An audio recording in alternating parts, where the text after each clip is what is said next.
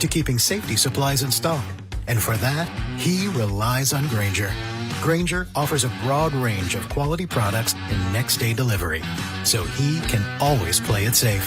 Call 1-800-GRAINGER, click Grainger.com, or just stop by. Grainger, for the ones who get it done. Hey, what's up? We're talking to Chad Hoblet, a Hoblet Dodge Chrysler Jeep Ram in Woodland. I've heard you're extending the 4th of July sales event because the deals were just so good. They were the best deals of the year, and we wanted to keep the savings going. Right now, you can save up to $17,000 off MSRP on new 2026 Ram 1500 crew cabs. America loves Ram trucks, but what about my perfect truck? We have you covered at Hoblet. We are truck people, so you won't find a better selection of new Rams with the features that matter anywhere. Plus, with almost 600 new Rams available, your Ram is waiting at Hoblet. Just one of the reasons Hoblet is consistently one of the top Ram dealers, not just in California, but the entire nation. Search, select, and save through our whole inventory at HobletDodge.com. Unbeatable prices, unbeatable selection. Nobody beats Hoblet, period. $17,000 total net savings after $41.62 dealer discount and $11,338 factory incentive. Incentives may include 15% below MSRP incentive, $1,000 Hoblet trade-in assistance with eligible trade, and $500 military bonus or first responder bonus for eligible members. 10th is net savings, sample VIN 390660. See dealer for details. Hey, this is Jelly Roll. As many of you know, my song Winning Streak is about my own personal struggles with addiction. I first sought help for my addiction at 14 years old. Start your recovery journey. Choose a proven addiction treatment option that's right for you at ChooseChangeCA.org. The real you is worth recovery. Choose Change California provides access to proven treatment options for addiction to opioids and stimulants. ChooseChangeCA.org. This is your chance to recover your life.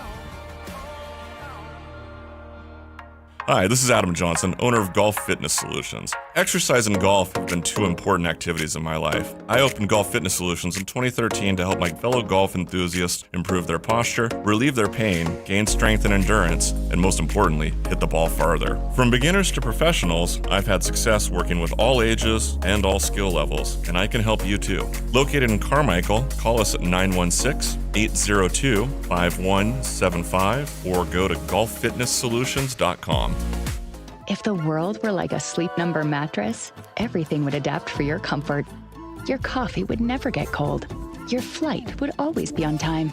And your mattress would always respond to you and your unique sleep needs. Sleep Number mattresses are designed to respond to your body and shift with your changing life, helping you fall asleep faster and stay asleep longer. To experience a whole new world of comfort, visit a Sleep Number store or go to sleepnumber.com. Sleep Number. To a good life sleep. I'm Boomer Esiason. My mom died from cancer. She was only 37 years old. She didn't have life insurance, and that was devastating for my family. That's why having life insurance is so important to me. Ethos makes it fast and easy. Get a quote in seconds, apply in minutes, and get same-day coverage. You can get up to $3 million in coverage with no medical exam. Get your free quote at ethos.com/music. That's ethos.com/music. Paid spokesperson. Time spent on application may vary. Online health questions required. KHTK HD1 Sacramento. KYMX HD3 Sacramento. Sactown Sports 1140. Your local sports leader. I'm Christopher Laud with your Open Championship update. Currently in the lead is Lucas Herbert, who is at 8 under par. He is followed by Americans Jackson Suber and Cameron Young. They are both tied at 6 under par. The Open Championship coverage is brought to you by Golf Fitness Solutions. Move better, feel better, play better. Now let's get started with the Matt and Kayla Show. It's Matt George and Kayla Anderson. Online at SactownSports.com or on the app. Kings, Niners, and Sacramento. The Matt and Kayla Show starts now. You know what, Kayla? I'm getting really sick and tired of seeing something that you work so freaking hard for. Right? You put in the grind, the sweat equity, and you accomplish something that nobody else has ever done. You do something that puts you on a pinnacle, atop of a mountain that gives you the respect, the admiration, the acknowledgement that you deserve, and then somebody takes it away immediately after that. The Sacramento Kings scored 4 freaking points in the first quarter 2 days ago, which was a Summer League record. And then the next day, the freaking Atlanta Hawks scored 2 points in the first quarter? The hell is that? It's contagious, man. We can't even have a bad it's like the record. Bird flu. Come on. I know. They took it away from us. They take it away and they got in sicker. 1 day. In 1 day. We couldn't even have the worst Summer League quarter ever for longer than 24 freaking hours. Maybe someone will even get down to 1 point. Screw you, Hawks. 2 points in a quarter. That's insane. By the way, I didn't see, did Kingston Flemings play? That's a great question. Because I know some of these guys have Cam been playing Boozer still. played. Cam Boozer played. He had a really good night. Yeah, I think they're in the semis, too. Yes, it was. So it was Yeah. against Memphis. Atlanta only had 2 points in the first quarter against Memphis. I know Cam Boozer did play. He had a pretty good stat line. I will. I'll bring it up now to see if Kingston Flemings did play or not. When I saw that, I started laughing because it's like, well, at least it's not us. But then I got mad. I was like, what do you mean? Can't That's even ours. have that record. That's ours. If anything, we should be in the summer of 2026. The Sacramento Kings should be known for having the lowest scoring quarter in Summer League history, while also being 2-time Summer League champions. But no, Atlanta had to say, fine, we'll take Kingston Flemings and we'll take your record from you, pal. It is weird, though, that a team can't get going at all in a Summer League game. Mm-hmm. 2 points? Yeah. I thought 4 points. I was banging my head against a wall when I heard 4 points. And when I watched the Kings score 4, I'm like, 2? 2 points in 10 minutes is absurd. Yeah, that's bad.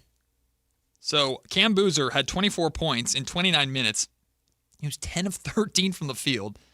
Yep. 7 rebounds, 3 assists. He's just so freaking good. On the Hawks side, Kingston Flemings did not He did not play. All right. So he's probably shut down, too. Jeez Louise. The starting lineup for the Atlanta Hawks, Isaiah Wong had 20 points. Here are the rest of the starters. 5 points, 4 points, 2 points, 2 points. Woo! Yeesh. Dang. Only one other player had double digits. That was Zeke Mayo. He had 10. Great name, though. Zeke Mayo. Great That is name. a very good athletic name. I forgot that. I'd forgotten too. The Grizzlies have Omax Prosper on their team. He had 18. Good for him. Cedric Coward had 23. But yeah, go Cougs. I'm angry. I'm angry today. Give us don't take our bad record. I'm not as angry because my standards aren't that low yet. Well, I know yours are. But give it I another haven't year. been here long enough. Give it yet. another year, so Kayla. let me live a little with my expectations not at scoring 4 points and wanting to hold that record. That's all right, though. was It's ours. Friday. We got to feel good about it. That was ours. You took it from us. Welcome in to the Matt and Kayla Show. I'm Matt George. Kayla Anderson with me. We got Richie back with us, the boss. Back with shenanigans. On the other side of the glass. So we have to behave ourselves again. A whole lot of good that did last time. We just got this from Frankie Cardicelli over in Las Vegas. Darius Acuff, Dylan Cardwell, Neat Clifford, Maxime Reynaud, all wow. out. Okay, so everyone pretty much. All the second-year guys Dang it. and Darius Acuff Jr. out. Now, what's interesting is Acuff, Neek, and Max are all out for rest purposes. Dylan Cardwell is out due to left thumb soreness. Does that mean if he didn't have a sore thumb that he'd play? Because we've seen Dylan Cardwell playing a lot, and I know some people are going to roll their eyes at sore thumb, but hey, anytime anybody who's of significance gets any sort of injury in Summer League, they're going to get shut down. Yeah, I don't like to see somebody out with any type of illness illness or injury this time of soreness. year. So hopefully it's just a little boo-boo. Nothing too bad. Nothing that requires surgery. It looks like it's just like a ligament probably. Yeah, because he was blocking so many shots so damn hard, he hurt his thumb. Attaboy. And again, remember, he played an extra game that not a lot of other guys did. He played that game this last game. This is the first game he sat out since game 2 of the Cali Classic. They're probably like, you have to sit out. I'm not going to. Well, then we're going to say you have some thumb soreness. Give me your thumb. Yeah. I'm going to make it sore. Exactly. Someone on the training table was like, hit it really quickly with something. Just bend whack it backwards. Just whack it. Well, look, am I a little bit annoyed because it's more fun to watch a game in Summer League with these guys playing, or I just want to kind of see some of these guys because it ended on not the greatest note. Yes. And I think I'm just like imagining now, well, what is it still going to look? We're not going to know this for a while. We don't get to see training camp practices every single day. So we really have to just wait and let our imagination and whatever notes come out of training camp carry us the rest of the way. All in all, Darius Acuff Jr.'s Summer League was probably fine to slightly less Below. than fine. Yeah, average. And funny enough, in the next segment, we're going to see and talk about ESPN's Summer League rookie rankings, because they talk about Darius Acuff Jr. in that. And the Athletic Sam Vecini also put out his Summer League rookie evaluations. He talks about Darius Acuff Jr., of course, in that. So we'll do that in the next segment, specifically with Acuff. But Acuff's last game was his most efficient scoring game. And he had 24 or 26, something like that in that game? I don't remember entirely off the top of my head. But it was his most efficient Summer League game. It came in a blowout loss, but all right. You get the efficiency. Hey, it's his best game of Summer League. We've seen enough. Let's shut him down. At that point, he had played a total of 5 games if you include the 2 California Classic games. All right, shut him down. 5 games, plenty. Maxime Reynaud's first game, although it wasn't a loss against Washington, was really, really good individually. It didn't look like during that game he was really on the same page with much of his teammates, but he did individually score well, scored over 20 points in that game. But then his second game, he looked terrible. He turned the ball over 7 times, just looked lost, looked uncomfortable. Again, not on the same page with his teammates. And then Nick Clifford, in that blowout loss to Brooklyn, the last game that he played, he looked very lost and confused about what he's supposed to do on offense. After, in general, I thought a pretty good Summer League where he looked a lot more aggressive with the basketball. I understand why those guys are being shut down. It does, from just a pure, me standpoint, I guess, my personal preference, I wish they weren't shut down on the heels of 2 very disappointing games for 2 second-year players.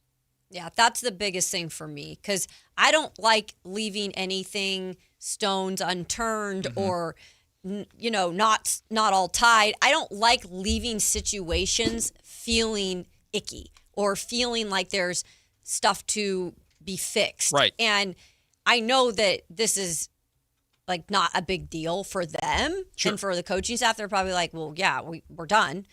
This isn't a big deal. But when we're watching it from a standpoint of this is the young guys, this is the future, it's hard to say this is a no grade. Yeah. This is a incomplete by far, because we were left with a bit of a cliffhanger this summer. Mm-hmm. If I'm the organization, though, and I'm trying, the 2 main reasons that you have Summer League, at least in my opinion, are to get reps and to see what you need to work on. Well, even with Max just playing 2 games, he's going to get plenty of reps in training camp with the guys that matter the most. And when we talk about reps, we primarily mean with a Darius Acuff, with some of the other rookies, with the younger guys that he's actually going to be playing minutes with on the main roster. So he'll get more reps on a lot of them in training camp coming up. And it's very obvious from what Maxime Reynaud did, Nick Clifford, Darius Acuff Jr., all these guys. It's very obvious to everybody what they clearly need to work on, all of them individually and as a group. So you probably feel like outside of trying to make them feel better or make ourselves feel better, there really is no point to run them out there for another game. So I understand it.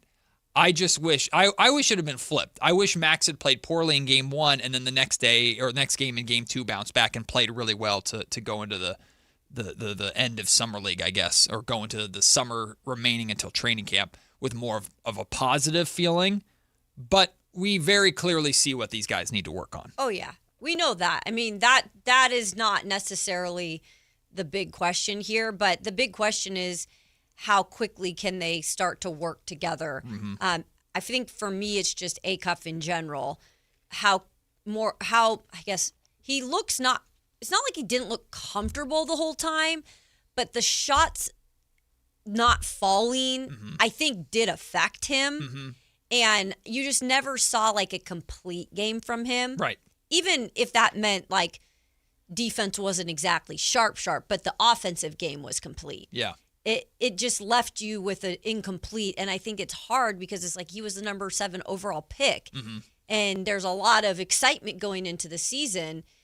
And that's a little bit halted right now. Yeah. For the Kings organization, and therefore for all of us, it's been the offseason since April.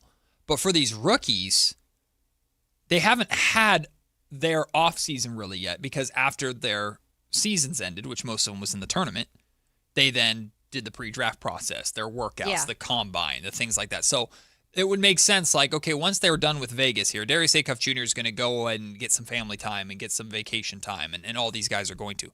But it's getting more and more common, and we saw this last year.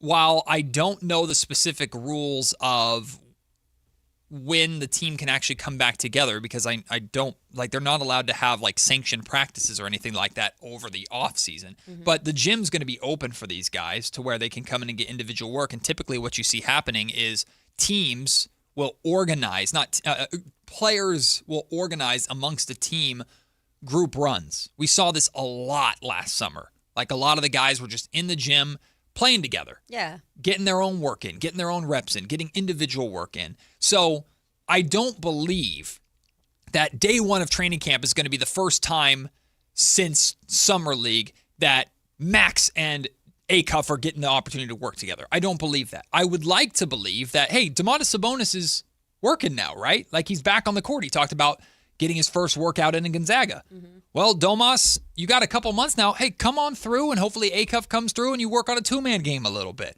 Or Zach LaVine, get some shots up. Like, I would hope that we already see Keegan Murray's been here working out, although that was during kind of summer league practice time.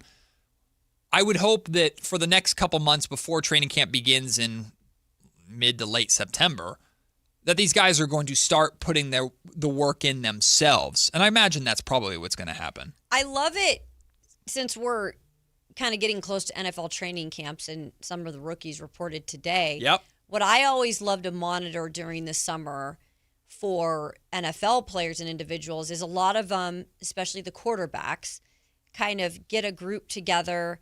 They go maybe to Cabo, or they go to, California, and they go do their little retreat where the quarterback is linking up and syncing up with his wide receivers.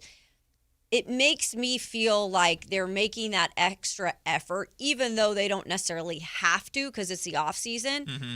That's where those little things that trickle out, I hope we start to hear, or we see, or later down the line, we find out that, oh yeah, Darius was working with these rookies and a couple of the second year guys, back at the gym. That'd be nice to see and hear that, because it is, you do have to put in a little more effort for a while. Yeah. If you're a young player on this team, you just, if you want actually to really put your full self forward for improvement. The year the Indiana Pacers made their run to the NBA Finals, I believe it was Tyrese Halliburton, who has a court at his house, or one of his houses.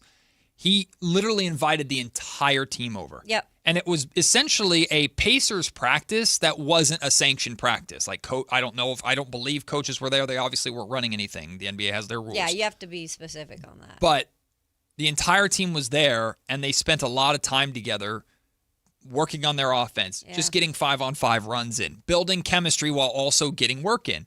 And then there's others, like you'll see opponents who are friends, non-teammates working together throughout the summer, depending upon what cities they're in, and open gyms and things of that nature too. So it's not like these guys are going to be kicking their feet up between summer league and the start of training camp. I would just hope that very clearly these guys need to work on getting on the same page, and with the amount of stuff that Doug Christie and Scott Perry are going to have to implement, plus the fact that elite conditioning keeps on coming up, which makes me think that training camp is just going to be a track meet every day just to get these guys in shape. Over the next 2 months, I would love to see photos or videos or something of, hey, here's in an empty gym, Acuff and Maxime Reynaud just working on pick and roll. Yep. Stuff like that. That's what I would like to see. And I would bet a pretty large sum of money, if I had it, that it's going to happen. Mm-hmm. I would honestly be shocked with this group if they're not getting together, getting their work in. I think it would be, honestly, too, Dylan Cardwell, being the one that's on the group text or group chain or whatever. Let's go. Say, let's go. Let's get this. Let's get some work in. This stuff going here in Sac. So would not be surprised at that. So it doesn't necessarily mean that because Acuff, Max, Dylan, and Neek are all not playing tonight, that they're not going to get any work together in anymore between now and the start of training camp. You certainly not at hope all. Not. That's for selfish reasons that I wanted to see. Of course. And I'm right there with you. It's from the consumer standpoint, from the fan standpoint. This is the last, this is so sad to say. This is the last Here, do you need a tissue? I genuinely might start crying. This is the last Sacramento Kings game until October. Woo-wee. Right? Like, let that settle in. Tonight is the last Sacramento Kings game that we will see, period, until October. Right? Like, that part sucks from a... So I want to see Max, damn it. I want to see Dylan, damn it. I want to see Neek. But they've kind of run their course. That makes sense. Kayla, I was thinking about this yesterday because the afternoon show yesterday had our good friend or former friend of Sacramento. I should say former. He's very much a friend of Sacramento. Hunter Patterson covers the Detroit Pistons for The Athletic. He covered the Sacramento Kings for The Athletic before getting the Detroit job. Hunter's a great dude. Love that dude. And he put out information that we kind of already knew about the Sacramento Kings offering Domantas Sabonis in a sign-and-trade with Jalen Duren.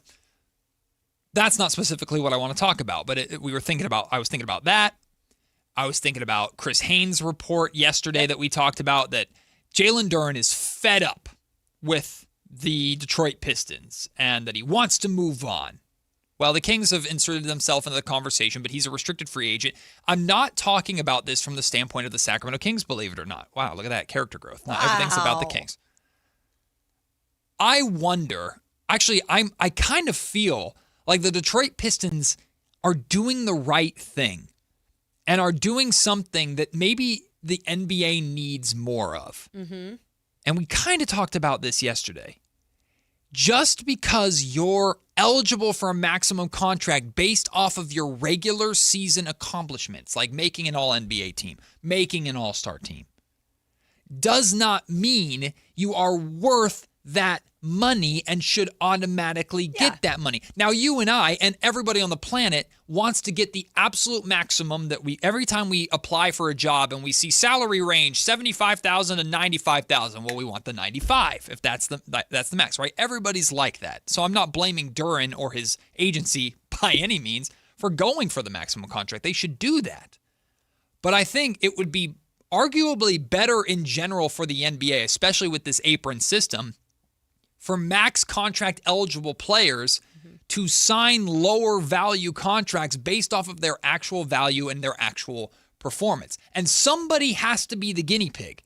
Somebody has to be the first one to sign a contract that's less than the maximum contract they're eligible for to kind of set that standard. Because the precedent is, just like it is in the NFL, as soon as someone gets the max, the next person's got to get the market. You got to go one up, and it just keeps going and keeps going and keeps going to the point where now the salary cap is as constricting as it is. Yeah, numbers, as much as I know players want to get paid, numbers sometimes are out of control.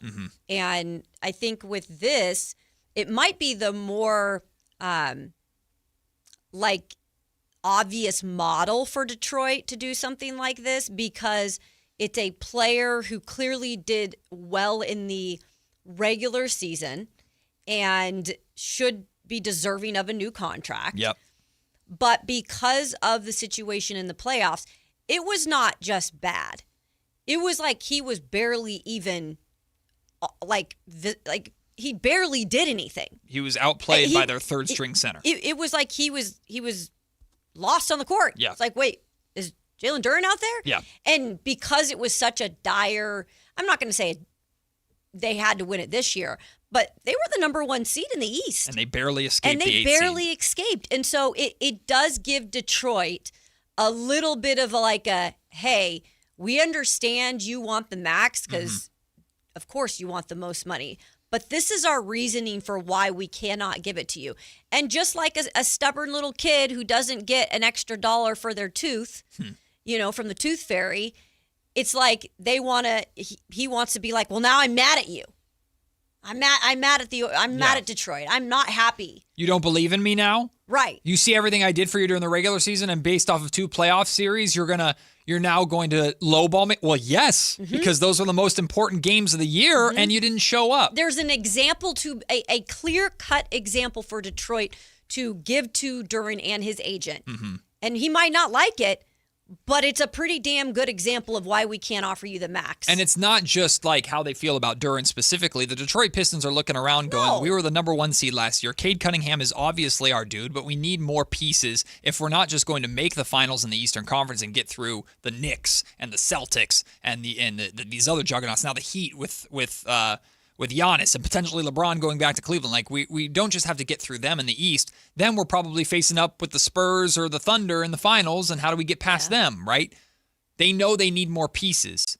So you want to keep as much financial flexibility as you possibly can to go out and acquire those pieces, or if you find that piece, then you can pay that piece on the back end, right? And with the apron system and the second apron penalties and how teams like the Oklahoma City Thunder are having to make tough decisions financially to figure out how to navigate the apron system to keep teams together, it makes perfect sense for Detroit to go, hey, we love you, we appreciate you, and we're clearly not just going to let you walk for nothing because we do think you're a starting caliber center. You're young, you played really well with Cade Cunningham, and we believe in you. We just don't have to make you the maximum contract player just because in one season you made an All-NBA team. Yep. De'Aaron Fox and Domantas Sabonis made an All-NBA team, that Beam Team year one. Now, to be fair, Sabonis made an All-NBA team. I'm pretty sure he made the third team the next year, too. De'Aaron never made another All-NBA team. Yep. And we've talked about this with De'Aaron, even though you know how much I am a fan of De'Aaron Fox. Like, imagine if De'Aaron had made an All-NBA team, which was the reason why De'Aaron turned down multiple contract extensions in Sacramento was because he knew that if he made an All-NBA team again, then he was eligible for the Supermax. So if he had gotten it, let's say he had made All-NBA and the Kings had given him that Supermax, is he a Supermax player? A lot of people don't think so. And based off of what happened in the NBA Finals, it doesn't really look like it, does it? But that would have been debilitating potentially for the Sacramento Kings organization. So I think it's good for the NBA to break the precedent of just because, or that you automatically get the maximum you can get because you're eligible for it. I don't think that's good. And I don't think the expectation from players, even though I'm usually team player over team owner, with the apron system and how tough it is to build a team when depth is so important in the modern NBA, I don't think it's a good thing to just have this expectation that I'm eligible for a max, that's what I get. Well, it's not, but it's become the norm, unfortunately. Yes. And I don't know if they'll ever fully break the mold of that. I mean, maybe if Detroit figures this out, doesn't give him the max, Jalen stays somehow, maybe that starts a little bit of something, but it's just become so much of the norm. It's like, it's what's expected. And it's what agents expect. Yeah. Well, because everybody wants the biggest piece they can get. And I don't blame anybody for that. But I think you're right. It makes more sense and it's better for the league overall if we were being more sensible in terms of how we were doing these max contracts. If you just change the precedent or the expectation around the league to where, like De'Aaron Fox, his second contract with the Kings, Monty McNair gave it to him. It was the absolute maximum amount of money that he could get. Yeah. Because, well, we're the Sacramento Kings, and he's the closest thing that we've had to a drafted star in a long time, so we're just going to give it to him. There's not really any, there's not always full backing behind it. Right. There might be partial backing. Now, I hope Darius Acuff becomes eligible for a max contract or a super max contract. That means he's probably been on a winning team and made an All-NBA team or two. Like, I hope he gets to the point that Jalen Duren is at right now. But if he gets there by being a good player, but the Kings maybe in 2027 draft their number one guy, their future number one guy, who, like Dylan Harper or the Spurs, for example, they don't have to worry about paying right now. And they're looking towards the future and going, well, I'm going to have to pay that guy eventually. And Darius Acuff Jr. is a $40 million per year player, not a 58, which is what the Supermax would be, I don't know, by the time he's eligible for one. Yeah, that's better for the Sacramento Kings if you can just pay him the $40 million that he's valued at, not the Supermax that he's just automatically eligible for. I think I actually appreciate what the Pistons are doing, even though it's pissing off a player. See if it and works. if he does sign the qualifying offer, I guarantee you Scott Perry going to be happy about that. Oh, yeah. Because next summer the Kings will have the money to go out and bring Jalen Duren in if they want to. We'll take the break. Matt and Kayla just getting started here on this Friday. When we come back, now that we know Acuff is done, And we found that out late yesterday. ESPN put out their Summer League rookie rankings. We'll see what they said about Acuff, and the Athletic Sam Vecini also put out his Summer League rookie evaluations. We'll dive into those next. It's Matt and Kayla on Sactown Sports.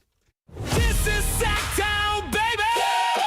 Follow Sactown Sports 1140 on Facebook at facebook.com/Sactown Sports. To keep tabs on the Kings, 49ers, UC Davis, and the entire Sactown Sports lineup all season long. Facebook.com/Sactown Sports.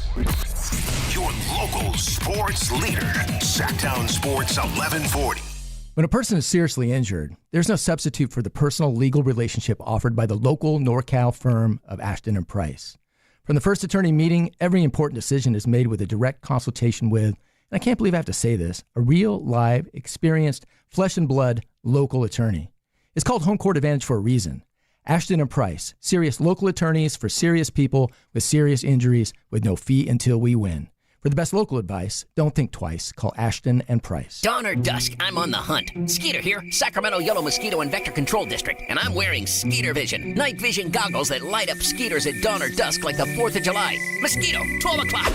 Got 'em. So fight the bite by wearing long sleeves and pants at dawn or dusk when they're most active. Apply insect repellent and drain stagnant water. It's a breeding ground. Dawn or dusk, the Sacramento Yellow Mosquito and Vector Control District reminds you to fight the bite. For more information or to report problems, go to fightthebite.net. We wouldn't be celebrating America 250 if it wasn't for a strong foundation set by the framers. Hamilton built America's financial foundation on sound money, later embodied by the gold standard. But we abandoned that discipline in 1971 and have seen inflation erode the dollar's value. What's the foundation of your savings? Is it gold or something that can be devalued? Hi, it's Dr. Ron Paul, and I encourage you to speak with my friends at Birch Gold Group about diversifying an existing IRA or 401k into a tax-sheltered IRA in gold. Learn more by requesting a free info kit on gold IRAs. Just text the word SECURE to the number 989898. Let Birch Gold help you build your foundation with gold. Text the word SECURE to the number 989898. Text SECURE to 989898. Whether it's date night, family night, or buddy night, Hagen Oaks has a bay for you. Reserve one of 3 Top Tracer bays from 6 to 11 p.m. through HagenOaks.com, and only those 3 bays are reservable. The rest of the driving range is still open for walk-ups. Play golf on world-famous courses while the kids try interactive games. Head to the Hangout for great food, cold drinks, and live sports on the TVs. Add monthly live music and putting tournaments, and you've got more than a driving range, you've got a night out. Hagen Oaks Golf Complex. Swing by and swing away.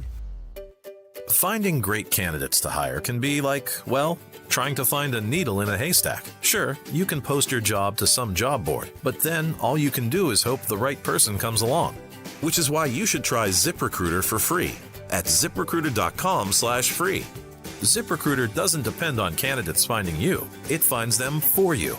Its powerful technology identifies people with the right experience and actively invites them to apply to your job. You get qualified candidates fast. So while other companies might deliver a lot of hay, ZipRecruiter finds you what you're looking for.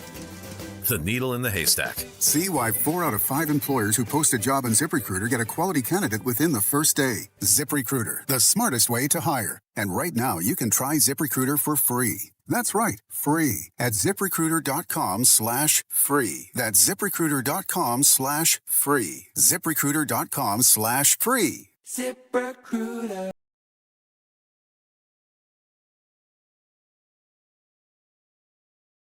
Matt and Kayla on Sactown Sports 1140.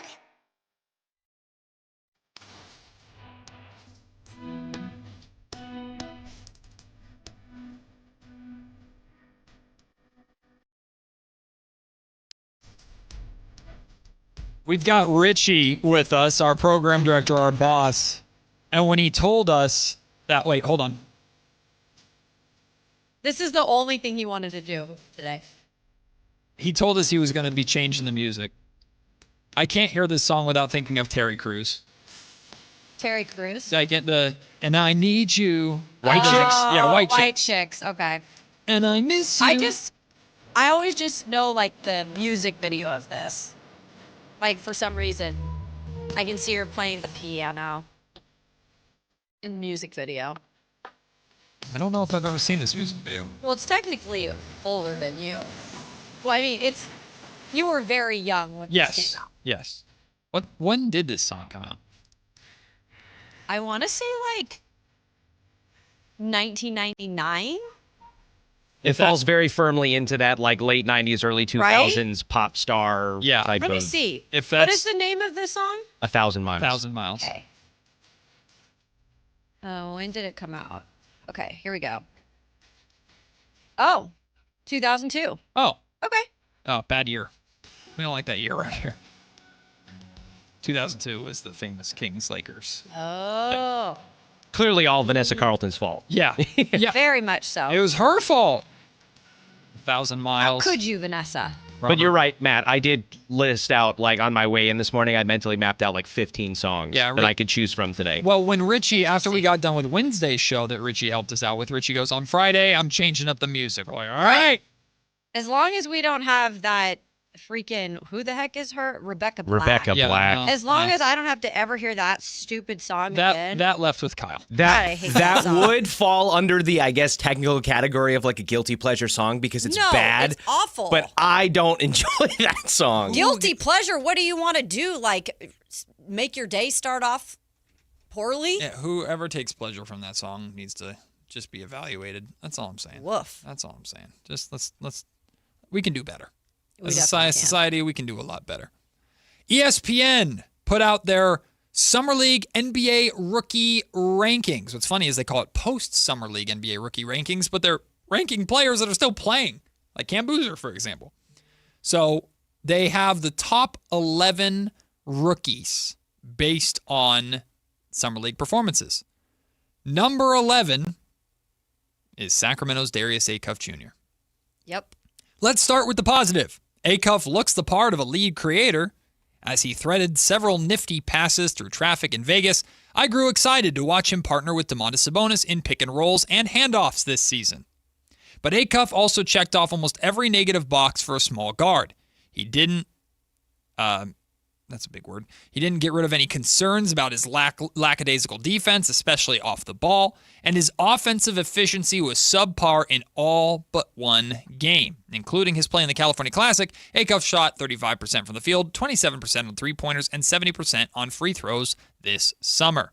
Those percentages will surely tick up in larger sample size during the regular season, but given his other limitations, Acuff needs to be a transcendent offensive talent to truly succeed in the NBA, and he has shown some early reasons to doubt that path.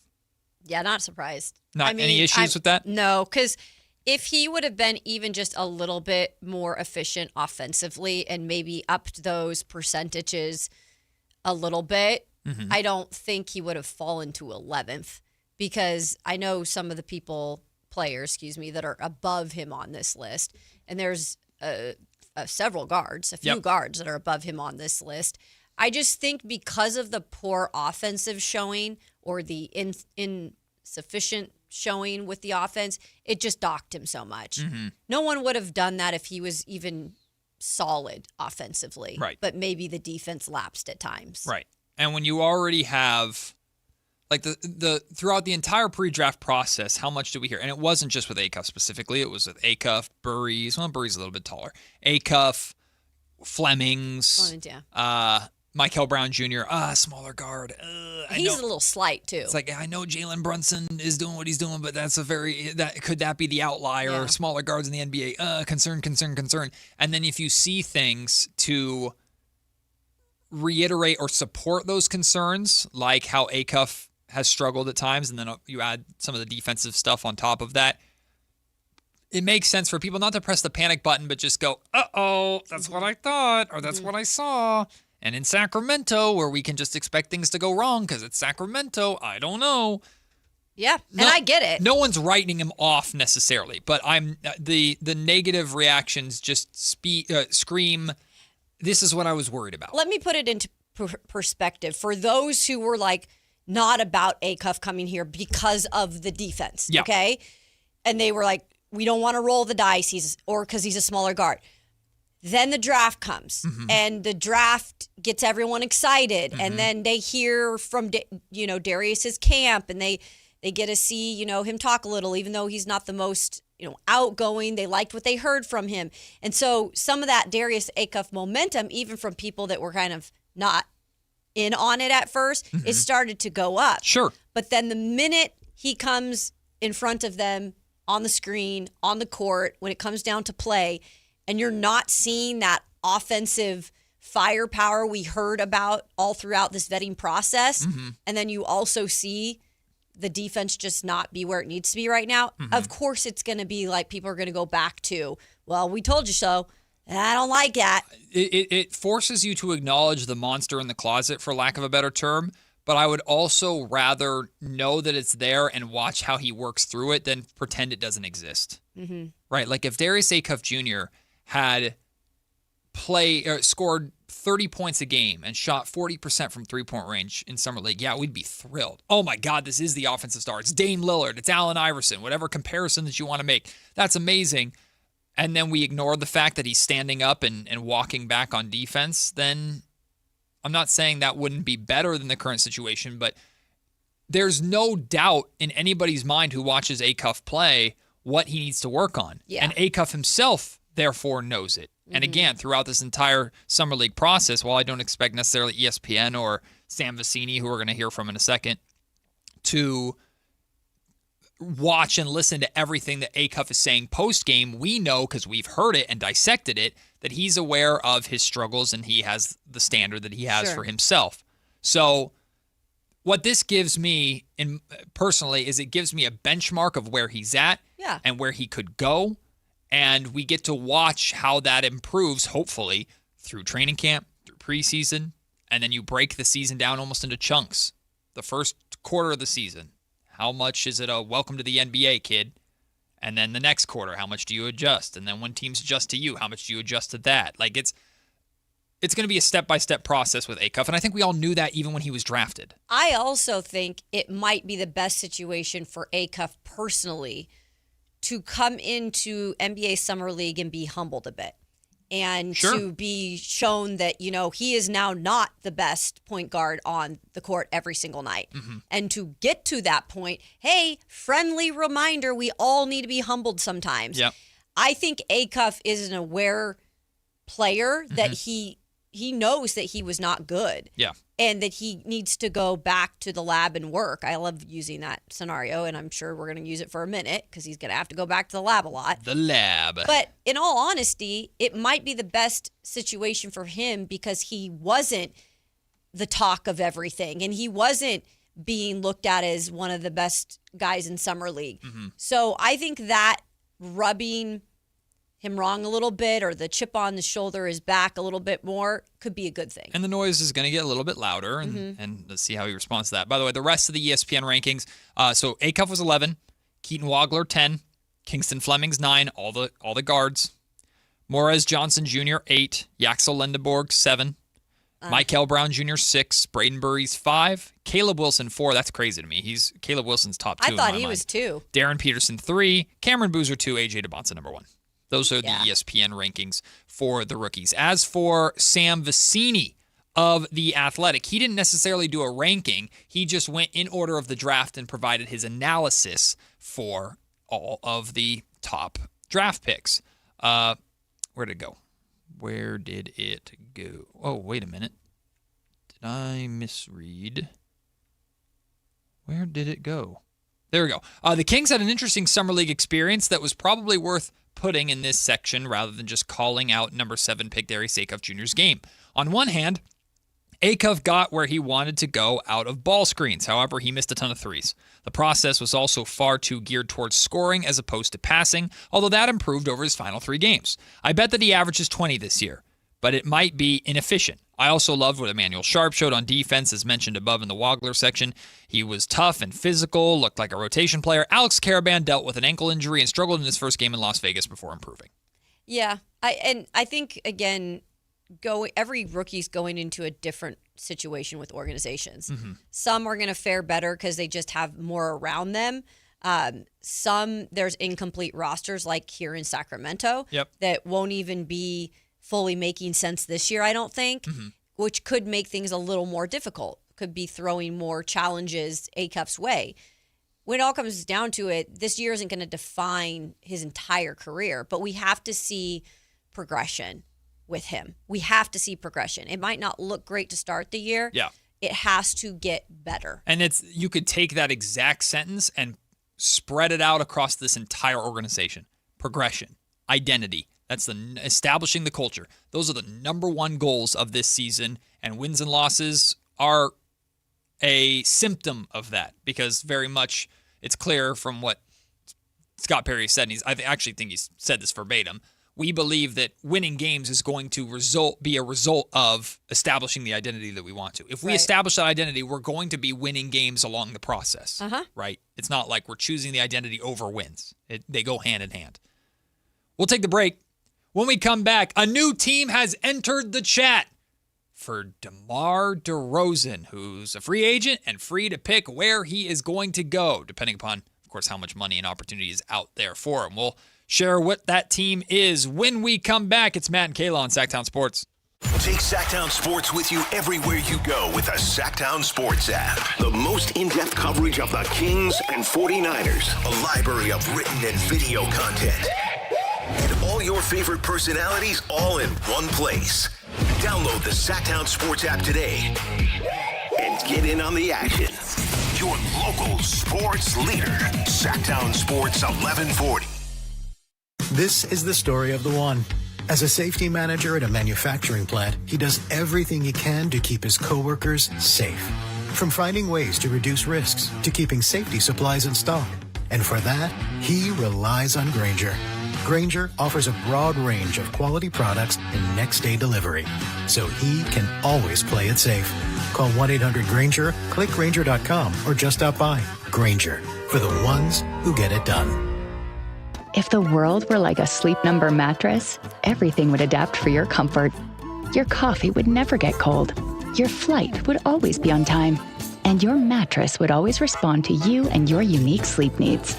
Sleep Number mattresses are designed to respond to your body and shift with your changing life, helping you fall asleep faster and stay asleep longer. To experience a whole new world of comfort, visit a Sleep Number store or go to sleepnumber.com. Sleep Number, to a good life sleep. I'm Boomer Esiason. My mom died from cancer. She was only 37 years old. She didn't have life insurance, and that was devastating for my family. That's why having life insurance is so important to me. Ethos makes it fast and easy. Get a quote in seconds, apply in minutes, and get same-day coverage. You can get up to $3 million in coverage with no medical exam. Get your free quote at ethos.com/music. That's ethos.com/music. Paid spokesperson. Time spent on application may vary. Online health questions required. This Green and Gold Injury Report update is brought to you by the law firm of Injury, Hammer, and Associates. If you've got an injury, just call Gingery. Nick Kurtz was placed on the 10-day injured list with a right thumb capsule sprain. Zach Geloff went to the 10-day injured list as well after exiting last Thursday's game in Detroit with a right knee injury. Brett Rooker is set to have his left knee surgery to repair torn cartilage this week. Rooker will be sidelined for the remainder of the 2026 season. Hi, I'm Justin Gingery. One of the most common questions I receive is, what makes us different from other law firms? At Gingery, Hammer, and Associates, we handle your case from beginning to the end. Whether your case reaches a settlement, whether it must go into litigation, or whether it has to go all the way to trial, we will be with you along the entire way. And because we are committed to your case, we are as invested as you are in making sure you get the outcome you deserve. When you get an injury, just call Gingery. Country in the Park 2, presented by your California Army National Guard, October 23rd at Hart Health Park at Cal Expo with Bailey Zimmerman, Russell Dickerson. Plus more. Enjoy line dancing, live DJs, mechanical bull, and food trucks. Tickets start at just $70. Country in the Park 2, October 23rd at Hart Health Park at Cal Expo with Michelob Ultra, the California Office of Traffic Safety, and Caltrans. More info at CITPFest.com. Now through July 26th at Big O Tires, get $200 in savings on 4 select Michelin or BF Goodrich in-stock tires with installation purchase. Disposal fees extra. Savings include $120 instant plus $80 rebate. Not good with other offers. See Big O dealer for pricing. Matt and Kayla on Sactown Sports 1140. Somebody once told me the...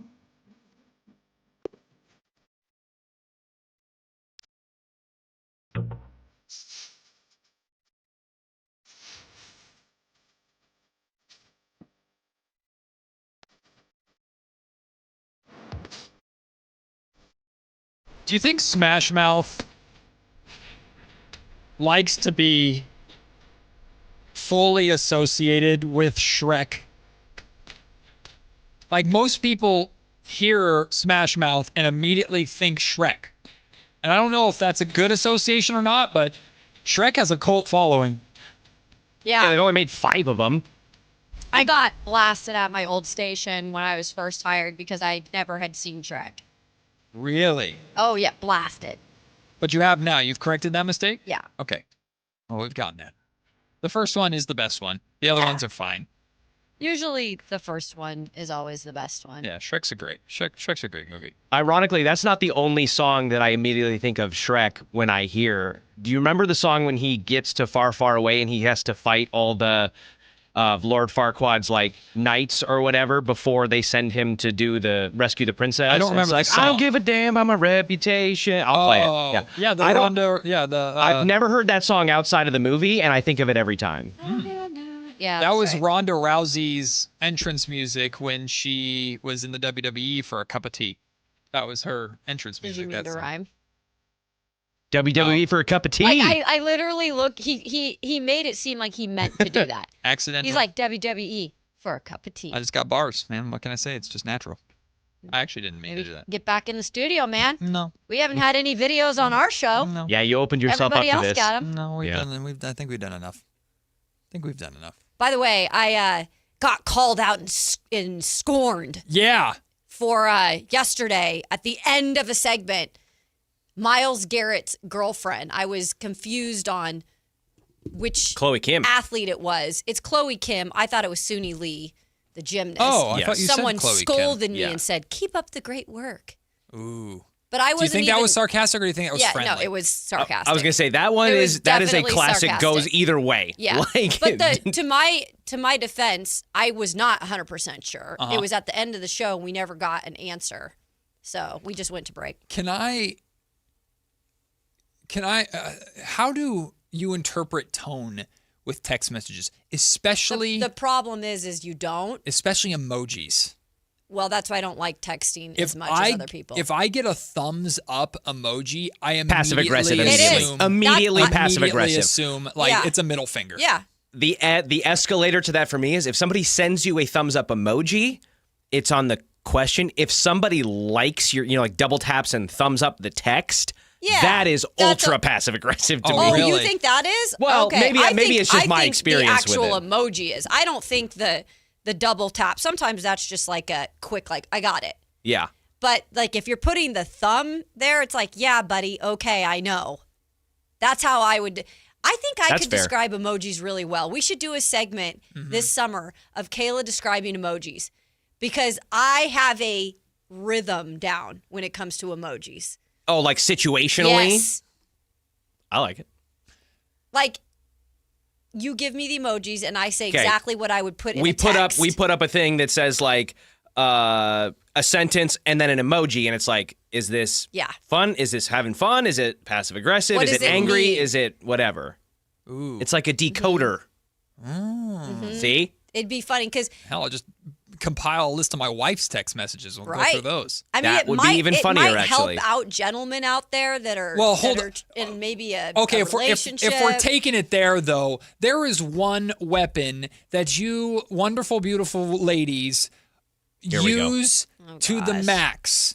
What's that? And it is a weapon of mass destruction. It is a nuclear bomb. It is a high-grade bazooka, and it is one-word texts. Oh, screw Oh, y'all I don't- and your I don't one-word do text that. I or don't do one that. letter. K. Oh, hell no! I don't- That is terrorism. I don't do that because the reason why I don't do that, even when I want to do that sometimes, is because I'm too nice of a person to just do that. But don't I have cross me. Literally texted people one word and then go, nope, can't send that. That's rude. And so I'll say about 3 words, or add an LOL in there. That's the always, LOL is another like either way. The LOL is always one that makes you feel like a little bit softer. But I also feel that way about punctuation versus no punctuation. Yep. Like, is no punctuation worse because like I'm not even giving you the time of day, or is it like I'm going out of my way to put a period at the end of this text to send some kind of subliminal message? So earlier this week, Kayla, while I was golfing on Wednesday, are you bringing up your text? Earlier this week, Kayla. I love this because I'll give you my exact. Right. I don't care. You asked for this segment right now. No, I think I know. I'm golfing. Kayla sends me a bunch of text messages, not a bunch, like 4 text messages about a game in a row, and then an idea for a segment. Well, I look at my phone while I'm golfing, and then I'll respond, and then being an idiot, I don't. Right. And then I wake up the next morning and go, oh, God, I never responded. So then I send like 4 text messages in a row. That always goes well. When you send multiple messages in a row to a woman, great move. That's a good We've all been there. And Kayla responds with I one of the last text messages I said, "Did you see Chris Haynes' report about Jalen Duren?" I get back, "I did, yeah." Yeah! Nah, I'm cooked. Because I didn't want to just say yep. I'm cooked. Because I wanted to say yep. I did, yeah. No, even you didn't have to say yep. I did, yeah. I knew it was like, F you, now you're responding to me. Yeah. That was a good morning, bitch. You didn't text me back. Yeah. That's You're what just that going to was. move on from the 4 texts I've already sent? This needs to be a segment. No, women texting is I love this stuff. Y'all are cruel. Your 1 words or your 3 words or your thumb up. I don't do 1 words though. 3? Yes. 3 words, but it still had a sharpness. I did, yeah, idiot. Thanks for texting me back, moron. Most of mine, I have an exclamation point at the end of it. She does. When she sends me okay. I think that's important. When she sends me okay, she always puts an exclamation point. If it's just okay, it's I'm annoyed, I'm bothered. If it's an exclamation point with a exclamation point. Okay, cool. Okay. No, my thing is I put LOL a lot in text messages. I do too. You're a loller? I'm a loller. I am too. I'm a lollipop because I have to keep it light. I have to keep it light because it's like, wow, that really sucked. LOL. Yeah, that's how. No, that really sucked versus that really sucked. Idiot. I have to filter myself with the I don't text LOL all that much, but like if it's like a haha or if I don't want to use an emoji or whatever, like I'll have to like sometimes give my text like a 1 through because I'm like, did I LOL and haha in the same text? Like that's too much. We need to edit. You know what I mean? Because I'm not literally laughing out loud or whatever. I'm just like it's like you're doing it in your head. Yeah, you do. It is kind of a crutch. LOL is a crutch for me. So. What are you trying to find other ones? I'm currently scrolling through my text messages with my Because your wife gives you one. I also have a pet peeve. I have a pet peeve of people who don't take the time to fully spell out words or will like they'll say like like they spell what like WUT or something like that. You know what I mean? Or I'm like, was that extra too loud? How much time did you save? Like 14 nanoseconds? Yeah. Mm-hmm. This wonderful lady that is the love of my life gave me 3 straight thumbs up on 3 straight text bubbles. Oh, that's I promise you I was cooked. I was cooked. Well, what was she had done something around the house because she's a teacher, so she's home a lot and she naturally takes on the cleaning responsibilities, but naturally I never do enough. Which is true. And so then I sent the first text was thanks for doing that, thumbs up. And then I said I'll call something and cancel something, thumbs up. Yep. And then oh no. This is so I said, funny. So I won golf tonight. Shot so good I'm being accused in a friendly way of cheating with my handicap. But I won money. Thumbs up. You got the same acknowledgement for your like awesome golf night as you did for like taking out the trash. Because you want to know why? Because she did all that stuff, but then you had to come back and be like, well, I did this for you. I did this for you. No, I didn't say I did anything. I just said, hey, I won golf. I'm bringing you home money. The other 2 things. I'm going to do this. I'm going to call this. Well, yeah, I'm communicating. Exactly. What's my response? But you're also saying, I'm going to do this because I am. you did that. I'm sorry. Who's working during the summer and who's a teacher at home? Again, with the aggressiveness against teachers. No, I'm just saying that's Richie, twice this week. Don't do this. Don't do this. She's taking my wife's Oh, side. sorry, Don't you is do your this to me. 3-month vacation too stressful Don't for you you? do this to me. My best friend's a teacher. His wife's a teacher. My mom's a teacher. Y'all suck, all right? But you deserve it because you work your ass off during Matt the year. would be a good teacher, though. Hell no. Hell no. I think you would be. I would. The kids would run all over me. Absolutely I'd be a great not. teacher. I don't feel comfortable as a parent. I don't feel comfortable getting mad at other people's kids. I don't feel comfortable with it. I will watch somebody's kid do something blatantly wrong in front of me unless it involves my kid, And walk away. and then I'll be like, I don't feel comfortable saying anything. The segment is there though, Kayla. It's I know, what they said versus what they said. Ooh, passive aggressive text with Kayla Anderson. I like that. I think it can help a lot of people out. Let's play a game of Is Matt in the Doghouse? Yes. Oh, goodness. Hey, anyway, the Detroit Pistons are interested in DeMar DeRozan, Well, Yeah. one suitor there. according to the Stein line. So I put the list at Detroit, Miami, and Cleveland. And I think the interest in DeMar DeRozan is going to go up as soon as LeBron makes a decision on where he goes. For sure. Oh, we didn't get LeBron? Hey, here's DeMar.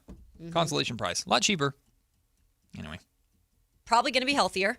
I haven't got a text message from my wife in 2 days because she's camping right now. She doesn't have cell service. So this is the first time in a long time I've had to like scroll down like 10 messages before I get to my wife's messages, which normally is What are a you bad going to thing. do about that? Are you? Is it relief or? I don't know. We'll find out. I'll show up to the campsite today. We'll see how in trouble I am. Just in general. Kimberly said, "I'm so bad at responding to texts." Oh, that's the worst too. When y'all leave us on red. I don't do that either. Or this doesn't really happen on Android. Well, actually, it does happen on Android now. They finally added it. The 3 dots because people are typing and they stay there for a long time. Cooked. I'm getting a novel. Richie knows. Richie knows what I mean. All y'all know what I mean. Oh, by the way, I am not Marcus. Just said Richie. Richie's our boss. I am not Marcus. Sheesh, this guy talks more than Kyle. Yeah, shut up, Richie. Richie's our boss, bro. So he can talk as much as he wants, and he's filling in when he doesn't need to fill in. So You can talk when you support my argument. He did say underneath, but I like him. But I like You know what I mean? Oh, Like no, he just texted that then. Oh, Or he yeah. just put that there because I did not see that before. It's Casual Friday for Richie, too. Normally he rocks really Richie nice golf is- polos. Now he's got his Michigan State Spartans shirt on. Yeah, he does. I did Backwards get hat. called out for dressing casually on my way out this morning. My brother was like, "Oh, casual day today." it's I'm Friday, like, "It's baby. Friday." Producing. Friday and Friday. radio, baby. Yeah. And Richie. we're having fun. Good Friday energy. Shout out to Helping Richie out. for being with us. When we come back, Derek Parker is back with us. We spoke to Derek, had him on the show during the pre-draft process. Derek covers the Oklahoma City Thunder, but also does his own NBA draft analysis. Really, really good YouTube channel, in-depth stuff. We talked to him about A-Cuff. We never talked to him about Sharp or Caravan. Yeah. So we'll talk to him, get his thoughts on the Kings draft, plus the Summer League performances next. It's Matt and Kayla on Sactown Sports. After some disjointed performances in Summer League, did the new young talent for the Kings prove they need more time on the court together? I don't give a damn if you're a second or a third year player. If they want you to play Summer League because it's going to benefit the team overall down the line, and you're trying to get these second year players to work with these rookies so they can start to find some chemistry on the court, yes, sir, yes, ma'am. Get out there and play basketball. Your exclusive home for Kings basketball. Sactown Sports 1140.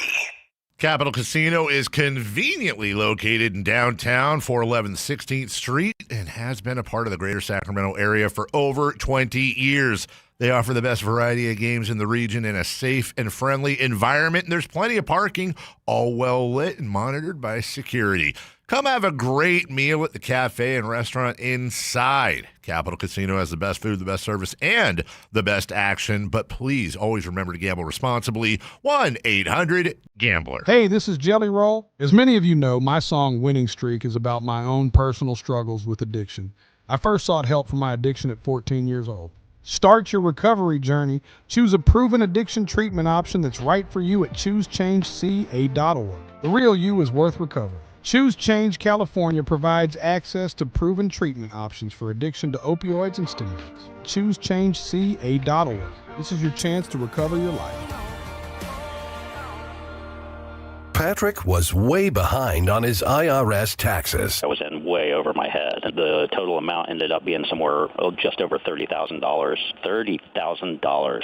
Then the IRS came to collect. Started getting letter after letter. A lien had been filed against me. They were going to basically hang me completely out to dry. He had to do something. That's when I reached out to Optima Tax Relief. Patrick's life quickly got a lot easier. It was very easy, pretty much hands off. They picked up the ball and ran with it. And how'd it go? I couldn't believe it. I had to ask 2 or 3 times. I saved an incredible amount of money. How does Patrick feel about Optima? Couldn't be happier. They definitely helped me. Optima Tax Relief, the best place to call. They're the best in the business. Do what Patrick did and call Optima Tax Relief for a free consultation. Call 800-343-6460. 800-343-6460. 800-343-6460. Optima Tax Relief. Testimonial from an actual client. Some restrictions apply. For complete details, please visit OptimaTaxRelief.com. Whoa, what's all this? These screens, the food? All for the game, bro. Dude, let us pitch in. No need. I've got it all covered. With T-Mobile, I'm saving $1,000 bundling my wireless and internet. No way. Really? Yep, and the price of my plan won't change for 5 years. Wow, I'm definitely switching to T-Mobile. Goal!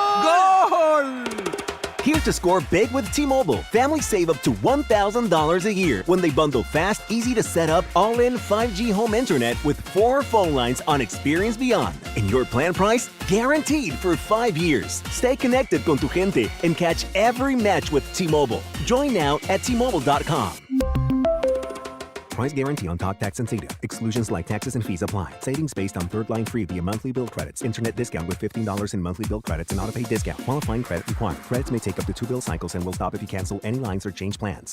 Card collectors know there's nothing as special as a rare one-of-one card. And now you can hear a very rare one-of-a-kind sports card show right here on Sactown Sports. Whitey Gleason here inviting you to join me and Mr. True Sports Cards himself, Imran Pilati, for the True Sports Card Show every Saturday morning at 10 on Sactown Sports. It's the only sports card radio show in the nation. For all your hobby needs, get to True Sports Cards, 6661 Stanford Ranch Road in Rockland. And for hobby, insight, and fun, join us for the True Sports Card Show Saturday mornings at 10 on Sactown Sports. KHD1 Sacramento, KYMX HD3 Sacramento. Sactown Sports, 1140, your local sports leader. I'm Matt George with your Open Championship update. It's day 2, and nobody has had a better day than Lucas Herbert. He jumped up 38 spots today, up to the top spot. He was even after round 1. He shot 8 under to shoot his way up to the top of the leaderboards. Where are my Bryson DeChambeau fans at? Well, your boy is still rolling. He is currently on the 13th hole, shooting 2 under today, putting him as 5 under for the tournament, which is tied for 4th place. Jackson Suber, who was in first place a lot yesterday, and Cameron Young, both American, tied for 2nd at 6 under par.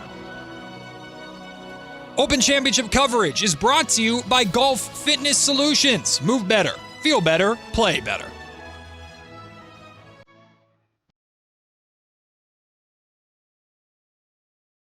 It's Matt George and Kayla Anderson on Sactown Sports 1140.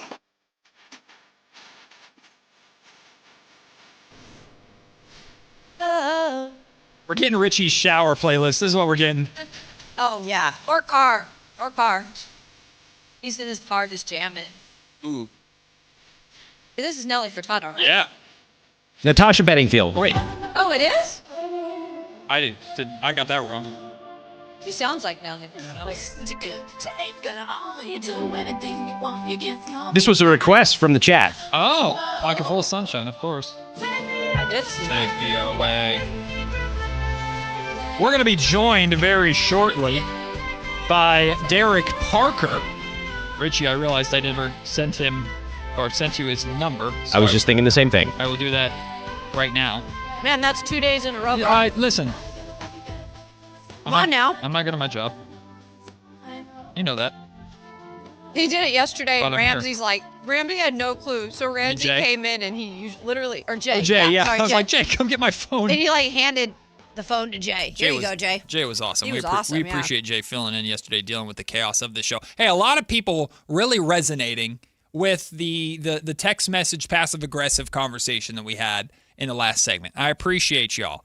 Every man out there knows what I'm dealing with. You get a thumbs up or a one-word text, you're cooked. Sometimes they're worse than the paragraphs, the novels that y'all send. Man. And there's a speed to it too. Like every one of us has our casual like typing speed, and some of us are pretty fast, right, with our text message typing. And then there's the grrr, which means like I'm usually pissed off and I'm getting this out now. That's a whole nother level. I'm like yelling. I just have problems with my phone when it comes to I have fat fingers.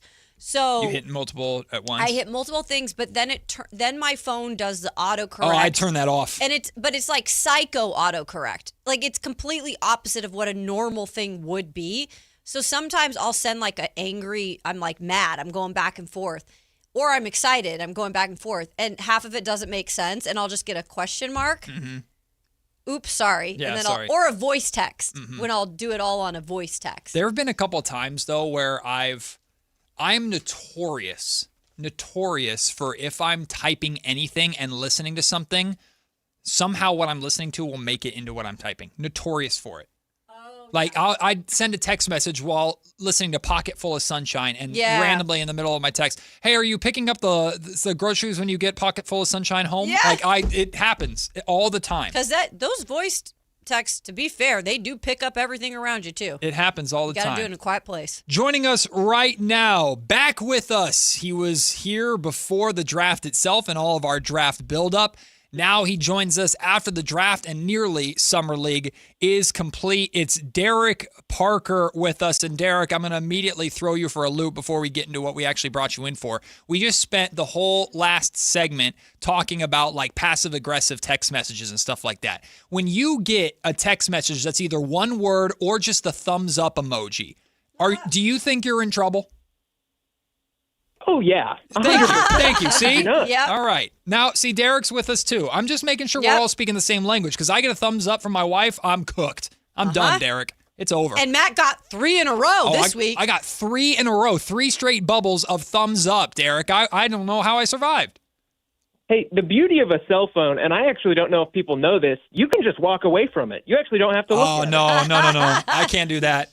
Because then it'll sit with me. It'll rot in my core. I know that text message is there. When I see the ping, I know I'm cooked. It's somehow like when you know you got an angry text message coming to, the tone of the ping is a little bit lower. It's like bong. Oh, you think so? Hell's bell, bong. In your mind. You're cooked.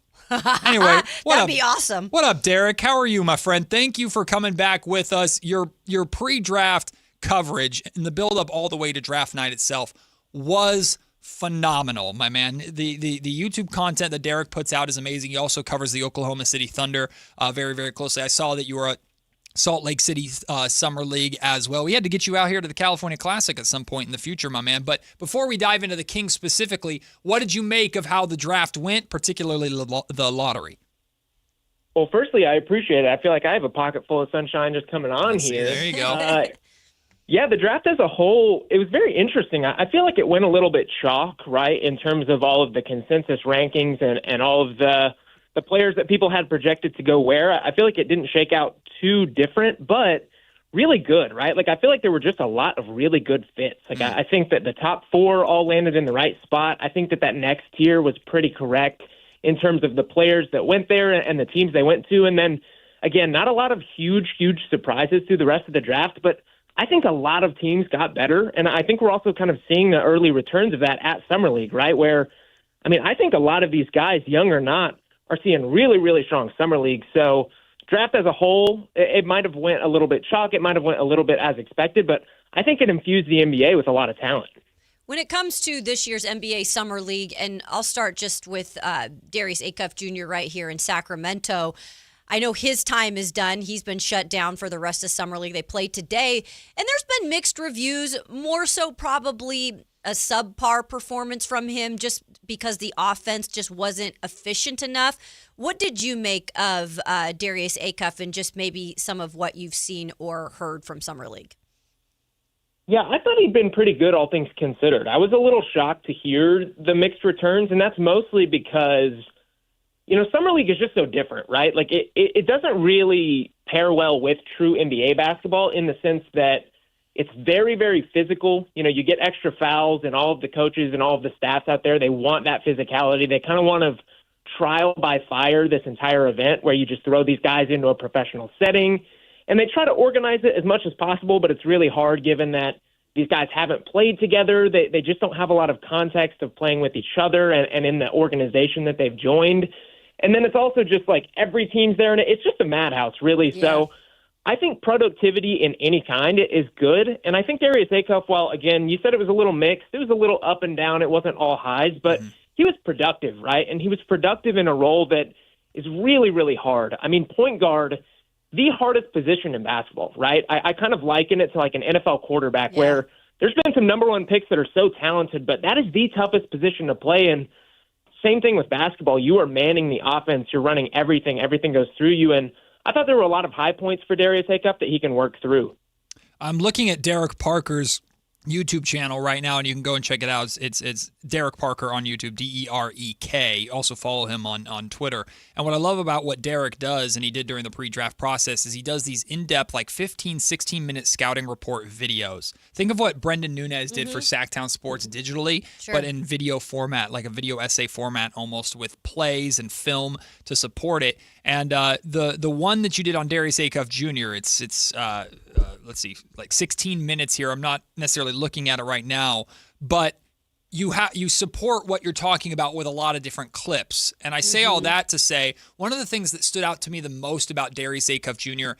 in Summer League and in the California Classic, Derek, was his shot selection. It's very clear he's a pretty unbelievable shot maker, and he made some definite tough shots. But you could tell, especially in Game 1 when he took 29 shots, he was trying to put up some of the stuff that you could clearly see him put up at Arkansas and realize, hey, maybe this isn't going to work always at the next level. And as Summer League went on, we saw him improve his ultimate shot selection, which led to his most efficient game that he had against Brooklyn before the Kings shut him down. Can you speak a little bit to like that shot selection that he had and the shot making that he had at Arkansas, and how you expect him to figure that out at the next level, at the NBA level, to be able to be the efficient scorer that the Kings hope he can be? Yeah, I mean, at Arkansas, John Calipari basically just let him loose, right? I mean, he was one of the most talented players in basketball, and that kind of came with just being off the leash. I mean, he got to take whatever shots he wanted. And a lot of people, Matt, I believe I talked to you about this last time, a lot of people would kind of think that a player like that maybe was just putting up big numbers on an okay team. He won a lot of games at Arkansas. He went to the Sweet 16. He won the SEC. So, like, Arkansas was better for him just kind of doing everything. Now, at the NBA level, obviously, as you touched on, that's not always going to fly. There's a lot of talent on the floor, even with the Kings Summer League team. I mean, there are some other guys, that are capable of putting the ball in the hoop. So that's kind of the beauty of the NBA is that, this isn't a one-season deal for Darius Acuff anymore. He's going to have an entire contract, an entire second contract to kind of work out those wrinkles and get that context with his teammates where he's not having to be the man. And I think he's probably figuring that out in real time, right? Of like, I can trust these guys. I can share the ball. I don't have to take that crazy shot. I can kind of pare it down. And I think the efficiency will come with that. So, Derek, we didn't get to talk to you about their other first-rounder who they clearly moved up to get out of UConn, Alex Karaban. To be honest, he got off to a rough start. He did not play in the Cali Classic because I believe of an ankle injury, but he got back in terms of on the court in Vegas, but really didn't have a great game until this last one where he did lead the way in points. What do you take out of a player like this who's won championships at a big-time program and how he might fit into this rotation in the future? Yeah. Night of, I loved the Alex Karaban pick. I still do. There's not really been anything to deter me away from the fact that I think it was a culture-setting pick from the Sacramento Kings in addition to the Emmanuel Sharp one. And I know that, Summer League, they want these young guys to go out there and show what they've got. And I've seen a lot of discourse around, well, the Kings passed on this person in favor of Alex Karaban.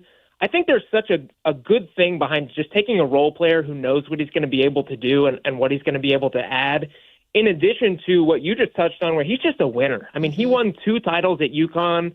He played for a third. He knows what it takes to build up a winning culture. He did that at UConn. So I really liked the pick. I think he really showed what he had in that last game. I mean, he has one of the quickest shooting triggers I've ever seen. He's a big body. He thinks the game unbelievably. I think Summer League really lends itself away from players like that who maybe just aren't the most athletic. But the NBA, where it's a little more spaced out and you use your brain a little bit more, I think it's going to be pretty kind to Alex Karaban as a role player. Do you think Alex specifically is capable to be essentially that undersized stretch 4 role? Because I don't think he's quick enough to defensively especially handle threes at the NBA level. One thing that stood out to me when watching some UConn film and a little bit of Summer League is that he's stronger than I think people give him credit for in terms of defensively. While he's not necessarily super quick to stay in front of you, if you try and go through him, he typically is not going to get knocked off balance very well, which makes me think that even though he's undersized, he could handle defensively that 4 position. And then what really stands out to me too, Derek, is how well he does at relocating and finding open space on the perimeter off the ball to just create those pockets of space to be able to hit that 3-point shot. That's something that I think is going to be really valuable in Sacramento with guys like Darius Acuff Jr., who draw so much attention. Yeah, I think you're totally right. I think on the positional thing, certainly not quick enough to guard like very, very fast guards or wings that maybe handle the ball. But again, he kind of has one of those supercomputer brains where he's kind of thinking a step ahead. So even though he's not the fastest or the most athletic, he's going to be able to position himself well enough that I think he's going to find himself in the right spots. And I think he would be best suited to guarding 4s, maybe slower-footed 3s. One of the biggest things that stood out to me was as a junior at UConn, he averaged 1.5 blocks. So I think that kind of lends itself to maybe some front court, play as well. Mm-hmm. In terms of the 3-point shooting, like you said, if Darius Acuff Jr. is going to be your kind of, centrifugal force where he's mostly playing on the ball and playmaking for others, I think having a knockdown shooter that can do it on the move at his size, which is just so rare in Alex Karaban, I think that's a great thing. In addition to Emmanuel Sharp, too, who, same thing, just really, really good 3-point shooting. The defense has been unbelievable in Summer League. So I think they took the right steps at the 2026 draft. Yeah, let's go on to Emmanuel Sharp a little bit more in detail. I think a lot of people here in Sacramento, and he's going to play in this game tonight too, a lot of people have been happy with what they've seen with the second-round pick. And you mentioned the defense. Also, at times, we've seen, that shot from beyond the arc hit. Overall, do you feel like this is a really big hit for them at that spot, especially in the second round? I do. I watched a lot of Houston this year for Kingston Fleming's, a player that we talked on the last time I was here. And Emmanuel Sharp is just a player that even though you're watching Houston or maybe another team for a player, you just kind of hone in on him due to his level of competitiveness and the grit that he plays with and his toughness. And he just makes winning plays. And again, I think for the Sacramento Kings, who are kind of taking steps toward that, right? Grabbing Karaban, grabbing Sharp, even Darius Acuff, who, again, he was a winner at the college level. I just think that's a great thing. And then even more specifically, they need that defense. They need that 3-and-D player that can plug into different lineups and do different things and just bring that winning culture. So I think it is a hit. I think they really got a good player in Sharp. We're watching the Summer League, and Summer League is made for overreaction, right? Negatively and positively. But as you know very well, Derek, like with how much this draft class has been labeled like a generational draft class, so much of it was about that top 4 and just how elite that top 4 could be and the tier change between number 4 and number 5. And boy, has that feeling been supported by how these 4 have looked in Summer League, from AJ to Bonsa, how he looked in his 2 games, including one against the Sacramento Kings. Darren Peterson, Cam Boozer played really, really well yesterday. But Caleb Wilson, my goodness, has just looked sensational for the Chicago Bulls, which is making a lot of people excited. I mean, again, it's Summer League. It doesn't necessarily mean everything's going to translate, but it sure looks like that top 4 was as special as advertised. Yeah, I feel like we've become a little bit desensitized to just how good the class is because people like me will hop on here and be like, it's the best we've ever seen, and that's a great thing. But then you watch them individually, and it's like there are so many players in this class who could be legitimate stars, and I just feel like we don't see that very often. I mean, you talk about Caleb Wilson. this is a guy that I had fourth. A lot of people had fourth. The two things he needed to work on, three-point shooting and honing that defensive motor just a little bit more. He came out in game one and hit 7 threes. Yeah. He matched his entire collegiate, three-point output in one game. I mean, he blew my socks off. And then that's not even to mention that Darren Peterson in Salt Lake City looked like a superstar. Cameron Boozer he's been grinding out just machine-like output there with the Grizzlies. And then A.J. DeBonta was stellar in his games as well. So that top four is unbelievable. There's been even more than that. I mean, a second-rounder in Malik Thomas is leading the entire summer league in points per game. Like, it is a truly, truly elite class, and I'm happy to have covered it. Building off of that, and this is a kind of an unfair question to ask, Derek, so I apologize in advance, kind of putting you in a tough spot. But with what you just said, and again, based off Summer League, what we've seen from this top four, do you think there should be an element of regret for a team like the Sacramento Kings who had a chance lottery-wise, especially now that the lottery system is changing, but had a chance lottery-wise to secure better draft odds? Or now that they have Darius Acuff Jr., they can let that ship sail and still feel very, very good about what they ended up with at 7? I think the Kings should feel very secure in what they drafted. I think there can be an inkling of regret, sure, just odds-wise, not necessarily that, your front office took the wrong step or anything like that. I think they got the best player at the spot available. But that top four is great. So there's a little bit of regret there, and just that the numbers didn't work your way. But there's always going to be talent, at the NBA draft. Next year, I'm going to come on here and I'm going to say it's not as good as last year. That doesn't mean that the Kings aren't going to be able to get really good basketball players and that they're going to be able to move into a future with Darius Acuff as a star, and they got 2 bona fide contributors. They took out Emmanuel Sharp at 45, and they don't get players like that usually around there. I'm curious. So we've kind of talked about other point guards in summer league and what they've done, and point guard / I guess guard. Yeah. Braden Burries is getting a lot of attention with his performances so far in summer league. He's moved up on some of these people who grade after summer league, which is kind of funny. I love it. But it does happen, and a lot of people liked what he did. What do you feel like Braden Burries did, and does it really mean anything?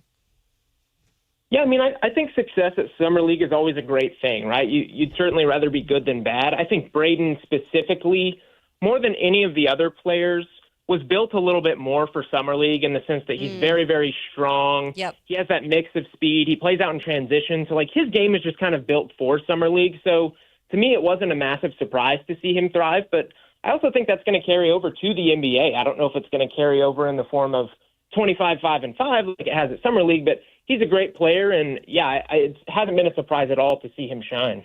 Derek, before we let you go, appreciate you taking the time. Like I said, in addition to covering the draft, you also cover the Oklahoma City Thunder. Well, the Thunder went out and got Michigan big man, the 7 foot, 7'4" Ade Mara, the potential Victor Wembanyama stopper, if such a thing exists, of course.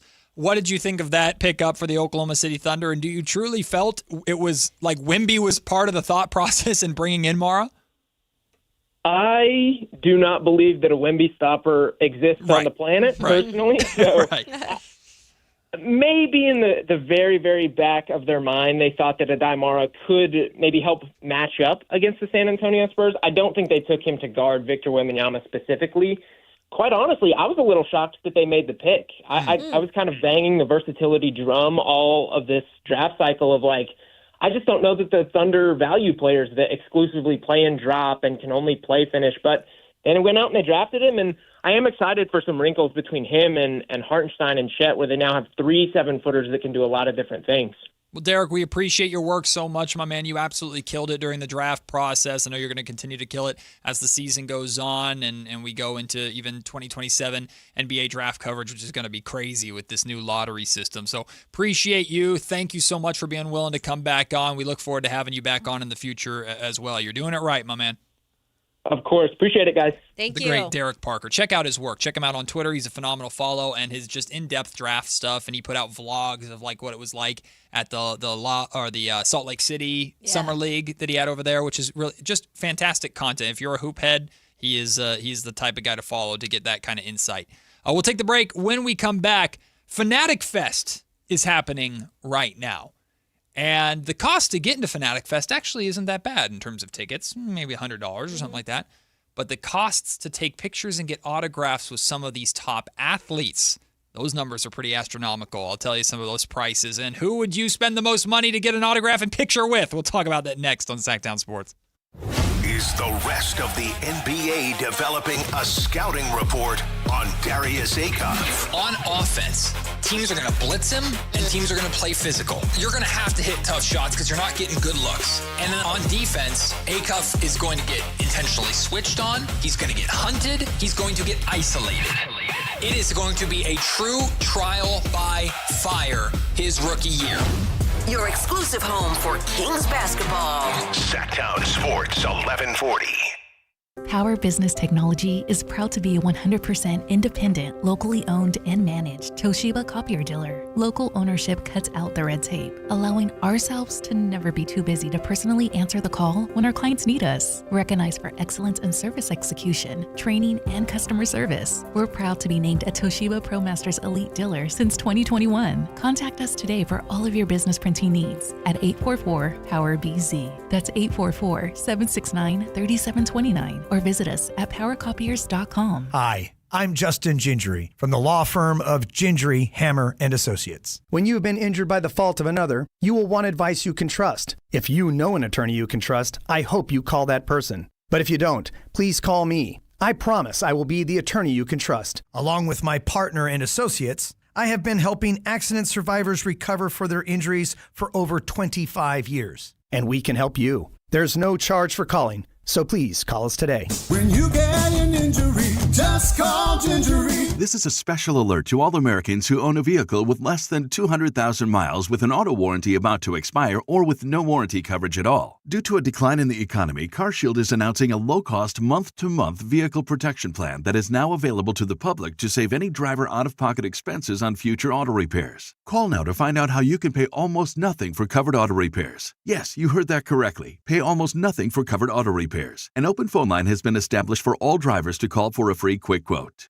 Call 800-330-8323 now. Drivers who are covered will not have to pay for covered repairs again. This protection plan is at an all-time low. Additionally, drivers who activate this vehicle protection today will also receive free roadside assistance, free towing, and car rental options at no additional cost. Call us for your free quick quote today. 800-330-8323. That's 800-330-8323. What do you have to lose? Call 800-330-8323. Again, 800-330-8323. Whether it's date night, family night, or buddy night, Hagen Oaks has a bay for you. Reserve one of 3 Top Tracer bays from 6 to 11 p.m. through HagenOaks.com, and only those 3 bays are reservable. The rest of the driving range is still open for walk-ups. Play golf on world-famous courses while the kids try interactive games. Head to the Hangout for great food, cold drinks, and live sports on the TVs. Add monthly live music and putting tournaments, and you've got more than a driving range, you've got a night out. Hagen Oaks Golf Complex. Swing by and swing away. Is the volatility of the stock market driving you crazy? Is your retirement account sinking, yet you're getting older, and you're starting to worry about, will I have enough for retirement? What about the money in the bank? These banks pay nothing these days. How do we get growth to get to retirement account? It's simple. Move into gold and silver. Want to know how to do it? Listen to my show, Striking Gold, with me, Kenny Michaels. Hey, what's up? We're talking to Chad Hoblet, Hoblet Dodge Chrysler Jeep Ram in Woodland. I've heard you're extending the 4th of July sales event because the deals were just so good. They were the best deals of the year, and we wanted to keep the savings going. Right now, you can save up to $17,000 off MSRP on new 2026 Ram 1500 crew cabs. America loves Ram trucks, but what about my perfect truck? We have you covered at Hoblet. We are truck people, so you won't find a better selection of new Rams with the features that matter anywhere. Plus, with almost 600 new Rams available, your Ram is waiting at Hoblet. Just one of the reasons Hoblet is consistently one of the top Ram dealers, not just in California, but the entire nation. Search, select, and save through our whole inventory at HobletDodge.com. Unbeatable prices, unbeatable selection. Nobody beats Hoblet, period. 17,000 total net savings after 4162 dealer discount and 11,338 factory incentive. Incentives may include 15% below MSRP incentive, 1,000 Hoblet trade-in assistance with eligible trade, and 500 military bonus or first responder bonus for eligible members. 10th net savings, sample VIN 390660. See dealer for details.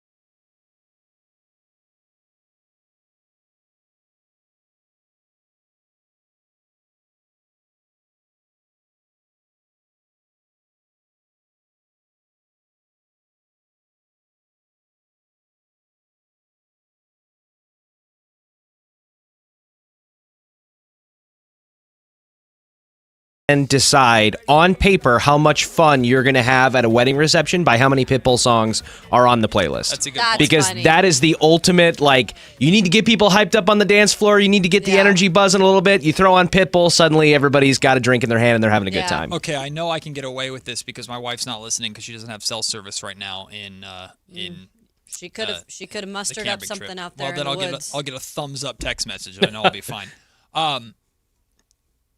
We went to a wedding in Seattle. Beautiful wedding. Kind of a little more religious wedding. Mm-hmm. Dancing was about 45 minutes or so. It wasn't very long dancing, which I was very disappointed with because that's the best part of the wedding. Yeah, food and screwed dancing. out of that one. Yeah, one of the best. And you can judge or learn a lot about the type of wedding based upon the list, the song list, and we were told explicitly the song list has been given to the DJ, who was great, by the way. He was awesome. But the song list has been given to the DJ by the bride. Okay. And requests are not available. Yeah. There were 4 Taylor Swift songs. In a 45-minute set, we danced to 4 different Taylor Swift songs. Were these like upbeat Taylor? Which Taylor Swift songs? Yeah. Shake It Off? Shake It Off. Bad Blood? No. Romeo. That's a good song. Yeah. To dance to? No, it wasn't that one. Romeo and Juliet. What? Those are the only 2 I remember. Yeah, like the Romeo, me. That's not a dance That's song not a either. dance song, but that is like that's like song. as someone who's been Okay. several like best man groups. That is the kind of song where you get all the guys together and they're start suddenly singing. arm in Yes. arm, jumping up and 100%. down. That's exactly what it was. Yeah, that works. The wildest the playlist got was "Yeah" by Usher. Let's put it that way. I mean that's. And that is a But staple. that probably should be on the playlist for today. It That should is. be. Yeah, It should that's be. a staple. It's a banger. But I mean, like that was you can just get a lot of sense of what kind of wedding it was based off of the playlist. Boring? Could have been better. Could have been. Could have been Can't better. say that about Gorgeous mine. What wedding, everyone though. wants to hear from their guests about their wedding. Could have been better. You do want to always hear, though, is somebody who, had a pretty awesome wedding, that everybody wants to be talking about. Like, that's when you know it hit. The most, the thing I hear the most about my wedding, because we had it in Woodland. We had it at a beautiful place called the Gibson House in Woodland. It's like an old historical house, and the wedding was on the front lawn, front porch with the house in the background, and then the reception was in like they have a little grove, which was Right. It was gorgeous. It was awesome, but my wife's family has pretty strict beliefs and views on like alcohol and stuff like that. So we only did like champagne and stuff. We didn't have like an open bar or anything like gotcha. that. But what we did instead was we got root beer kegs on tap, like kegs of like a Good vintage Lord, type of I'd be root beer. vomiting after that. And that's what I hear the most about is how much people love the root beer keg at our wedding. I feel like I'd get sick off root beer. It's unique though. I think is no, probably it why. is, That, it yeah. is. And the root No, beer it was is. like a legit authentic root. It Yeah. wasn't like, hey, I won't Did say you do a root brand. beer floats? No, we should have though. That we would did. be We did have legit. a friend of ours who owns he owns like a barbecue pit, and he has like that big trailer that you can take anywhere. He did our barbecue for us for our wedding. Yum. Oh my God, it was so good. It was so good. DJs can make a wedding, though. Yes, they can. I'm telling you. Yes, they they really can. can. There is Fanatics Fest happening right now. This massive sports fest. It's like Comic-Con, but sports. Yeah. Right? Fanatics Fest is happening. And it's not that expensive to actually go there. And they have It's in different New York. panels. I think, yeah, it is in New York, isn't it? Yeah, they have panels, and I think that's where like LeBron James and Tyrese Halliburton spoke and stuff like that. Well, in addition to all these panels and things that you get to go to, well, they have autograph and photo opportunities with a number of different athletes. But of course, you have to pay to essentially buy a ticket to take a quick picture and get something signed by these athletes. Jalen Brunson sold out almost immediately. Cool. With a price tag of $937 Dang. per autograph and picture. Wait. Per? Like, from what I understand, I imagine you can do is, Kayla, you and I can go in together. We'll each split it, and then we both get a picture with Jalen together, Gotcha. right? Other appearances, David Ortiz, $348. Mariano Rivera, $337. Roger Clemens, $283. Karl Anthony Towns, $337. Scottie Pippen, $664. Gronk, $408. Alex Rodriguez, $321. Can I ask something, though? Yeah. I don't know. These athletes either have or are continuing to make a lot of money in their careers. Mm-hmm. I would hope that some of this is them donating to foundations or good causes. I would hope so. Because it does kind of make it look a little like weird. Yeah. I mean, and it's very it much. It really does. It's very much put on by the convention. Like the convention Yeah. also takes their share of it. Mike Brown, only $168 to take a picture What with a the best bargain. coach. What a bargain. Matt would have paid that. I'd have paid 3 times that. Yeah. Take a picture with Mike. Love Mike. Floyd Mayweather, $392. Brett Favre, $474. Randy Moss, $354. So the cheapest thing that I've seen here. Oh, Eli Manning, $212. That seems low for Eli. Come on. Yeah, I want to know who the cheapest athlete to get a picture with. So far, the cheapest one that I've seen is Tyler Kolek. Say who? Tyler Kolek. Okay. Who is that? I don't know. I'm who not that is. quite sure. Tyler Kolek. And how much is it? $114. That still seems too much for someone I don't know the Oh, name. New York Knicks point guard. Yeah, I was just gonna say. Oh, He's like a wow. backup point. Yeah. Oh, is this the dude at the parade that the police thought? Yes, they thought was an average man. That's him. Yeah, well, it costs you $100 I'd to maybe give you $2, man. Wow. Randy Moss, $354. Yeah. Jordan Clarkson's only $114. Okay. No bad. And I bet you he's donating his stuff. He Not just bad. seems like he would. Yeah. So question. Oh, Charles Woodson, $316. Question. Who, athlete, celebrity, doesn't matter, would you pay money to get an autograph or take a picture with, and how much? And it could be dead or alive, because like I'm thinking Yeah, Michael Jackson for you. But like, Excuse me, let me do mine. Finish your question. how much money would you pay for it? No, you didn't finish your question. Who would you do it? How much money would you pay? Sorry, Jesus. No, Matt is being way too dramatic I'm here. scared. He was just She trying. snapped at me. You're trying to jump on the mic. I was letting even it. though Well, it was- everybody knew your damn answer, but I was letting it be known. I that should you just could change it. Change it. No, I can't. You got someone else? Because here's the thing. I don't really, to be honest with you, I've never cared about this stuff. I've never been in awe of really anyone. Yep. And most of it is because I've spent most of my life covering the top athletes, the top coaches. Right. I don't. You that's get just not. desensitized It's to not it. part of my. Yeah, you get desensitized. to I it. don't care. So I'm not going to pay money to do it. However, yes, there is one person that I would pay money to go up, shake their hand, get a picture with. Who is that, Kayla? Michael Jackson. Oh, I didn't know that. By far. How much money would you pay? I mean, I don't have a lot of money, so. No, it doesn't matter. Like what is the max that you would like? Well, how much money am I making in my career? I don't know. Like what? Let's say you have the funds to afford it. It's just like Okay. Yeah. Oh, probably like in the 100,000s. If I had the money? To be honest, Michael would charge that. Well, yeah, because then I'd get it like shake his hand. He could, maybe I'd get a compliment or something. Maybe Michael. Never mind. That's what I'm paying Sneak for a your phone number in compliment. there. Relax. Now this is the Relax. thriller, Michael.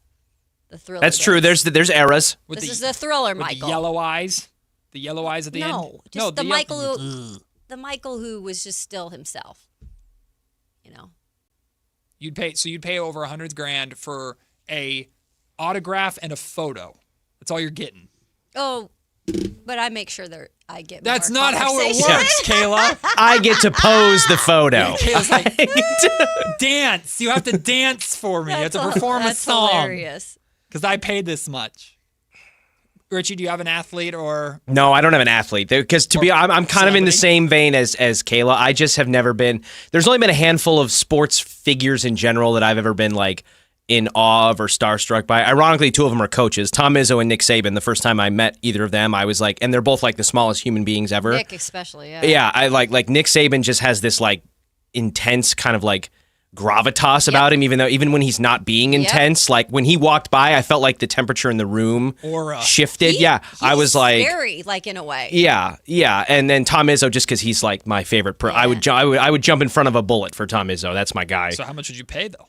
A lot of money, but I would probably pay more money if you offered me the chance to, like, if I got to take a photo with like Dua Lipa or something. Oh, okay. The chokehold that woman has on my psyche is, I don't even know. Like, Richie. it's probably Michael Jackson, Kayla level. Okay. Yeah. So I would, And yet we haven't rejoined with any Dua Lipa songs. That's not a guilty pleasure song. It's just pleasure for me. I just enjoy. But I'll do it. Please I know them all. Her music is phenomenal. I'd also like a Michael on there. Hey, we can do that. I said we take requests. Yeah. Yeah, we haven't heard Michael enough on this show. No, it's been a long time. Very Honestly, upset your about algorithm has recovered. Oh, don't worry, I still have it on my. Well, I know, but I don't hear it every damn day. Well, no, because the movies, it's not out. But wait till Michael 2 hits, baby. Wait till that hits next year. Richie, I wanted in my contract that when that movie comes out, I get to take the show off. I wanted in my contract. Structured PTO. I get just a month off until Kayla's. God. Well, a month is not going to be enough. I get 6 months off until Kayla's done. What's yours? Well, this is a real thing. Oh, jeez. They do like Comic Cons do this, and I've never been able to do it, but they've done like a lot of the Lord of the Rings cast. I knew it. This is where this was going. A lot of the Lord of the Rings. It's tattooed on his arm. And you pay one price, and you just get to go down the line, and like a lot of people will bring like a Lord of the Rings poster, and each of them will sign by their character, or then like you could interact with them a little bit. Oh, I'd do that in a heartbeat. So what, Gandalf? Yeah, like Ian McKellen. Oh my God, I'd pay a lot of money to take a picture with Sir Ian McKellen. Are you going to ask him to recite a line? Absolutely not. I would just like to hear him talk because he's because like I feel like I would say that too, but then when you're there in the moment, I think the intrusive thought just like takes over. That's what I'm saying. I'd be like, "Hey, Michael, here's my number." Can you say you shall not pass? Yeah. Or like, can you give me a little moonwalk? You know what I mean? Like, of course. Yeah. Like I don't know if you guys saw Keke Palmer did a podcast or whatever with Keanu Reeves and a couple of other people, and Keke and Keanu were both guests, and they started talking about The Matrix, and he like jokingly pretended to do the bend backwards thing, and she lost it. She's like, this is like my childhood hero, like crush playing out in front of me. It was so funny. That's cool. So I feel like if I was in front of Gandalf, I would be like, can I pass? Yeah. Can I? You sure? Yeah, that's cool. Sir Ian McKellen, Viggo Mortensen, or Orlando Bloom probably would be like the top three for me. Okay. Honorary writer of Rohan. We've got a ton in here. Man, is it? MJ or Prince. Prince, yeah. Kimberly said back in the day, by the way, she paid to meet William Shatner at Comic-Con, which I love William Shatner. I want to know how much, Kim, if you're comfortable sharing, how much did you pay? Because obviously inflation's not the same thing. So I wonder, it's like, it's $20. Trying to think of what, she said it, and maybe Patrick Stewart, she would pay. That's a good one. Just Carmichael David just set you up for free because What? Carmichael Dave knows Sir Patrick Stewart. Ugh. That's crazy. Yeah, that is awesome. He tells stories about going to his house and doing stuff like recording stuff with Patrick Stewart all the time for like their soccer club or whatever. Kimberly also said, MJ, thank you. We're leading the way on here. Ooh, Daniel Craig. Interesting. Yeah, Ian McKellen, number one for sure. Yeah, Ian McKellen's definitely top of the list. Look at that. Ian McKellen's top of the list for me. Text line give anything? Let me check that. Muhammad Ali? Nope, nothing on the text line. Cool. Texters don't care about celebrities. They're just giving me crap about my open updates. YouTube is generally more active than the text line. Text in with who you'd pay money, which celebrity you'd pay money to see, as we are going to take the break. That's your assignment during the break, because when we come back, it's time to pick a side, including, yes, we get to hear from the hood, Bill Belichick, next on Sactown Sports. The hoodie. Like and subscribe to the Sactown Sports 1140 YouTube channel at Sactown Sports 1140 to get the Carmichael Dave Show with Jason Ross, Matt and Kayla, and the Drive Guys with Kevin Gleason and Alan Stiles on demand and at your fingertips. Get your fix of the Sacramento Kings, 49ers, Giants, Athletics, NFL, NBA, and the latest in sports and entertainment all in one place at Sactown Sports 1140 on YouTube. Your local sports leader, Sactown Sports 1140. Progressive knows you've got plenty of things to worry about. What time does the kids' practice end? How long has that check engine light been on? Are takeout containers microwave safe? So the last thing you should have to worry about is what to do if something unexpected happens on the road. That's why if you're ever in a major accident, Progressive's accident response can detect it and send help. It's just one less thing to worry about. How long does chicken last in the fridge? Progressive Casualty Insurance Company and Affiliates. Limited availability in California. Driver is responsible for emergency and towing charges not covered by the policy. Tired of hearing scary radio ads about the IRS? Tax Relief Advocates is different. TRA is here to tell you that if you owe money to the IRS, whether it's $5,000 or $500,000, we have a solution. TRA can eliminate or reduce what you owe to the IRS with zero risk to you. We have over 1,000 5-star reviews on Google and an A+ with a BBB. End your tax nightmare today by visiting TRA.com or call 800-583-6681. That's 800-583-6681. And we're live from the living room as Doug eyes up the match day spread. He's reaching for the Buffalo wing. Perfect. Hang on, what's this? Oh, he's gone for a can of Pepsi too. Incredible. What a finish. Sensational combination. Look at the delight on his face. There's no doubt about it. It just tastes better. Match days deserve Pepsi. Food deserves Pepsi. Grab a pack of Pepsi Zero Sugar for today's match. It's poetry in motion. Everyone loves to be outside, and so do mosquitoes. Protect yourself against mosquitoes and West Nile virus by following these simple tips. At least once a week, look around your yard and drain stagnant water from any containers where mosquitoes can breed. Remember to use an effective mosquito repellent, especially at dawn and dusk when mosquitoes are most active. Close all doors and be sure screens are in good working condition. At the Mosquito and Vector Control District, we're here to help. Visit us at fighttobite.net. This is Sactown Sports 1140. Hey, it's Carmichael Dave. What's up? It's Matt George. What's good? It's Alan Stiles. With the most trusted voices in the community. This is Jason Ross. Hey, it's Kayla Anderson. It's Whitey Gleason. Ready to help promote your business, both as partners and customers. All you have to do is ask. Pick up the phone, dial pound 250 and say, grow my business to get connected with a team member today. That's pound 250 and say, grow my business. Our team will review your product, quickly pair you with a perfect endorser, and create video and audio samples all at no cost or obligation to you. With the most live and local on-air lineup, a dynamic content-driven website, and a state-of-the-art mobile app, Sactown Sports 1140 is tailor-made to help you connect with a sports audience in Sacramento. So why wait? Dial pound 250 today. Say, grow my business, and let us help take you to the next level. Golf to Go is brought to you by the Hagen Oaks Golf Super Shop. Here's Frank LaRosa. When your round is going bad, it seems like nothing works. So the So-So Golfer offers 6 tips to save the bad round. First, forget about working on swing mechanics. That creates headworms. Second, tee off with what's working. If your driver isn't working, use a club that does. A 7-iron in the fairway is better than a lost ball. Third, play shots you know how to play. If your second shot looks like a big fade around a tree in the fairway and you just never practice that shot, leave it alone. Take your medicine and hit it back in the fairway. Don't overcomplicate the task at hand. If a simple bump and run will get your ball to the flag, don't try a flop shot that might only catch your buddy in the teeth. And don't give up. It's okay to get upset after a bad shot, but Tiger Woods gives himself 10 paces to vent, and then it's done. Good advice there. And most of all, have fun. It's a game. Remember, you'll have lots of time on the range to work out all those shot frustrations you find on the course. Smile, tip your hat, and get on to the next shot. That's your Golf to Go. I'm Frank LaRosa. Want the best movie experience in town? Join Sactown Sports IMAX Pass by visiting SactownSports.com. Sign up today. You can win tickets to see this week's films at the Esquire IMAX Theater. Pick a side, any side. It's time for Pick a Side on Matt and Kayla. Shout out to the text line in the comment section for providing more celebrities/athletes that they would pay to take pictures with, like at Fanatics Fest. But we don't have time to talk about all those right now because we got to make sure we get through Pick a Side today.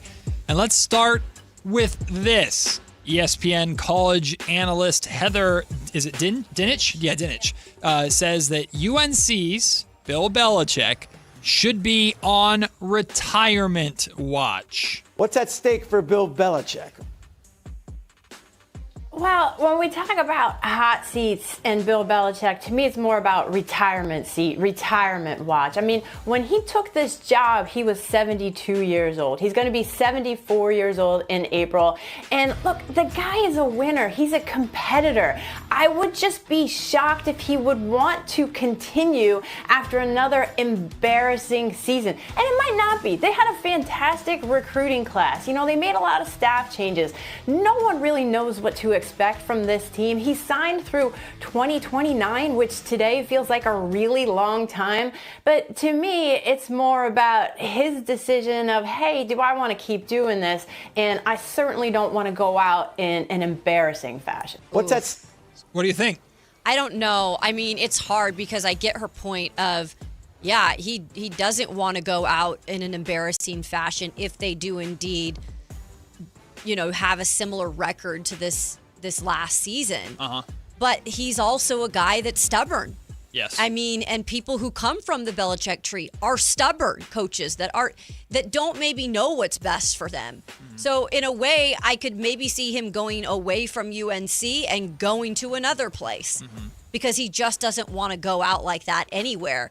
But in hindsight, it's just like sometimes you just have to be like, you know what? It is what it is. I got to just say goodbye. I'm 74. Right. I could be wrong.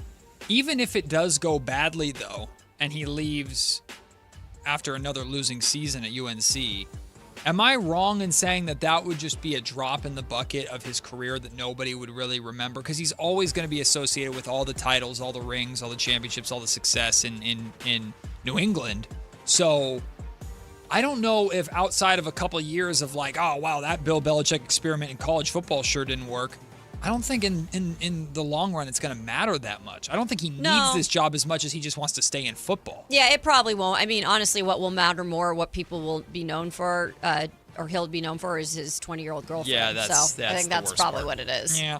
Yeah, I actually think you have to kind of take everything as a lump sum in a vacuum. If it was just, hey, he was this dynastic, legendary NFL coach with the Patriots, and then he went to college and it, sucked for a couple of years and then that was it. Sure, maybe it would be a footnote. But when you take into account everything else that was on top of that, his 20-year-old girlfriend, all of the weird, deceptive, toxic stuff behind the scenes about like trying to suppress certain things and having his girlfriend so heavily weaved into the football operations and the doorbell camera footage and all that kind of stuff, I actually do think he's tarnishing his overall legacy, or at least what he'll be remembered by, more than just a little footnote. No one's going to take the rings and the Lombardis away from him. But this isn't to me like Jordan on the Wizards or like some of these guys like Shaq hanging on late in his career. And it's like, okay, what are we doing here? This is like, no, this was a big deal. Yeah. And it blew up spectacularly. Yeah. And you've made a mess out of it. All right, well, pick a side number 2. The MLB Home Run Derby on Netflix had the lowest ratings in 2 decades, despite the format change. And I thought the Derby was really, really good. Is this because not as many fans have access to Netflix, or is it because it just wasn't advertised enough? Yeah, I retweeted that today, that was the lowest ratings in 2 decades, and it's going to solidify what I think it truly is because of, and it's the marketing. It's Rob Manfred failing again to put baseball up there more in terms of their stars, just being able to capitalize on baseball's momentum that's had more than in years past. So I know that that's probably true because I had people respond to it right away and said, yeah, I didn't even know it was on Netflix. These are, I mean, because the question is it just because people don't have Netflix or wasn't not advertised? It wasn't advertised. Yeah. People did not know. A lot of people have Netflix these days. I'm not going to say everybody has Netflix, but like everybody has Netflix. Like Netflix is ginormous and there's millions upon millions upon millions of people that use Netflix. The one thing that I always thought was weird about these massive streaming services getting in on this live sports stuff, when they're massive events, it makes perfect sense. But when there are these side entertainment events that are sports related, you're putting it on a platform that has billions of hours of other content.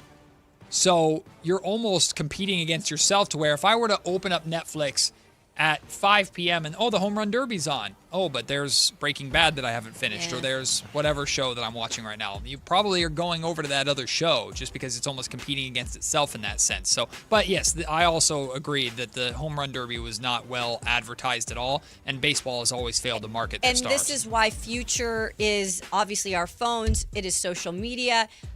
Baseball could advertise that way too, Of and course. it wouldn't interfere with other networks. So.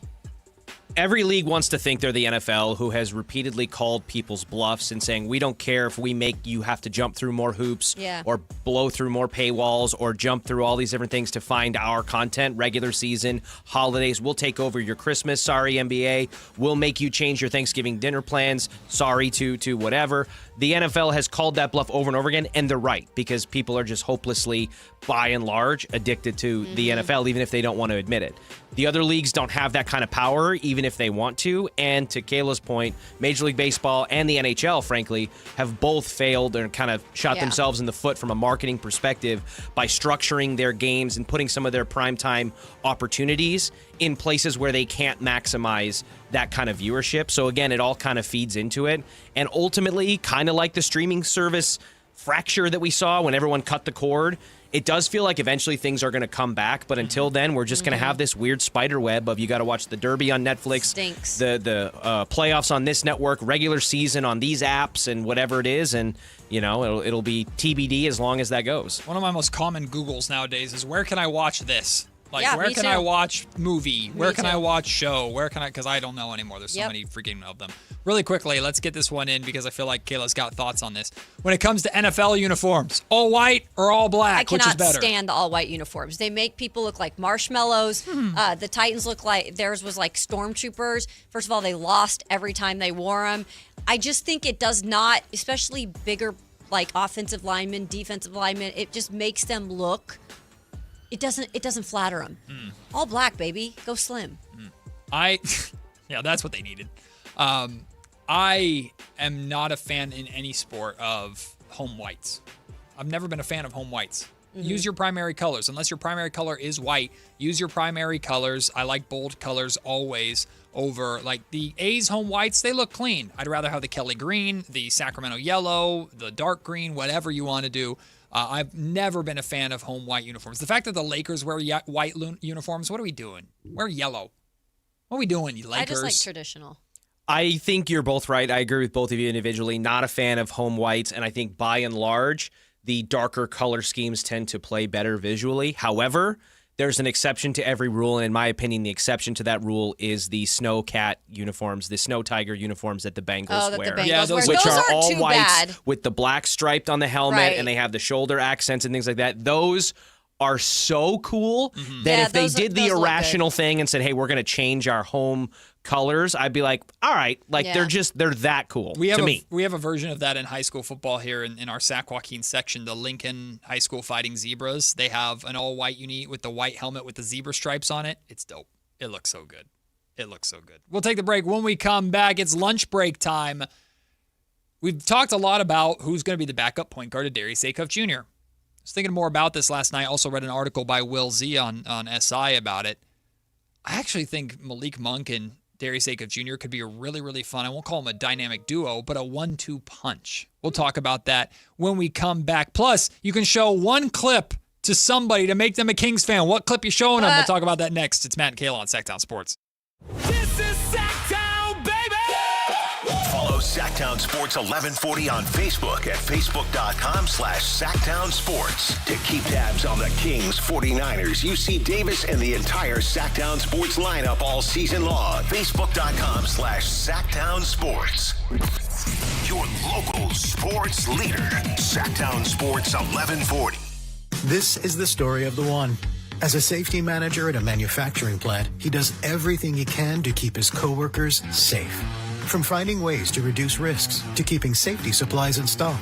And for that, he relies on Grainger. Grainger offers a broad range of quality products and next-day delivery, so he can always play it safe. Call 1-800-GRAINGER, click Grainger.com, or just stop by. Grainger, for the ones who get it done. Congratulations, New York. The Knicks did it. Through battle after battle, they dominated to become this year's NBA champions. Day in and day out, the hard work paid off. And you were there every step of the way. Enjoy the crown. Own it, because this year is your year. A part of your legacy that will never be forgotten. So celebrate this moment, show your pride, and shop the largest selection of official NBA gear at NBAstore.com. A Fanatics experience. Hi, I'm Justin Gingery. One of the most common questions I receive is, what makes us different from other law firms? At Gingery, Hammer & Associates, we handle your case from beginning to the end. Whether your case reaches a settlement, whether it must go into litigation, or whether it has to go all the way to trial, we will be with you along the entire way. And because we are committed to your case, we are as invested as you are in making sure you get the outcome you deserve. When you get an injury, just call Gingery. If you have unfiled taxes or are in debt to the IRS, this is important news. Did you know the IRS has programs specifically designed to help people struggling with tax debt? Powerful tax assistance programs that can save you thousands if you qualify. No one knows these programs better than the experts at Optima Tax Relief, America's most trusted tax resolution firm, A-rated by the Better Business Bureau. Their award-winning tax attorneys and licensed professionals have resolved over $3 billion of tax debt for their clients. One call to Optima can start the process, helping to put an end to your worries about wage garnishment, asset seizure, and other aggressive IRS actions. Find the best options to solve your tax problems. Call the experts at Optima Tax Relief today for a free consultation. Call 800-375-2922. 800-375-2922. 800-375-2922. Optima Tax Relief. Some restrictions apply. For complete details, please visit OptimaTaxRelief.com. Capital Casino is conveniently located in downtown 411 16th Street and has been a part of the greater Sacramento area for over 20 years. They offer the best variety of games in the region in a safe and friendly environment, and there's plenty of parking, all well lit and monitored by security. Come have a great meal at the cafe and restaurant inside. Capital Casino has the best food, the best service, and the best action. But please always remember to gamble responsibly. 1-800-GAMBLER. KHD1 Sacramento. KYMX HD3 Sacramento. Sactown Sports 1140. Your local sports leader.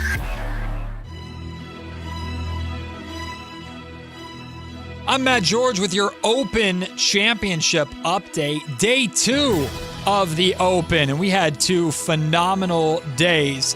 Lucas Herbert sits alone at the top spot. He shot 8 under today, putting him at 8 under on the tournament. That's good enough for number 1. But Sam Burns jumped up 102 spots on the leaderboard to a tie for 4th place.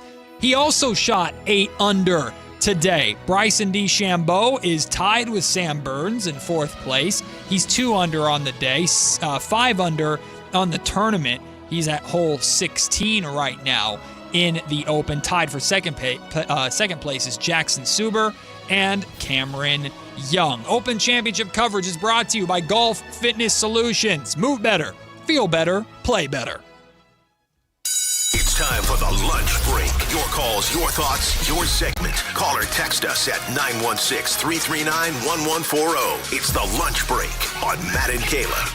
As always, during the lunch break, audience participation heavily encouraged. 916-339-1140. You can call or text that number. You can also join us in the YouTube comment section. Curious about people's thoughts on what we're about to talk about. And also start submitting your clips that you would show anybody to try to make them a Kings fan. You can show them one clip that just kind of captures the best of being a Kings fan. What would you show them? Let me know. I put this out on social media earlier this morning.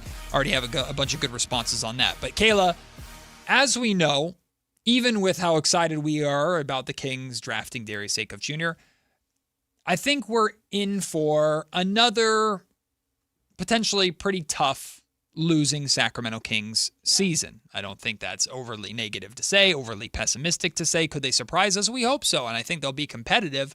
But likely the Kings are heading into a season of another a lot of losses, some struggles, and we know that the goal of Scott Perry and the Kings is to establish that identity better this year than they were able to last year and really make a lot of progress in that area. But you also, at least from a fan standpoint, to keep people in their seats and keep selling tickets, you want this team to be fun. And we're thinking that Darius Acuff Jr. is going to be really fun to watch with the scorer that he was at Arkansas. But Malik Monk has also been like I call him the Energizer Bunny, the guy that would come into the game in the second unit and the energy would go up. The crowd always reacted to him. Sure. And that makes me think that while I don't know if Malik Monk and Darius Acuff Jr. are going to and should share the court together a lot, especially with Zach LaVine still here, having 48 minutes of one of the two of them on the floor at all times as kind of your primary ball handler and facilitator with how creative and flashy both of them can be, especially Malik, I think we have the potential to have a really, really fun 1-2 punch at that primary ball handler position, I'll call it. We spoke a lot about it last year with Malik Monk, and you specifically brought up the point that you feel like he can do enough at that point guard, backup point guard position, manage the offense enough when needed. And I never saw anything last year that was making me think otherwise.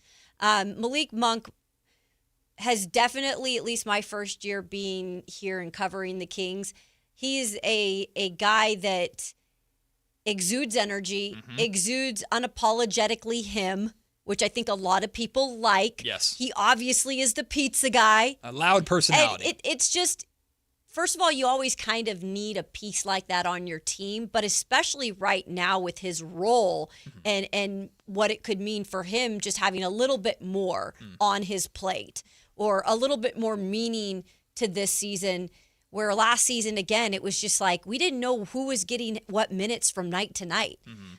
So I think it could be good for Malik all around. The one thing I ask about Malik that I've been a little bit surprised with in this offseason is I was kind of looking forward to seeing him at like a summer league game or seeing him in one of these other California Classic games. Because again, I don't know what these guys do in their offseason, but he is still part of this team, and he is a veteran. I will say, I don't think this is an excuse. This is it's a damn good excuse. His girlfriend did give birth to their kid during the season. So I imagine he's taking as much family time as he possibly can to be with his first kid. So, but they have a place here, correct? I would imagine so. Yeah. I would assume so. No, nothing against him. It was just something that I kind of was looking forward to. You'd want to see him around more. Yeah. What we did learn last season is that Malik also really embraced kind of more of a veteran role with this group. Sure. I wouldn't say that last year's team he had a specific rookie or the rookie was he was like a rookie's vet. I don't know that for sure, but we never saw him obviously take a rookie under his wing like Russ took Max and like Fox took Keegan back in the day or things so there wasn't necessarily that. But Malik, you'll hear the rookies talk about, or now second-year players talk about how Malik was involved in the leadership of that locker room, and Malik talked a lot about how much he kind of actually learned to kind of enjoy that aspect, especially when the Kings made their switch towards the end of the season to more of a younger group. But one thing you said is it's not, in my mind, it's not about putting more food on his plate. To me, it's putting the right food on his plate. And while Malik played his best basketball, not for Doug Christie, but for Mike Brown, Doug Christie was part of that coaching staff. And we know, obviously, Mike Brown and Doug Christie don't see eye to eye on everything, of course. But if I'm Doug, I also am probably looking back at, the role that Malik played as that six-man secondary ball handler off the bench with those beam teams when he played his best basketball that got him the contract that he currently has, we can still do that. And we can now do it better than we were able to do it last season because now we have a primary scoring guard again. Yeah. Like Mike Brown's rotation was to take De'Aaron Fox out first and put Malik Monk in, and then Malik would play a handful of minutes as the primary ball handler with Domas, who's still here. And then usually Fox would come back in and finish out the quarter, and Fox and Monk would play together. Yeah. Insert Darius Acuff Jr. into that exact same role 100%. As De'Aaron Fox. Domas is still there. Why can't Malik be that six-man secondary ball handler? And Malik led the team in assists. He was a facilitator in that role. He's able, he's willing and able to do it. And I guess the better phrasing would have been not putting more on his plate, but him thinking that he's a bigger meal. Yeah, or, bigger part. He's a bigger part. And the consistency of the rotation, because too. last year, we didn't know if he'd be the sixth man. Right. We didn't know. We Right. all knew he was capable of it at times or would be capable of it. But because that rotation was the Wild Wild West, we didn't know what time or when he was coming in. And there were times where it felt like it was a choice between either Monk's going to play or Keon Ellis is going to play. Yeah. Remember that? Like, it was like one of the two of them is going to play. And your guess is as good as mine. Right. And most of the time it was Malik, but the Kings obviously did not feel comfortable with Malik in a backup point guard spot because after De'Aaron Fox was traded, Malik for the remainder of that season was the starting point guard of that team, and defenses attacked him and showed how kind of uncomfortable he was with that role. But with the second unit and with the energy that he can bring off the bench, six-man Malik Monk, he should have won sixth man of the year at least once. Could have won it back-to-back. He was that good for that Beam team. And it wasn't just because they were winning basketball games. It was because of his impact on it. And Mike Brown often talks about, like, Malik Monk's injury with Beam Team 2 is what led to the Kings ultimately being in the play-in and not getting back into the playoffs because Malik was that important to that team with that second unit. I'm not saying it's a picture-perfect copy and paste the exact same role, but Doug was sitting front row on the bench every night with Mike Brown's staff watching Malik succeed in that role. He's still here. We haven't heard anything about Malik trade-wise, which, one, I trust has to do with the fact that he doesn't have a ton of value because of the archetype of guard that he is and the amount of money he's making, which is around $20 million. Plus, he has like a $21 million player option next year. So that has something to do with it. But also, like I reported and we talked about a lot going back to the trade deadline last season, the Kings kind of, I think, figured out a way to understand we're happy and we're okay keeping Malik. I think so, too. That is interesting because you had that report. Was it after the trade deadline, you said? No, before. Okay, so it was before the trade deadline. It was like right before the trade deadline, I think. Yeah, it was very early in this show's history. And it was kind of crazy because we were all kind of putting it out there from reports that he's very much being shopped. And you're right. Then your report came out, which deserved a lot of credit. I know we did that on that show, the show several times of like, hey, this is what I'm hearing. Yep. And then sure enough, it went silent when it came to Malik Monk. And you're right. We have not really heard him attached to, and even as like a sweetener or anything. Nothing. And again, a lot of it is the Kings are going to try and dress it up, or anybody would try and dress it up as, no, we'd rather keep him versus trade him if they don't have any value. And I don't think Malik Monk has a ton of value in the current market because of his contract and the archetype that he is. But just because he's an archetype that's fading in terms of value doesn't mean he doesn't still have his max value of a player for your team because you were able to get that max value out of him to begin with. When Malik signed with the Sacramento Kings, it was after a kind of resurgent season in LA with the Lakers. He comes to Sacramento, plays his best basketball. That's what got him this contract, more money than he's ever made before. And I'm just saying the role that got him paid, the role that the Kings found success with the Beam team, is a very, very achievable, accomplishable role for this team. A lot of stuff has changed with this organization. A lot of stuff has changed with this roster. That hasn't, and the need for that hasn't.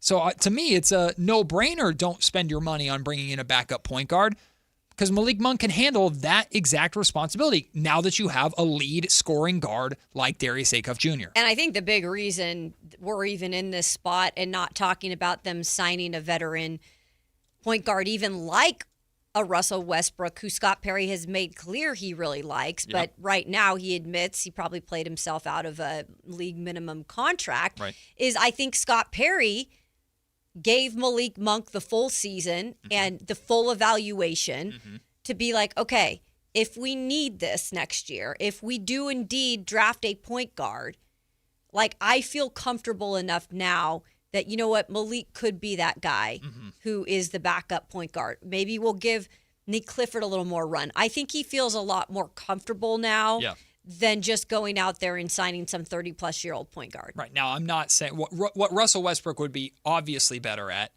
I mean, there's a number of things. But if, knock on wood, if anything were to happen to Darius, he gets hurt or anything like that, please, God, don't let that happen. And the Kings are without Acuff for an extended period of time, well then, yes, I would trust Russell Westbrook a whole hell of a lot more to hold down the starting point guard spot in that circumstance versus a Malik Monk. If the Kings had to do 30 games or more of Malik Monk as their starting point guard, I think they're in big trouble. But I would argue if Darius Acuff Jr. goes down, period, this season is going to be in, well, it wouldn't be over necessarily. That's going to be a severe hit to what the Kings are trying to build going forward anyway. So I wouldn't make a decision based off of that fear. No, the big reason why I wanted Westbrook back, you guys, is I just believe like he could be such a good mentor. I'm telling you, man, the little detailed things, the nuances, he could learn so much from a guy every day like Westbrook.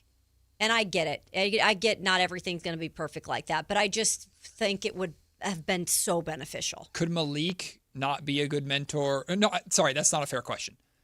Could Malik be still a very good mentor? I think so. For I think so. It's just it's hard to compare anyone to Westbrook and how he can connect with these young guys. True. I saw it happen firsthand. True. Last year. I think I have an answer to your question though from I think it was a couple weeks ago, maybe it was a week ago, and you said like who is the mentor for Darius Acuff Jr. on this roster? I think it's Domas. Yeah. I think it's going to be Domas. I mean, Acuff singled out Domas as the guy that he's excited to play with, of course, but so much of the offense runs through Domas, and so much of Acuff's game is going to be a two-man game with Domas. Your mentor doesn't have to play the same position as you. And that doesn't mean that you only listen to your mentor. Like, it's not like a video game where you can only have the skills and advice of one person. No, it's Malik's going to help him with some ball handling. Keegan's going to help him with some defense. Like, all these guys, it's a team for a reason, right? But if there is one person, one player to take Acuff under his wing to spend the most time with, it makes perfect sense for it to be the center that he's going to be primarily running his offense with or through. I think Domas is the mentor for Darius Acuff Jr. Yeah, I don't think that's a bad bet by any means. And that's why I was actually happy to see him at Vegas.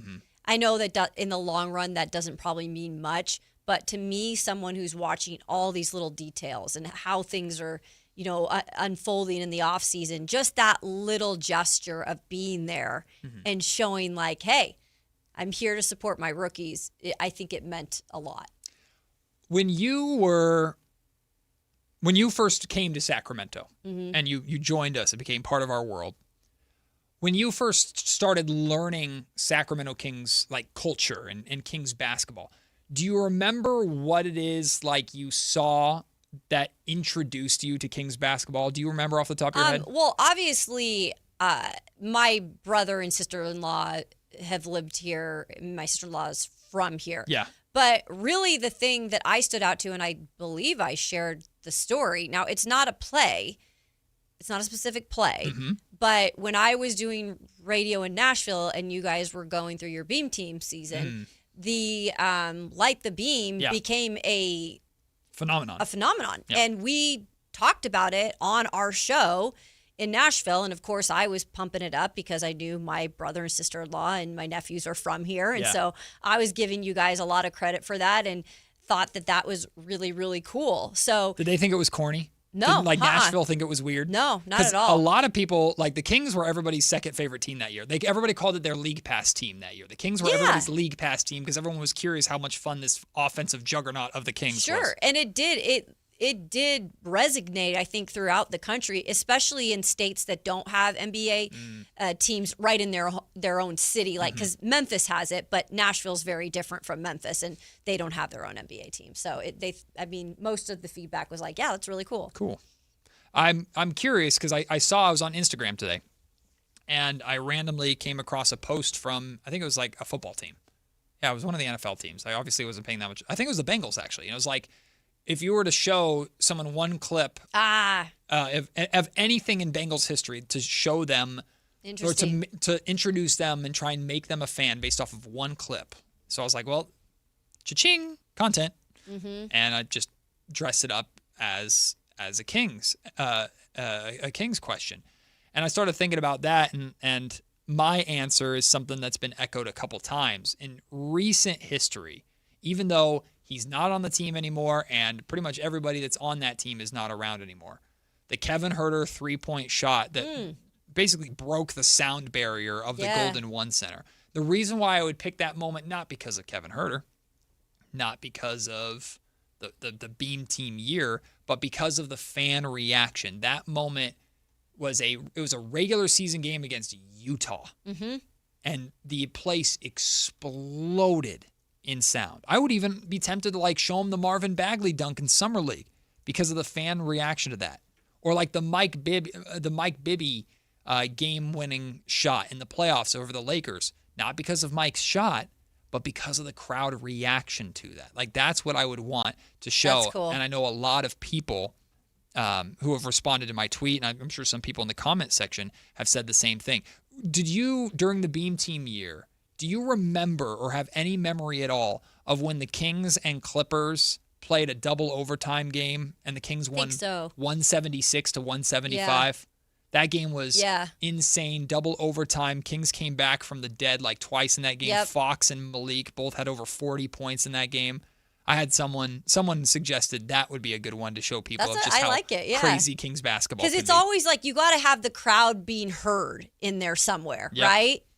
Yep. The crowd, the energy. A lot of people have done Jason Williams clips. Yep. Was that you, Richie? You would have done like a J. Will clip? Yeah, as someone who observed the Kings, obviously, up until now from afar, being in Colorado like I was, White Chocolate was definitely like my connection to that because he was just such a spectacle and such a unique kind of interesting player to watch. And the fact that he happened to spend some time in Sacramento, that would have been kind of where my brain went, even if it wasn't like the most crowd popping or, it was at the time. It was amazing at the time.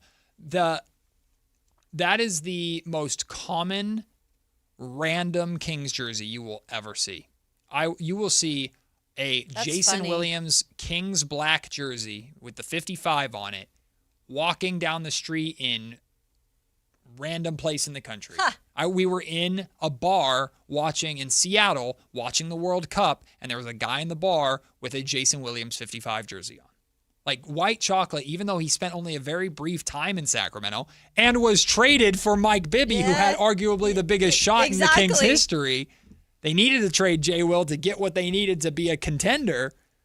White Chocolate is like a poster child of Sacramento Kings basketball, even more than Chris Webber almost to some extent. The other player for me was always Zebo, Zach Randolph. He was Michigan State connection. Oh, yeah. When he was a King? Yeah. Did you watch the Kings when he was a King? No, but I knew it was kind of like one of those things I appreciated after the fact because I started going back and finding different, Michigan State athletes and players. They would talk about them throughout the years, and he always came. I'm like, wow, Sacramento, that's an interesting one. Someone posted in response to like the clip that you would show is Frankie Cardicelli's video of the Kings taking the floor of game 1 of the playoffs for the first time in 17 years. Not their intros, them just taking the floor. It was and how loud it was? It was 20 minutes before tip-off. I can bring this up. Let me bring this up on our Twitter so we can potentially hear it. It's 20 minutes before tip-off. And the place is, everybody's in their seat. Wow. Everybody's packed. The Kings took the floor first before the Warriors. Boy, when the Warriors took the floor too, it was very loud. Oh yeah. Because I remember everyone thinking, are there going to be a lot of Warrior fans there? Nah, it was like 99% Kings fans. No Warrior fans were getting those tickets from Sacramento Kings fans. But this is Frankie Cardicelli's video. He posted this when the Kings ran out of the tunnel for the first playoff game in 17 years.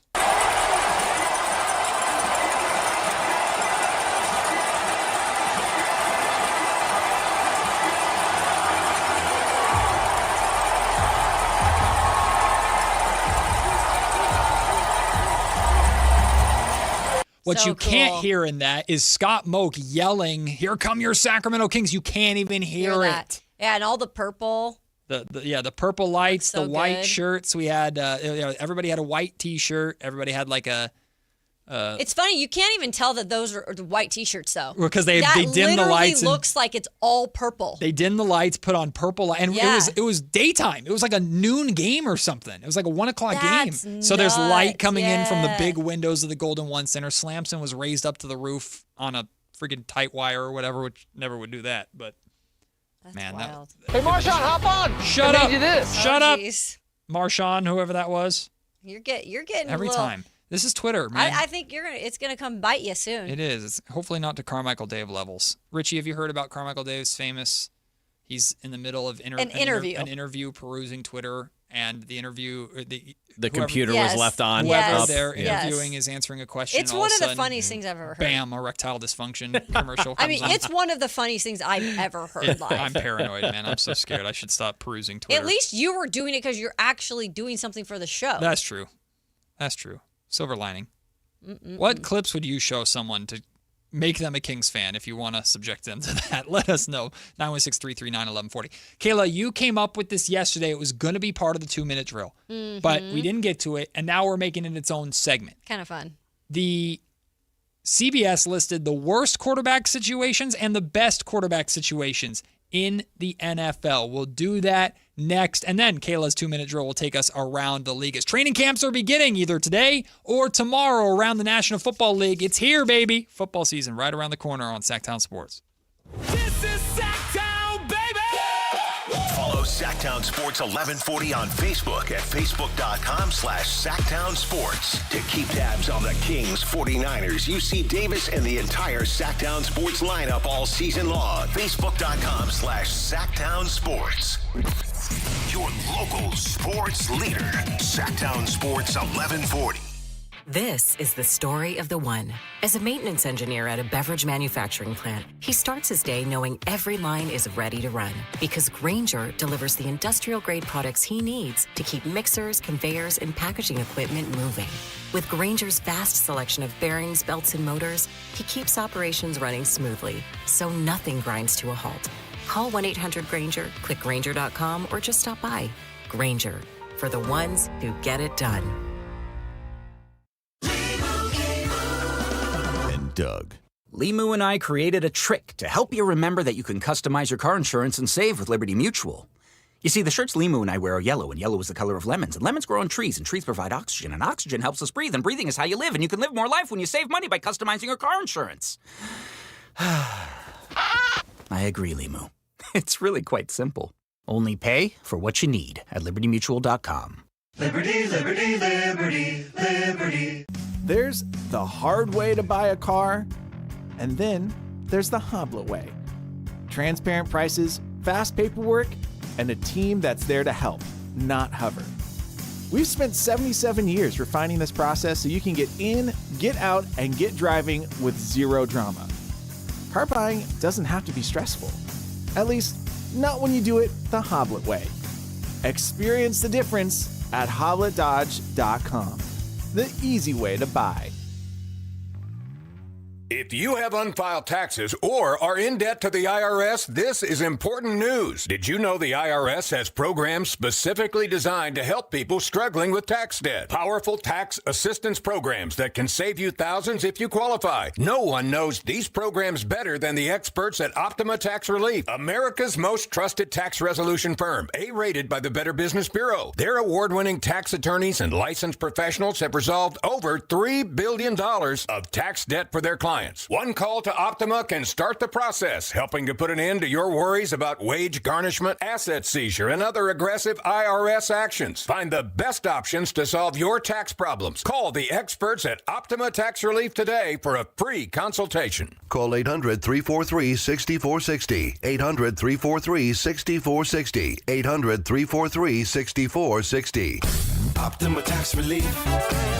Some restrictions apply. For complete details, please visit OptimaTaxRelief.com. Remember when a driving range was just a driving range? Yeah, Hagen Oaks doesn't remember either. Reserve one of 3 top Tracer bays from 6 to 11 p.m. at HagenOaks.com. Only 3 bays are reservable, while the rest of the range remains open for walk-ups. Play virtual golf, then grab food, drinks, and a seat in front of the TVs at the hangout. Throw in live music, and suddenly your quick stop at the range turns into hours of fun. Hagen Oaks Golf Complex. Side effects may include laughter, bragging rights, and one friend insisting he would have won if the wind wasn't blowing.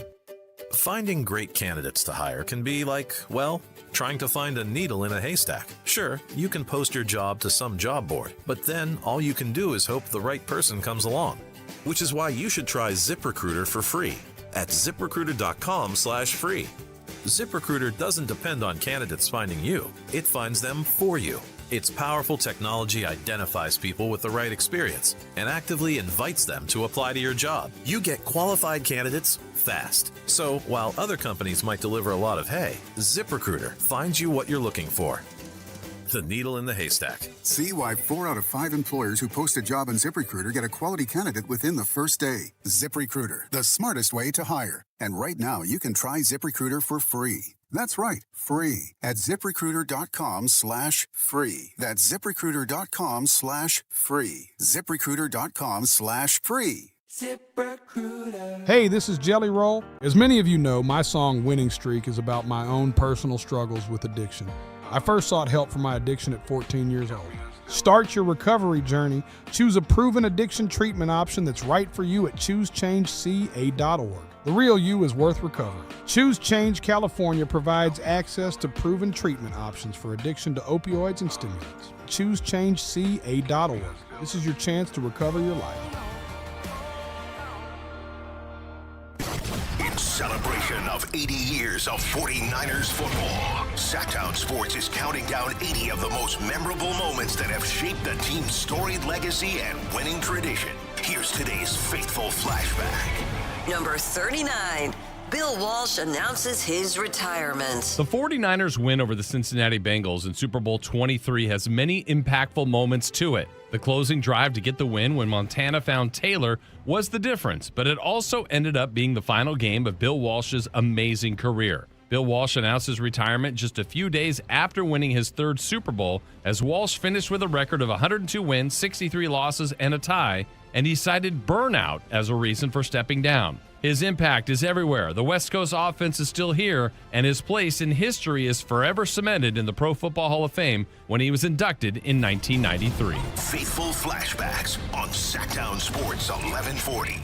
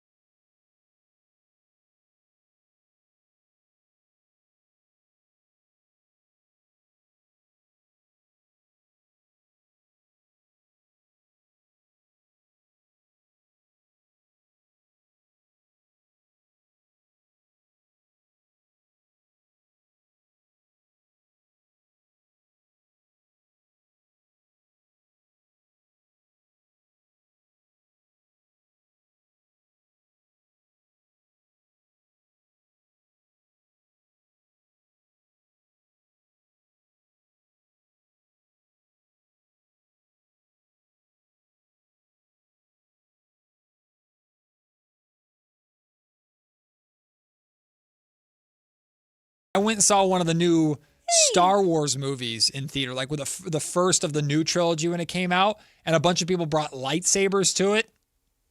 Didn't see another one in theaters. What do you mean? People brought lightsabers. You just don't like people having fun. No, that's not. I think so. Depends on the circumstance. It brings us together. Depends on the circumstance. No, like, listen.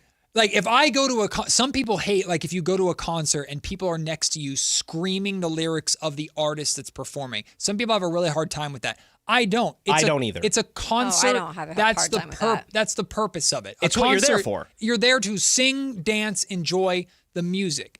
In a movie, I'm there to watch the movie. Unless it's Michael. No. Yeah, because it is a musical movie. It became a spectacle. But when you go to a musical, if you go to a theater production, if you go to Phantom of the Opera, you don't go in the back going, the Phantom of the Opera is there. It's you not don't do a that movie, too. but that is a fair But counterpoint. it's a show. I'm there for the show. But Michael, is an experience. It's not you sit down and be proper because you are at a symphony. You're at a damn concert. No, it's not a You're concert. doing It's a movie. You're You're, That was doing pretty the good. moves. You're both wrong. I wouldn't do it. I admitted that, but I'm not gonna You barked at Megan Fox. Relax. And I'd do it again. Now? Oh yeah. Yeah, no, I'm not deterred. I'm not deterred by the weird, witchy. Yeah, I'm good with that. Have you seen them? Apparently, she's in a movie where she plays like a robot. A robot. I've seen it. Oh yeah. With It's I think scary. Joaquin Phoenix is in it too. Yeah, he falls in love, or she tries to seduce him. It's like She's he the falls nanny. in love with the robot. Yeah, She's the robot nanny. It's very weird. That's Joaquin Phoenix is a different one, but yes, I have seen the. Is it what? Oh, I didn't even know what we're. Is that supposed to be technology doing. readily available? Do we know? I was gonna say the joke I wanted to make was right? Richie wants the robot, but I'd like to hire Michael then as my robot. to do what? Just moonwalk up and down your hallway? It's like a vacuum and his feet are the brushes. Yes. Okay, come on. Now you're actually that making it seem girl. cool. No, that's that's like a Yeah. badass Roomba. Roombas are pretty I'd cool like now him too. to sing to me too. Have you seen Roombas now mop? No, Roombas are ridiculous. What do you mean? I have a Because vacuum Roomba. they They're run the best. into everything. Well, yes, that's a robot. I already trip on my shoes enough in the house. So you want a moonwalking Michael Jackson robot to I trip want you? him to sing to me. You're going to be walking through the kitchen and go bam and kick you on it because it's just Michael. Even though I've been to it and it's a really, really nice stadium, every time I see Allegiant, I think of a Roomba. Like, it kind of looks like a it's a giant Roomba placed in the middle that's of a the good city. point. The Yeah. Death Star. It's a great point. It's a Death Star. Very nice stadium though. Oh, inside, it's gorgeous. very cool. State of the art. Insane. Very expensive to go to though. Those tickets are ridiculous. Anyway, hey, worst and best quarterback situations in the NFL according to CBS. Kayla Anderson, take it away. This is fun.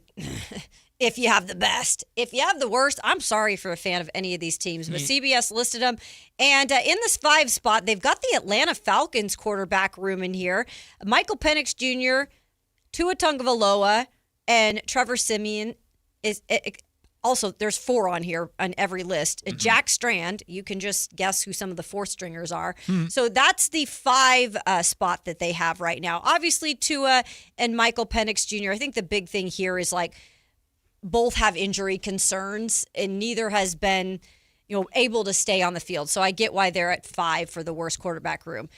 At number 4, I think this should probably be number 5, even though I love my guy, Malik Willis. Malik Willis is your starter in Miami.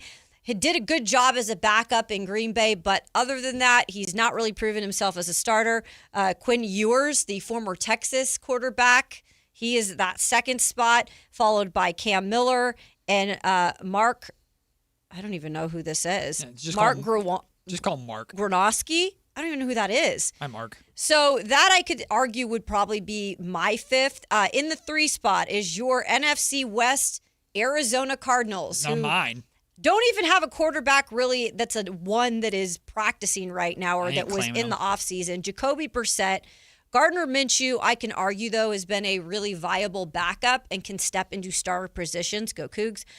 Followed by Carson Beck and Keaton Slovis. So some young talent there that could prove themselves, but still unproven for the most part. And then the Jets quarterback room. Geno Smith, Cade Klubnik, Bailey Zappi, and Brady Cook. Great name, Bailey's. Or no, yeah, Zappy. Bailey Zappi. Phenomenal. Yeah.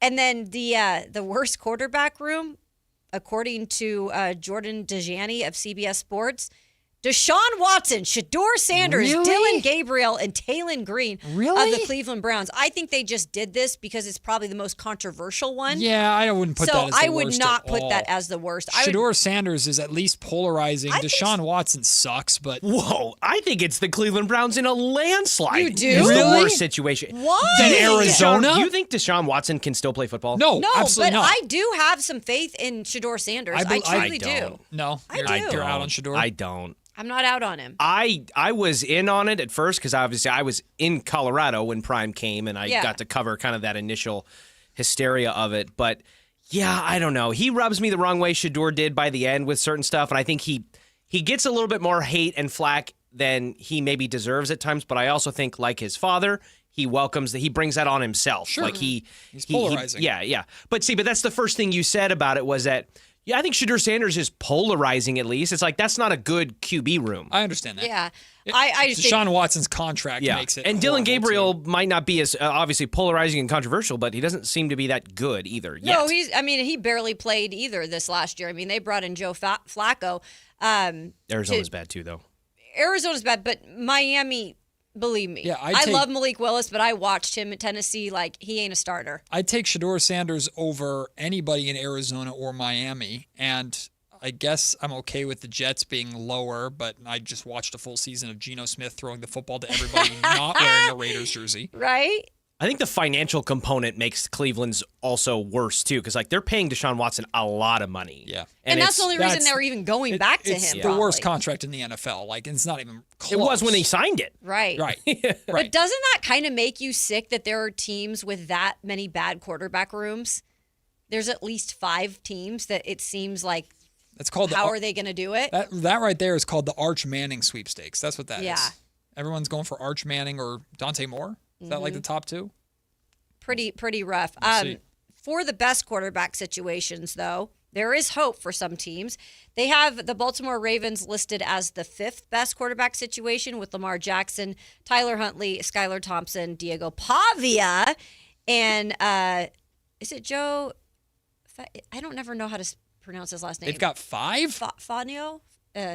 Yeah, they have 5 listed on 5 here. quarterbacks? Yeah, because I think Pavia is kind of competing for a spot on the roster right now. At number 4, it is the LA Rams. So they've got Matthew Stafford. Yep. Okay, I think this is a little interesting. Matthew Stafford, all of a sudden Ty Simpson's proven just because he was picked in the first round. Stetson Bennett, who technically was at Georgia for 18 years, and Matthew Caldwell? I don't know about that, guys. I think we're stretching on that. No, it's bumped way up because you have the MVP.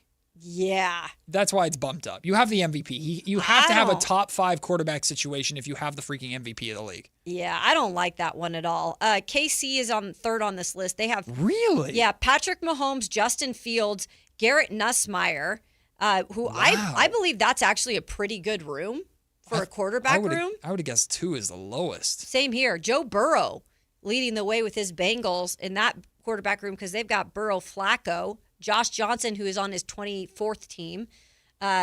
He's been around the league, so I can see there's a lot of experience there behind So Buffalo Joe Burrow. So Buffalo has to be number 1. No, it's your San Francisco 49ers. Number 1? Yeah. Brock Purdy, Mac Jones, Adrian Martinez, and Curtis Rourke. I think... And I told you, they love that quarterback room. They're so infatuated with, obviously, Brock. But is it Brock? Yeah. Or is it just the depth and having Kyle Shanahan? Brock is your starter, but then you look at Mac Jones has already proven he can come and back Brock up and win just as many games. And then I think they have a lot of faith in this Curtis Rourke. But every starter in the top 5 is well ahead of Brock Purdy. Every single one. Lamar Jackson well ahead. Matthew Stafford well ahead. Patrick Mahomes beyond well ahead than Brock Purdy. I agree. So it's Shanahan, and it's the fact that you have the best backup in the league. I think that's a big part of it. If you're saying best 1-2 punch, I get it. Who was 2, by the way? We didn't do 2. It's the Bengals, yeah. It's Burrow and Joe Flacco. Yeah, okay. Burrow way better than Brock. So the Niners are getting it really just because they have a very capable backup. Yeah. Because there's no way. But you could say this about Kansas City, man. Patrick Mahomes, and I know Justin Fields has not been able to be a significant starter, that's a pretty damn good backup. Josh Allen's not on this list? No, he's not. He's got to be like 6th. But this is a full like overall quarterback room. Right. Not just the starter. I understand that. Yeah. But the starter has to carry so much of that weight. Well, then let's go to the Bills really quick. See, if Brock Purdy was like, if the Niners were like 5th, I would be like, okay. Being number 1, the best quarterback room in the league is crazy to me. I wouldn't put them at 1. I'd put either Kansas City or Cincinnati at 1. But because it's like the best 1-2 punch, I get it. Yeah. So Josh Allen, Kyle Allen, and I don't even know how to pronounce this other guy's name. Yeah, it's got to be top 10 at least, just because of Josh. But I get it. I would not have done the rankings that way, but I guess they really value the depth, and I understand completely because the Niners 100% have the best backup quarterback in the league in Mac Jones. We got to take the break so we can get to Kayla's 2-minute drill. We'll do that right now. Kayla's 2-minute drill is next, including, Aaron Donald, or Darnold, excuse me. Darnold watch. He might be coming back. We'll talk about it next. Sactown Sports. Take Sactown Sports with you everywhere you go with the Sactown Sports app. The most in-depth coverage of the Kings and 49ers. A library of written and video content. And all your favorite personalities all in one place. Download the Sactown Sports app today and get in on the action. Your local sports leader. Sactown Sports 1140. This is a special alert to all Americans who own a vehicle with less than 200,000 miles with an auto warranty about to expire or with no warranty coverage at all. Due to a decline in the economy, CarShield is announcing a low-cost month-to-month vehicle protection plan that is now available to the public to save any driver out-of-pocket expenses on future auto repairs. Call now to find out how you can pay almost nothing for covered auto repairs. Yes, you heard that correctly. Pay almost nothing for covered auto repairs. An open phone line has been established for all drivers to call for a free quick quote. Call 800-330-8323 now. Drivers who are covered will not have to pay for covered repairs again. This protection plan is at an all-time low. Additionally, drivers who activate this vehicle protection today will also receive free roadside assistance, free towing, and car rental options at no additional cost. Call us for your free quick quote today. 800-330-8323. That's 800-330-8323. What do you have to lose? Call 800-330-8323. Again, 800-330-8323. Hi, I'm Justin Gingery from the law firm of Gingery, Hammer, and Associates. When you have been injured by the fault of another, you will want advice you can trust. If you know an attorney you can trust, I hope you call that person. But if you don't, please call me. I promise I will be the attorney you can trust. Along with my partner and associates, I have been helping accident survivors recover for their injuries for over 25 years. And we can help you. There's no charge for calling, so please call us today. When you get an injury, just call Gingery. Patrick was way behind on his IRS taxes. I was in way over my head. The total amount ended up being somewhere just over $30,000. $30,000. Then the IRS came to collect. Started getting letter after letter. A lien had been filed against me. They were going to basically hang me completely out to dry. He had to do something. That's when I reached out to Optima Tax Relief. Patrick's life quickly got a lot easier. It was very easy, pretty much hands off. They picked up the ball and ran with it. And how'd it go? I couldn't believe it. I had to ask 2 or 3 times. I saved an incredible amount of money. How does Patrick feel about Optima? Couldn't be happier. They definitely helped me. Optima Tax Relief, the best place to call. They're the best in the business. Do what Patrick did and call Optima Tax Relief for a free consultation. Call 800-375-2922. 800-375-2922. 800-375-2922. Optima Tax Relief. Testimonial from an actual client. Some restrictions apply. For complete details, please visit OptimaTaxRelief.com. Skeeter here, my card. Field Tech, Sacramento Yellow Mosquito and Vector Control District.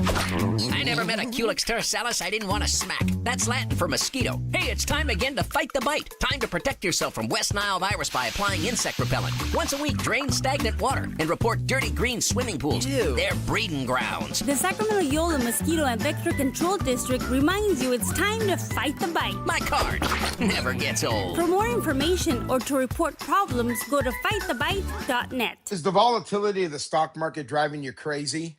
Is your retirement account sinking, yet you're getting older and you're starting to worry about, will I have enough for retirement?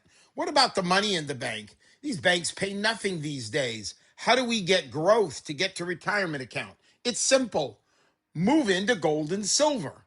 Want to know how to do it?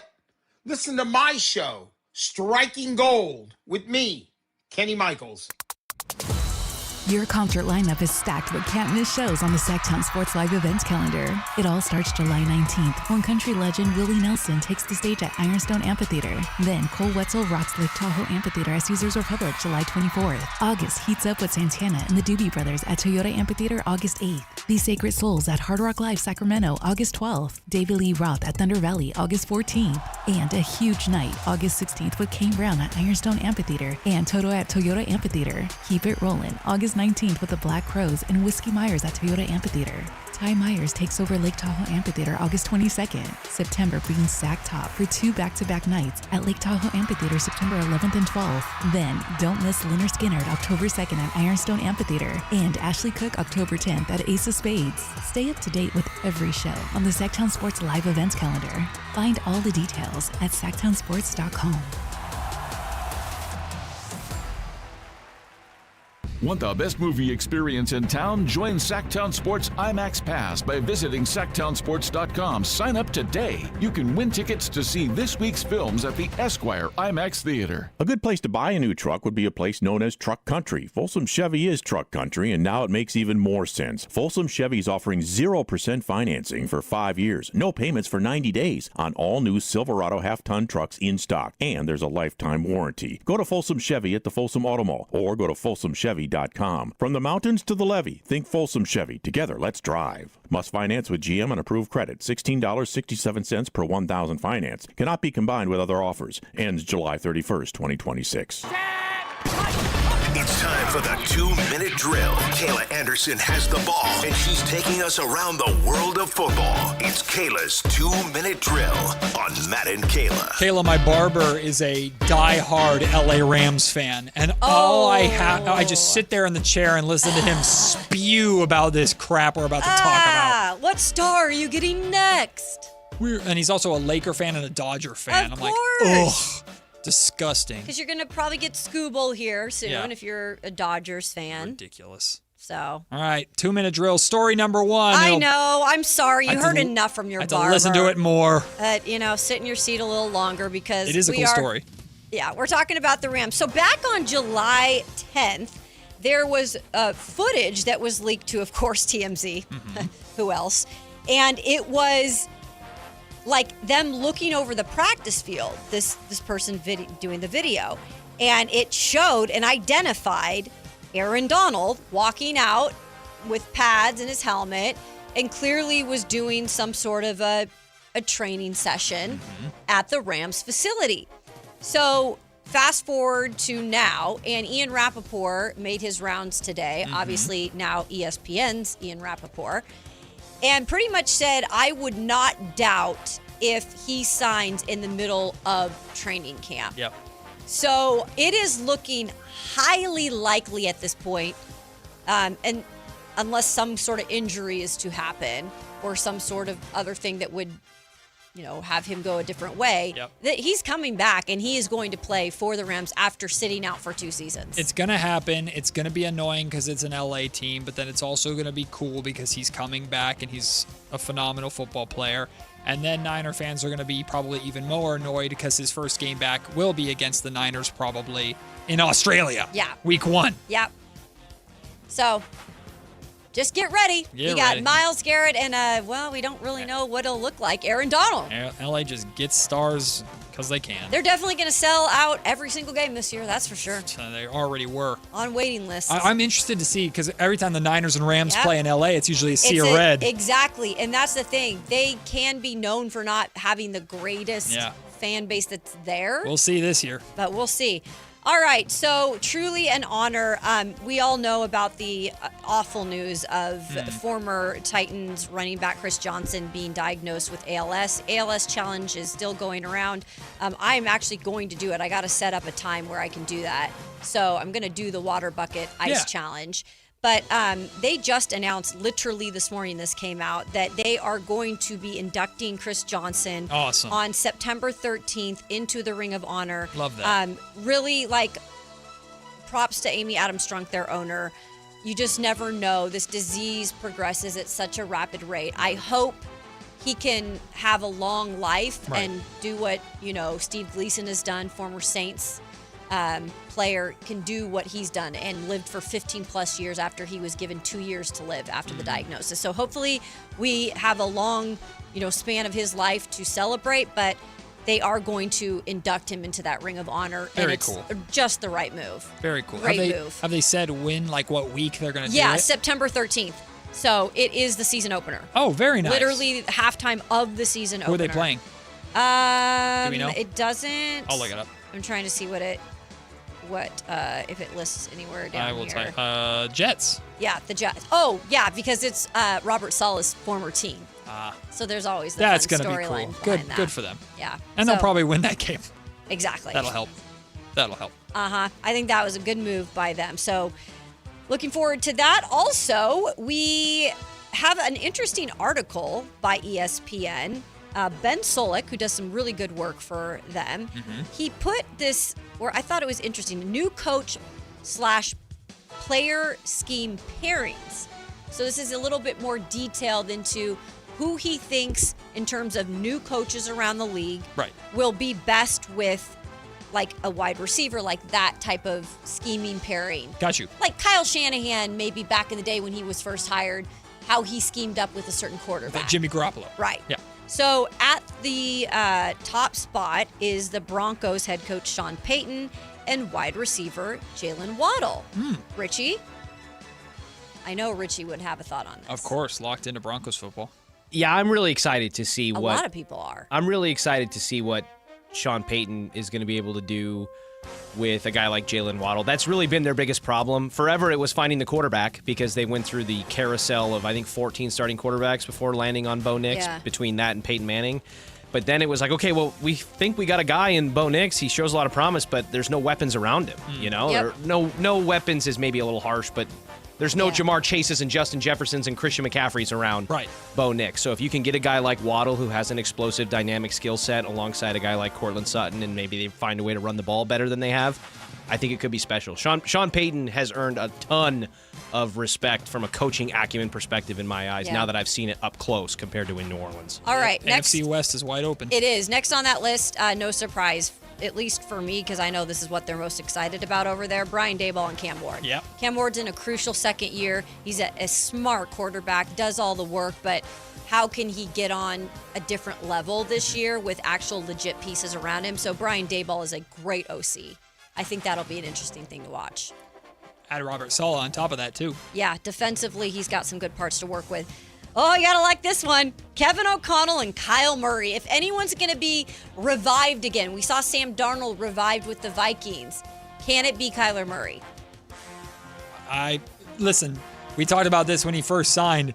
There's virtually no risk, and they're paying him nothing. They're paying him league minimum. So let him rock. I don't think it's going to work, but I think it's going to be fun to follow. Yeah, it's not a Kevin O'Connell type, really, but we'll see if he can work his magic.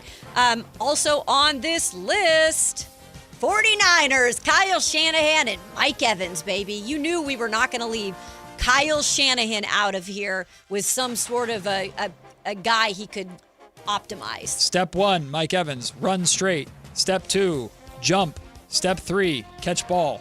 Touchdown. Yeah. There's a lot of other good ones on this list, including Raiders, Clint Kubiak, and tight end Brock Bowers. It's a really fun article to read if you're into that kind of stuff. So, again, Ben Solik's article on ESPN, really cool with coaches and who they could scheme up. Might be the most fun to watch. That's Kayla's 2-minute drill. We got 1 hour left for our shows this week before we pass it over to the Drive guys for their last show in Las Vegas. When we come back, we'll finish our game yesterday of, as Kayla calls it, yay or nay, things we like and dislike about the Summer League performances of the second-year guys, Max, Neek, and Dylan, plus which players to watch for tonight's finale against the Charlotte Hornets. It's Matt and Kayla on Sactown Sports.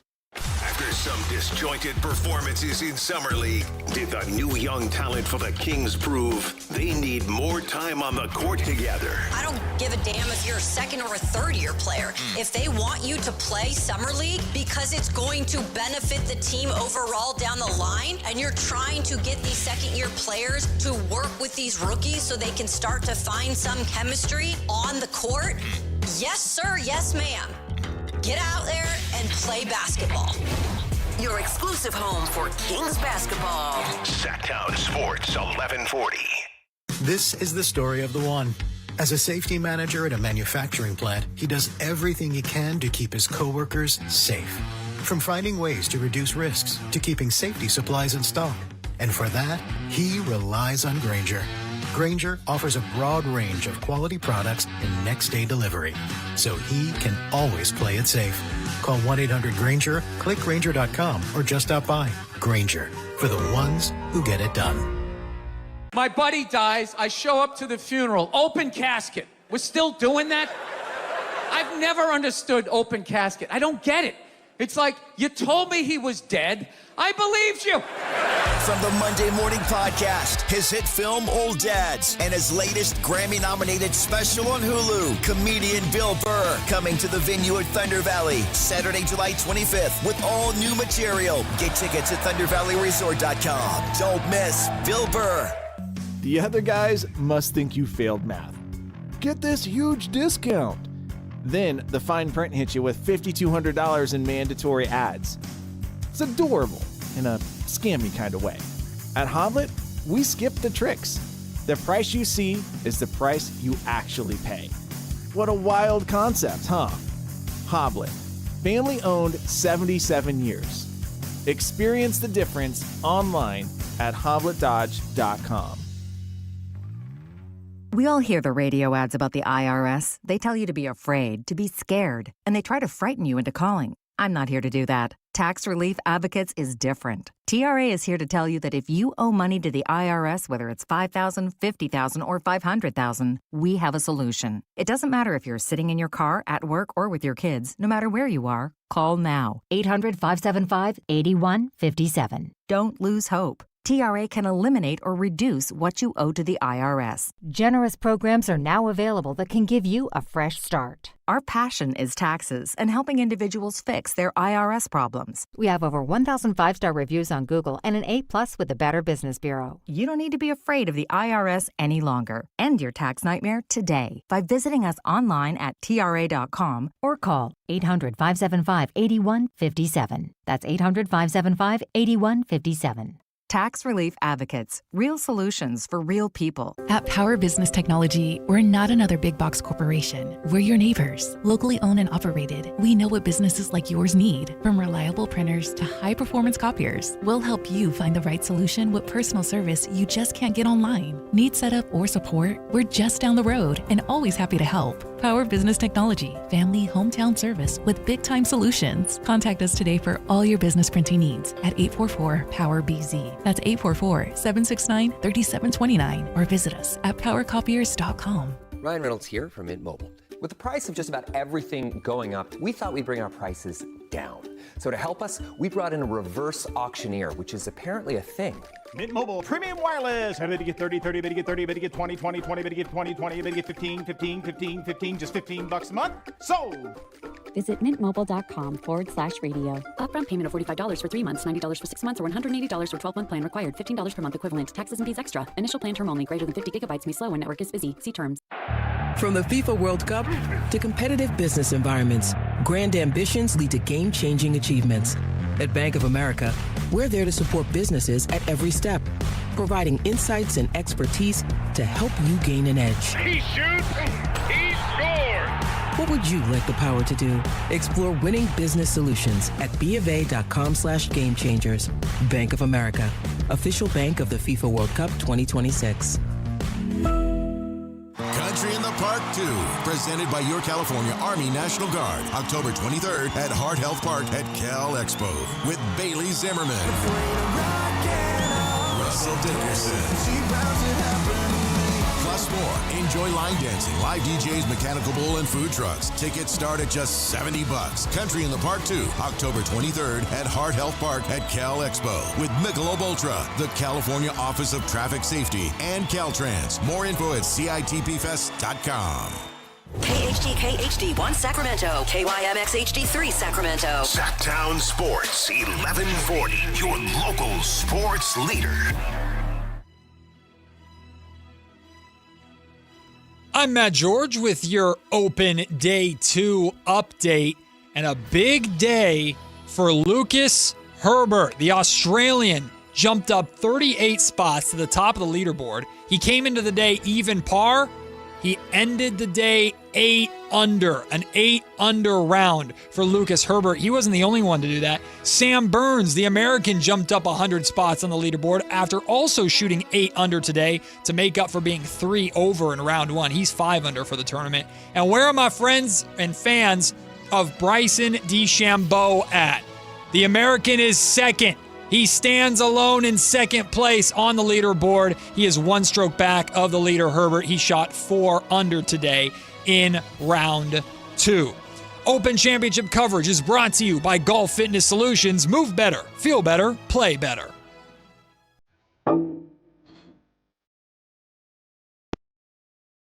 It's Matt George and Kayla Anderson on Sactown Sports 1140.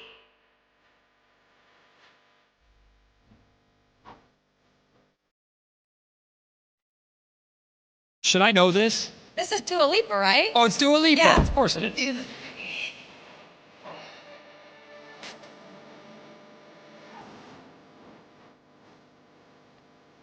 I always forget what she looks like. What she looks like? I just remember she did like a dance one time live. Yeah, her viral dance. Yeah. She's gorgeous. Oh, yeah, okay. I'd love to go to one of her concerts. Her concerts up like a party. Oh, yeah, she's got the dark features, yeah. Have you seen her concert? Have you seen her live, Richie? No, but I would. She came to Sacramento, I think, not horribly long ago. Come on back. Probably an expensive ticket. My uncle loves her too. My uncle was like... that's random. No, my uncle, because he was huge into the 70s, he loves disco. So he loves Earth, Wind & Fire. Yeah, he loves yeah. he loves that era. So Dua Lipa bringing some of that back with kind of the funk and dance. He loves it. What I would say too is that obviously she's a pop artist and that. So maybe if that's not your cup of tea music or whatever, I get it. Same thing with Ella Langley and country. People just don't like country, even though she's the biggest thing. It came across my social media a million times, and I finally looked it up. She did a performance at I think it's Royal Albert Hall in England, in the UK, which is like a cathedral kind of amphitheater type of deal. And it was purely orchestral. So it was all of her music, all of her songs were remixed essentially to be accompanied by live orchestra and not a recorded track. Yeah, that's neat. And she did one of her songs, Training Season or whatever, and it had this dramatic drop and reveal with the lighting in this. It was the most I'm her moment I've ever seen. Watching it on social media, I was like, nobody's ever looked better than that right there. That 100%. That's cool. If an alien came down to Earth and saw that, they'd be like, that's it. I don't need to keep looking. Leave them alone. Yep. Leave them alone. Exactly. They win. Let them do their thing. They're doing fine. Mm-hmm. Have you ever, I think we talked about this before, or at least I've shared my experience before. Have either of you ever been to a live orchestra for anything? I probably as a kid. Even a theater production, a musical theater production with a live orchestra. Yeah. Live orchestra I've music been to a is couple of those. insane. It's so good. It's so good. But seeing an orchestra, if you can, whatever your favorite movies are, if you can watch it with a live orchestra, it'll change your life. Have you seen those candlelight concerts? Have Yes, you seen in those? Sacramento. Right. So they have them all over the place, and it's that same kind of vibe. It's more like strings, I think. It's a little smaller, but it's the same. Yeah. That kind of concept, or what? But the nth degree version of that for me is I've had a couple of friends that have gone to see the Hans Zimmer in concert, and so you get the soundtracks of for somebody like me who's a millennial or anybody close to our age range collectively here, you get the soundtracks of almost every cool movie franchise you can think of played out live as if they were recording it for the movie. It's so cool. It looks cool. So is it have the film up? No, it depends. So you can watch a orchestra performing of your movie of choice live, or you can watch an orchestra that plays just like Richie's talking about, all of the best tracks and songs of a composer, which is Hans Zimmer, so all of his best stuff, like Pirates of the Caribbean, things of that nature. And then they do candlelight concerts here that are not expensive at all. They're actually held in the Railroad Museum in Old Sacramento, and the candlelight concerts are awesome as well. It's not quite it's not a full orchestra necessarily. Like I went to Sure. San Francisco to the Symphony Hall in San Francisco, but our own orchestra here in Sacramento is starting to do productions of different shows and movies and things like that you can watch while listening to the music live. And it's magical. Yeah. It's such a cool experience. Even if you're like, oh, I kind of like that movie, like seeing Indiana Jones with the orchestra, or How to Train Your Dragon, or Marvel, or Pirates of the Caribbean, anything. Right. Dope. It's so cool. Yeah, I that's highly cool. encourage everybody should do it. They were doing that for Indiana Jones in Seattle when I was there. I was so tempted to go, but I didn't. It's too expensive. The Seattle Symphony, they're really good. Tonight, Summer League comes to an end. The Kings and the Charlotte Can I Hornets. say something? Please. Thank God. Thank God you're at that point. Bruh. I'm telling you, though. Bruh. Then October. I know, but like watching Kings the last few games, Well, it's been struggle bus. we got USA. 82 more coming. It's not going to be that bad, hopefully. I know, but it's not going to be the third stringers. That's true. That's true. Yeah. You know? Yeah. It's been rough. Maybe, hopefully, no 4-point quarters, which the Oh, Kings, jeez. Kings had that record for all of 24 hours. Thank you, Hawks. Screw y'all. Can't even give us our Captured own bad the title. and take that away from us one day later. The Hawks had 2 points in the first quarter yesterday. That's crazy. Today is the last day. Kings, Charlotte Hornets. And we learned at the beginning of the show, Frankie Cardicelli put it out there, no Neek Clifford, no Maxime Reynaud, no Dylan Cardwell, and no Darius Acuff Jr. Now, Acuff, Neek, and Max are all out for rest purposes. Dylan is out with left thumb soreness, which makes you Yeah. think maybe if he didn't have left thumb soreness, he would play? Because why would if the plan was just to shut him down, they would just put him as rest to not make people not that left thumb soreness is worth getting like freaked out about. But I feel like Dylan probably would have played if he didn't have some sort of injury. I don't know. Yeah, I think Dylan's been the most vocal to be like, I want to get back out there. And that's why he played in the game prior to that. So, yeah, you're probably right. He probably has a little bit of a banged up thumb from, what were you saying? Blocking shots. From rejecting AJ Yeah. Devonta at the rim. That was dope. One of the best Or moments of Summer League. starting off who knows, sometimes when you have a dunk to start off every game. You hurt your hand. Yeah. I've hurt my hand on the rim before. It was like a play school rim that was too short, but certainly wasn't a regular rim. Hell no. Hey, you lower those plastic rim? No, not those. Oh, I was you know what I like, mean? geez Like you get Louise. an actual metal rim, but you lower it so you can like dunk on Yeah. it 7 feet. You're like, I would probably fracture my wrist if I ever dunking, tried to. Yeah. dunking so hard. I'm surprised it doesn't happen more. Willie Cauley-Stein used to. His genuine excuse of why he didn't go to block shots was one time he went to block a shot in a game for the Kings and he fractured his finger because he hit the rim with his hand. And he like said, I don't want to block shots anymore because it hurt that bad. Dang. It's like, well, buddy, we need you to block shots. Yeah, so, it's like, sorry, that's part of your job description. wrap it up. Mm-hmm. Do you guys feel like, too, real quick on the dunk situation, do you think that it's annoying that they do flagrants for if you hang on the rim? Yes, I do. But they're sometimes they're pretty lenient with it. If you I saw it happen in Summer League, though, and they threw a flagrant. If you like pull yourself up and obviously swing, they're going to give you a flagrant for it. But now that I'm saying this, I remember a very specific moment where I think Malik Monk got a flagrant or got teed up. Huh. Yeah, it wasn't flagrant. He got teed up because he hung on the rim. But if you go and watch it back, he hung on the rim because there was a player lying down underneath the basket. Right. And they what do you want me gave to him do? a flagrant? Stomp on him? Okay, that's stupid. Oh, I remember that because I remember the Kings crowd. That was a very loud "ref you suck" chant that night. I vividly man. remember that. I think it was Malik. Pretty sure it was Malik. That's soft. Yeah. No, it was. Was it Malik? I can't remember, but I vividly remember at least something like that The happening. situation, though, no matter who the player Yeah. was ridiculous. Yeah, I do think it's lame. Like let them celebrate a little bit. I also though I get mad at a lot of penalties for taunting penalties because they're so subjective. Like you'll have a lot of players look at the bench and nothing happens to them. Mm-hmm. But sometimes somebody looks at the bench and they get teed up. There's a clip because people have made these edits of all the silly things that Josh Hart does. Oh, yeah. Josh Hart hits a 3 and was like knocked over right in front of the opposing team's bench. And he turns and he starts doing finger guns at him. Like boo, boo, boo, boo, boo. And then someone from the bench like throws a towel at him. And he was fine. He didn't get a technical foul for it, but it's like that's a circumstance where technically finger guns at opponents, that's a tech. Yeah. Just let them have personalities a little bit. That's how that was in the NFL when they took away celebrations. Yeah, a lot of the celebrations. Remember? That sucked. Some of them were like, okay, yeah, you probably should get a fine for pretending to poop out a football, but like other than that, let them rock.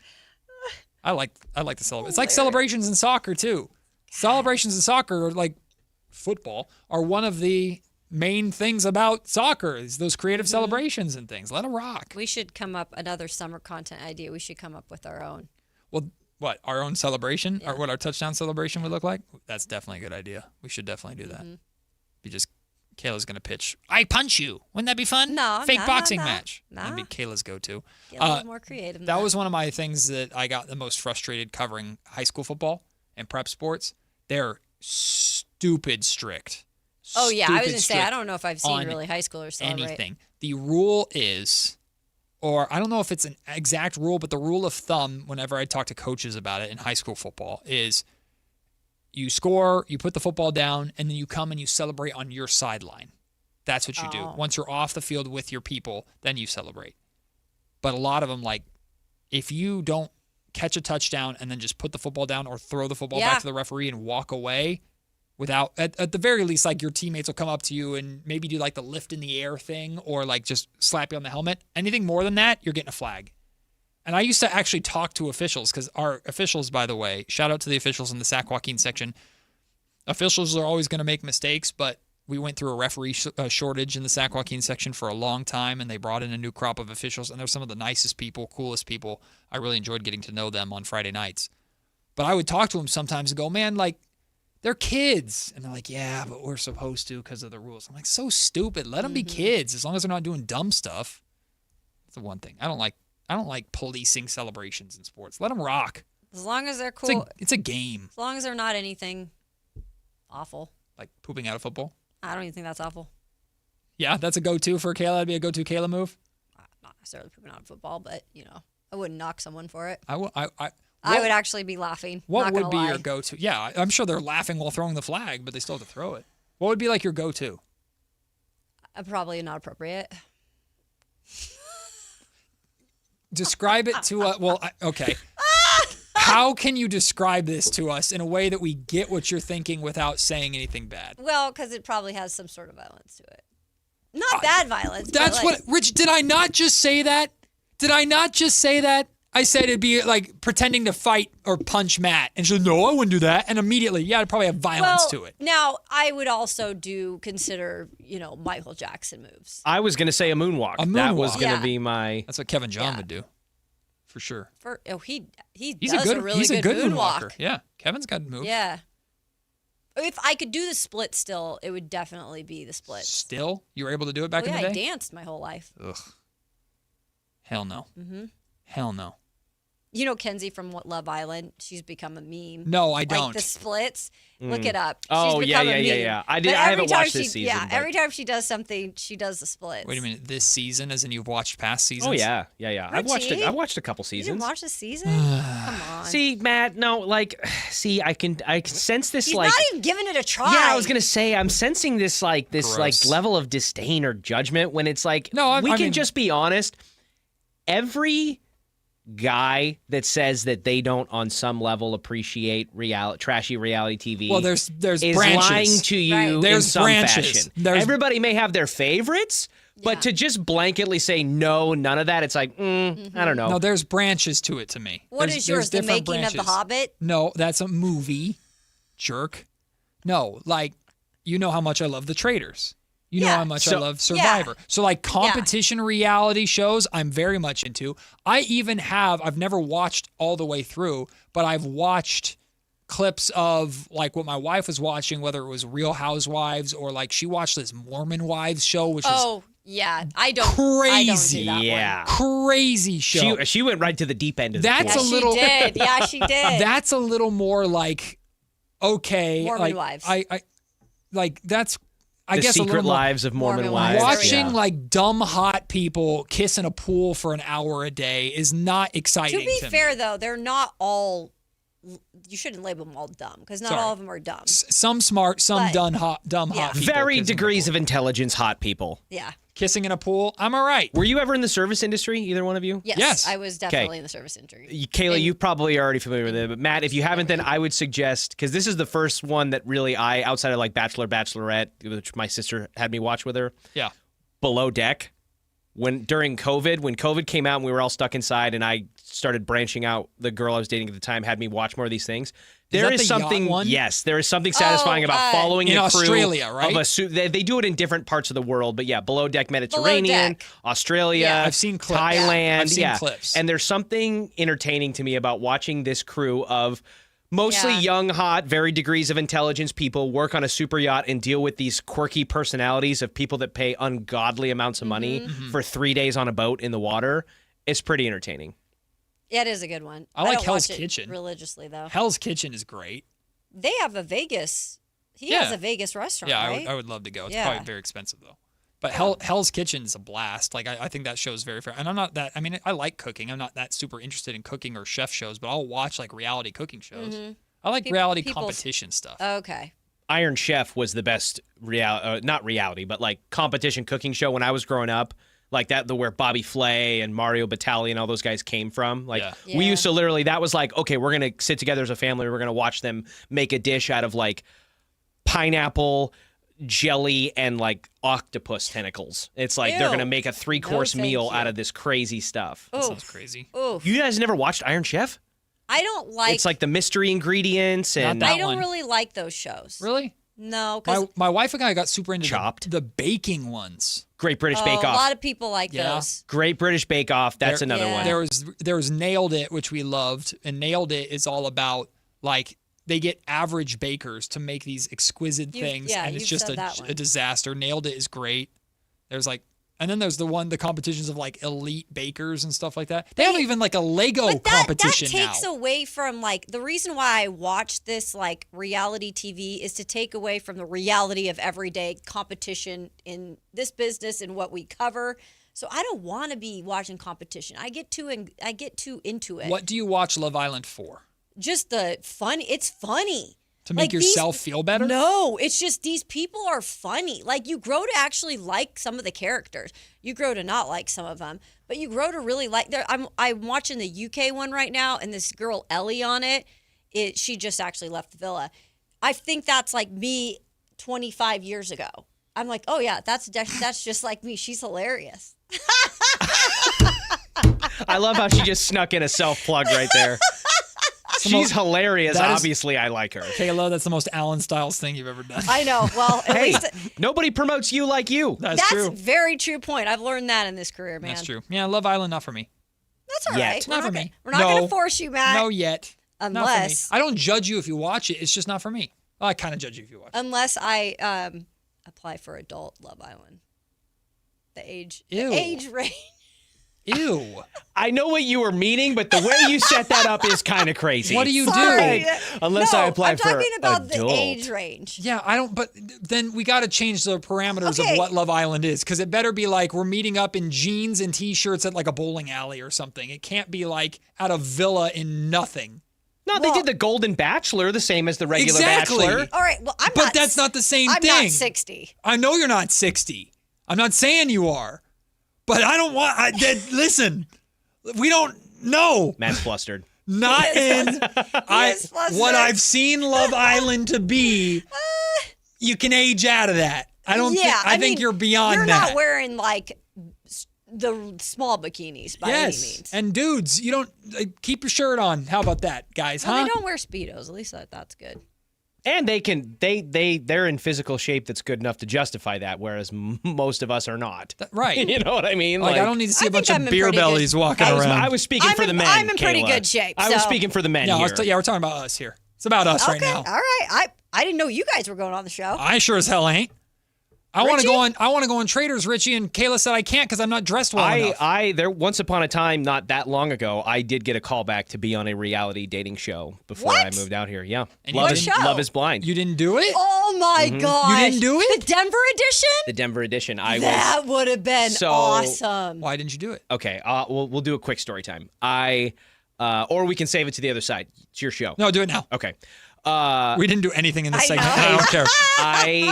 I was at a bar with some of my friends in Denver. We were just, having a good time, whatever. And so my childhood best friend and his now fiance, but at the time girlfriend, I'd never seen the show. They were all about it. They were like, you got to do it. So they were like, you got to audition. And his fiance, then girlfriend, whatever, was like, you got to do it. You got to do it. So she was like, I'll walk you through everything, what to say. We got to record a video submission, blah, blah, blah. So I had to fill out this 80-question questionnaire while partaking in things and at the bar, having a couple pops. Yeah. Sodies.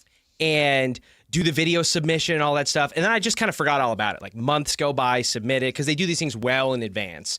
And all of a sudden, I'm going about my day. I'm at work, and I get these notifications from Instagram that I got a new follow request, and that person, her name was Joy, the producer. That was literally her thing. She liked 7 of my most recent photos, and I was like, that's weird. And then I got a DM, and she was like, hi, I'm my name's Joy. I work with Love Island. I'm one of the casting producers. Blah blah, all this stuff. I want to talk to you more about potentially coming on the show. Love is all this blind. stuff. Love is blind. Oh, Yeah. what did I say? It's Love Island. Love Island, yeah. No, Richie. Love is blind. So I literally was like, okay, yeah, sure. So I did an initial thing. Then it was great. Then I got a call back for a second interview, which again did not expect because I just thought it was funny. And I had to do a FaceTime interview with the casting producer. I was actually out here in Elk Grove visiting my family when they set it up for me, and I didn't make it past the second round of interviews. Mostly because I felt like deep down at my core, I don't believe in the premise of the show, and I'm not one of those people that exclusively does it for clout or whatever. Yeah.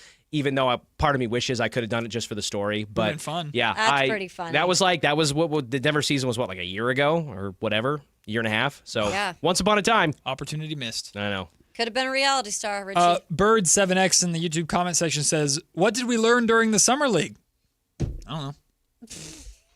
We'll take the break. We'll come back. We did talk about it a lot this week. Yes, we did. We'll take the break. When we come back, we'll finally pay off this things we liked and didn't like from the second-year guys, Max, Neek, and Dylan, then crosstalk with Whitey Gleason and Alan Stiles to wrap up the show and wrap up a fun week. Appreciate you being with us on Sactown Sports. Take Sactown Sports with you everywhere you go with the Sactown Sports app. The most in-depth coverage of the Kings and 49ers. A library of written and video content. And all your favorite personalities all in one place. Download the Sactown Sports app today and get in on the action. Your local sports leader, Sactown Sports 1140. T-Mobile has an exclusive bundle for customers 55 and up. I'm Sarah Bowl. Yeah, I'm Frank Bowl. A reliable network is key for us. And with T-Mobile, it's been wonderful. And going to the 55 plus plan saved us so much money. A lot. And that's important, trying to keep costs down. The home internet's been perfect. It's fast, it's quick. The setup was so easy, it took less than 15 minutes. It was like, ta-da! If you want simplicity, coverage, reliability, you want the whole package, T-Mobile has it. Right now, T-Mobile customers 55 and up can get 2 phone lines on America's best network, plus America's fastest 5G home internet for just $30 each. $30 per month each line with autopay plus taxes and fees. Minimum age 55. Pricing for home internet rely on 2 lines of essentials. Choice 55. $35 connection charge per line required. Best mobile network and fastest 5G home internet based on analysis. I have to be willing to use them myself. This is where Pest Pros came in, or comes in, I should say, because I've known these guys as Kings fans a long, long time. I also have a mouse problem at my house. I also have a cockroach problem at my house. And I did it the old-fashioned way. Went through Facebook, got a hold of these guys. We became friends. And when I found out what Pest Pros does in the community, I thought, I've got to have you guys on the air. We've got a partner, locally owned, locally operated. Their kids go to school with your kids. You're going to get pest control somewhere. Get it with Pest Pros. Here's how you get a hold of them. PestProsPS.com or call them at 916-588-9345. That's 916-588-9345 and tell them Carmichael Dave sent you. Now through July 26th at Big Go Tires, get $200 in savings on 4 select Michelin or BF Goodrich in-stock tires with installation purchase. Disposal fees extra. Savings include $120 instant plus $80 rebate. Not good with other offers. See Big O dealer for pricing. Folsom Chevy's making it very easy to get into a new truck. 0% financing for 5 years. No payments for 90 days on all new Silverado half-ton trucks in stock sold in July. Get details at folsomchevy.com or swing by the Folsom Auto Mall. Hi, this is Adam Johnson, owner of Golf Fitness Solutions. Most golfers practice their swing, but ignore the body swing in a club. We help golfers move better, get stronger, reduce pain, build power, and play longer. Join us for a free trial week and see how golf-specific training can help you support your body and your game. Try a class, meet the team, and find a right program for your goals. Call 916-802-5175 or visit golffitnesssolutions.com. Golf Fitness Solutions. Move better, feel better, play better. If the world were like a Sleep Number mattress, everything would adapt for your comfort. Your coffee would never get cold. Your flight would always be on time. And your mattress would always respond to you and your unique sleep needs. Sleep Number mattresses are designed to respond to your body and shift with your changing life, helping you fall asleep faster and stay asleep longer. To experience a whole new world of comfort, visit a Sleep Number store or go to sleepnumber.com. Sleep Number. To a good life sleep. I'm Boomer Esiason. My mom died from cancer. She was only 37 years old. She didn't have life insurance, and that was devastating for my family. That's why having life insurance is so important to me. Ethos makes it fast and easy. Get a quote in seconds, apply in minutes, and get same-day coverage. You can get up to $3 million in coverage with no medical exam. Get your free quote at ethos.com/music. That's ethos.com/music. Paid spokesperson. Time spent on application may vary. Online health questions required. If your passion is bass fishing, only one radio show has the action, information, and excitement of your favorite outdoor sport. Ultimate Bass, hosted by Tournament Bass Pro and California Outdoor Hall of Famer Kip Brown, takes you live to where the fish are biting every Saturday morning. Only Ultimate Bass feeds your passion with the latest news, products, tips, and advice from the pros. Ultimate Bass with Kip Brown, Saturday mornings at 5 a.m. on Sactown Sports 1140, part of SEP's Saturday Morning.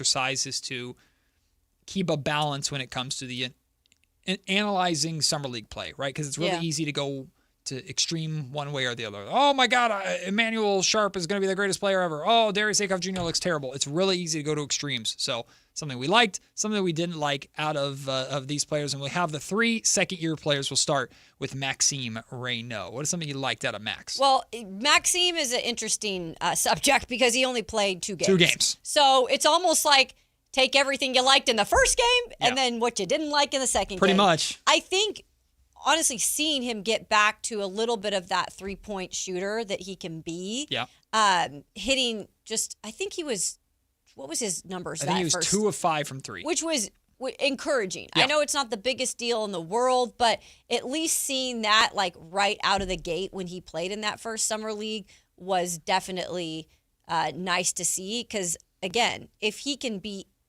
at all in whatever lineup is going to go out there this year, if he can at all contribute something like that, it would be good. Because again, like you always mentioned, that's something that he did well at Stanford under Kyle Smith. I think you're spot on. The 3-point shooting and the fact that he shot with a higher volume, at least in that first game, made a couple of threes. He barely shot in game 2, but he was too busy turning the ball over, unfortunately. Good Lord. And that kind of leads into the thing that I didn't like is I know they haven't played together. I expected to see more of a natural on-court chemistry between Acuff and Max, and they did not look on the same page at all. That doesn't mean that it's not going to work, but basketball is also a universal language. Like, everybody knows the game of basketball, even if you don't know how necessarily you don't have to know all the quirks of your teammates to know how to run a basic pick and roll. Mm-hmm. And those two, outside of maybe a play, did not run a good pick and roll together at all. And considering that is Max's primary strength that he's carrying over from his all-rookie season last year, I was hoping to see a little bit more natural chemistry on the court with Acuff, and we did not see that. Yeah, and again, that then turned into turnovers and really set a really rough tone for the whole game, because he was a big part of that. He finished that game with 7, I believe, turnovers. So, yeah, I think the discouragement, again, it's not a big body of work in Summer League, so it's hard to really pick at it. Right. But I think it's 2 games. The fact that he didn't, though, find anything in that second game with Acuff, and it was quite literally the opposite of that, is discouraging. And that second game was coming off of a day of practice the day before. Exactly. It wasn't like a back-to-back. Yep. It was a day of practice, and they looked worse, unfortunately. But also shout out to the Nets, because the Nets played really, really physical, good defense. They had him on their list, man. Boy, did they. How about Nick Clifford? So I've liked, and we've said this ad nauseum, I feel like, this Summer League, I've liked the aggression, the aggressiveness that he's played with in this Summer League. Has he been the most consistent? No, not really. I think it's still kind of game to game. We see, what Neek could really be, and then we see him take a step back. And I feel like we said this a lot during the regular season. Like, the consistency of Neek just playing that way, aggressively that way, and not backing off. And I think everybody had a poor game in that last game that before the second-year players. Except for Sharper Acuff. Yeah. Everybody else was terrible in that Nets game. So I think I've liked the aggressiveness of him, but I would like to see that a little more consistently. Yeah, in addition to his decisiveness with the basketball, I do like how he took on the challenge of guarding AJ DeBonsa. That was impressive, I thought. I don't think he didn't. It wasn't amazing. It wasn't like. And he's undersized for guarding AJ. Yeah. It's not something that I would like to see him do when the Kings play the Wizards for real this season. But for the Summer League and the opportunity, he took on that challenge. He played aggressive. He was up in AJ's grill. He tried to create havoc, got AJ to get rid of the basketball a couple of times. He just couldn't necessarily make up for some of the length that AJ has over him, being 2-3 inches taller. So, but I like how he took on that defensive challenge, because I'm looking to Neek defensively as that real area, because I still don't know what he is in the NBA. And I was hoping to see more of that and didn't. So as this leads into like the thing that I didn't like, it's a mixture of I still don't know exactly what he is in the NBA now going into year 2. And I also didn't like the fact, granted, you're implementing new rookies, but Nick Clifford was way better in his rookie summer league than he was his second-year summer league. But he was more the focal point. Kinda. But like Devin Carter was on that team. Yeah. Maxime Reynaud was more of a focal point with that. I get what you're saying, but I also like second-year players, I wanted you to look better than you did, and Neek took a step back if you're talking about summer league to summer league. I think he took a step back too. Considering some of the second-year players like Igor Demin with the Nets that we saw. He was really good in that first half, at least in that game. Made huge leaps. Yeah. From year 1 to year 2, it looked like in summer league. All right, finally, Dylan Cardwell. I mean, the obvious for me is I think he just grew as even a leader. I just felt like if it wasn't for him in this summer league, I honestly would have been worried about what these games would have looked like in some of them. Yeah. I do. And the taking accountability, especially after that really bad game. Yeah. And he came out and he said, we played soft. We got punked. We didn't play to our identity. And I've been really impressed with a guy who was not drafted to be able to build the confidence in his play and just himself as a leader on the team in year 2. There needed to be something or someone like that at Summer League this year for this group, and it was him by a mile, in my opinion. Yeah. Setting that tone as a leader. Two things that I liked from Dylan. As Summer League went on, his rim protection stayed consistent, but his fouls went down. That's so a good he's point. doing a better job Yeah. of and I know at first he was just trying to be an enforcer of if you come in the paint, I'm going to hit you. Towards the end of Summer League, it was I'm blocking shots and I'm changing shots at the rim, and I'm not just outwardly fouling you, because that's staying out of foul trouble is going to be one of the key things for him to work on here going into year 2 with the NBA reps and minutes that he's going to get. The other thing I really noticed from Dylan in the California Classic and in Summer League, Dylan's really, really improved as a passer. You've said this before. He had a yeah. couple of drop-off passes that were perfect, got the ball a couple times. His touch around the rim still needs a ton of work. He just cannot. I don't know if that's ever really going to get to that level, do you? I would hope so, because I know the Kings are putting an emphasis on it. Yeah. When you watch Dylan Cardwell, if you ever get to the game early enough to watch Dylan, and sometimes it's before the doors open, to watch Dylan do his pregame workouts, shooters will start under the basket and just get the shooting stroke down, hit like 5 shots, and they step out and then they start doing their perimeter work. Dylan is primarily just doing side hooks and touch shots around the rim. That's his game. His touch around the rim needs to improve for him to be the pick and roll threat that I think they're hoping he can be. We know he's good above the rim, and we know he's good on putback stuff. But catching the ball, coming down, and then going up and finishing at the rim is something that Dylan Cardwell needs to work on. Yeah. But as a passer, he'd get the ball in the lane and then find an open man for 3, then always result in an assist. But I thought Dylan Cardwell's passing was really impressive. Yeah, no, you mentioned it. Honestly, kind of at the start of Summer League. Who pointed out to me was the Kings Summer League head coach, Chris Darnell. He pointed it out. Okay. I asked him about third game? Either the first or second game. Yeah, I It can't was pretty remember. early because I was asking about the second-year guys, and I asked specifically with Neek and Dylan, what has he seen in terms of where from game 82 of last year to today, or at that time. So over the gap of time, the 3-month gap where the Kings weren't playing, that these guys were getting their own individual work in, what's the biggest area of growth you saw from both of those? And one of the first things he said with Dylan is Dylan's really improved as a passer. And I started watching for it, and I saw it. He looked a lot more comfortable finding the open man when the defense would kind of collapse on him. Well, hopefully a little improvement on the offensive side, like you said, around the rim. We'll see how that. I don't think it's going to be drastically different ever. Maybe it improves a little bit, but step by step for him. Unfortunately, all 3 of those guys will not be playing tonight. We get one more game in Las Vegas before Summer League comes to an end. And that means one more day in Las Vegas for the Sactown Sports crew in the Sack Shack. The Drive Guys, Whitey Gleason, Alan Stiles, join us next to wrap up a week here on Sactown Sports. After some disjointed performances in Summer League, did the new young talent for the Kings prove they need more time on the court together? I don't give a damn if you're a second or a third-year player. If they want you to play Summer League because it's going to benefit the team overall down the line, and you're trying to get these second-year players to work with these rookies so they can start to find some chemistry on the court, yes, sir, yes, ma'am. Get out there and play basketball. Your exclusive home for Kings basketball. Sactown Sports 1140.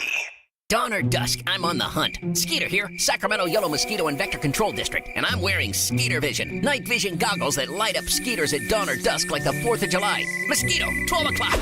Got 'em. So fight the bite by wearing long sleeves and pants at dawn or dusk when they're most active. Apply insect repellent and drain stagnant water. It's a breeding ground. Dawn or dusk, the Sacramento Yellow Mosquito and Vector Control District reminds you to fight the bite. For more information or to report problems, go to fightthebite.net. Power Business Technology is proud to be a 100% independent, locally owned and managed Toshiba copier dealer. Local ownership cuts out the red tape, allowing ourselves to never be too busy to personally answer the call when our clients need us. Recognized for excellence in service execution, training, and customer service, we're proud to be named a Toshiba ProMasters Elite dealer since 2021. Contact us today for all of your business printing needs at 844-POWER-BZ. That's 844-769-3729. Or visit us at powercopiers.com. And we're live from the living room as Doug eyes up the matchday spread.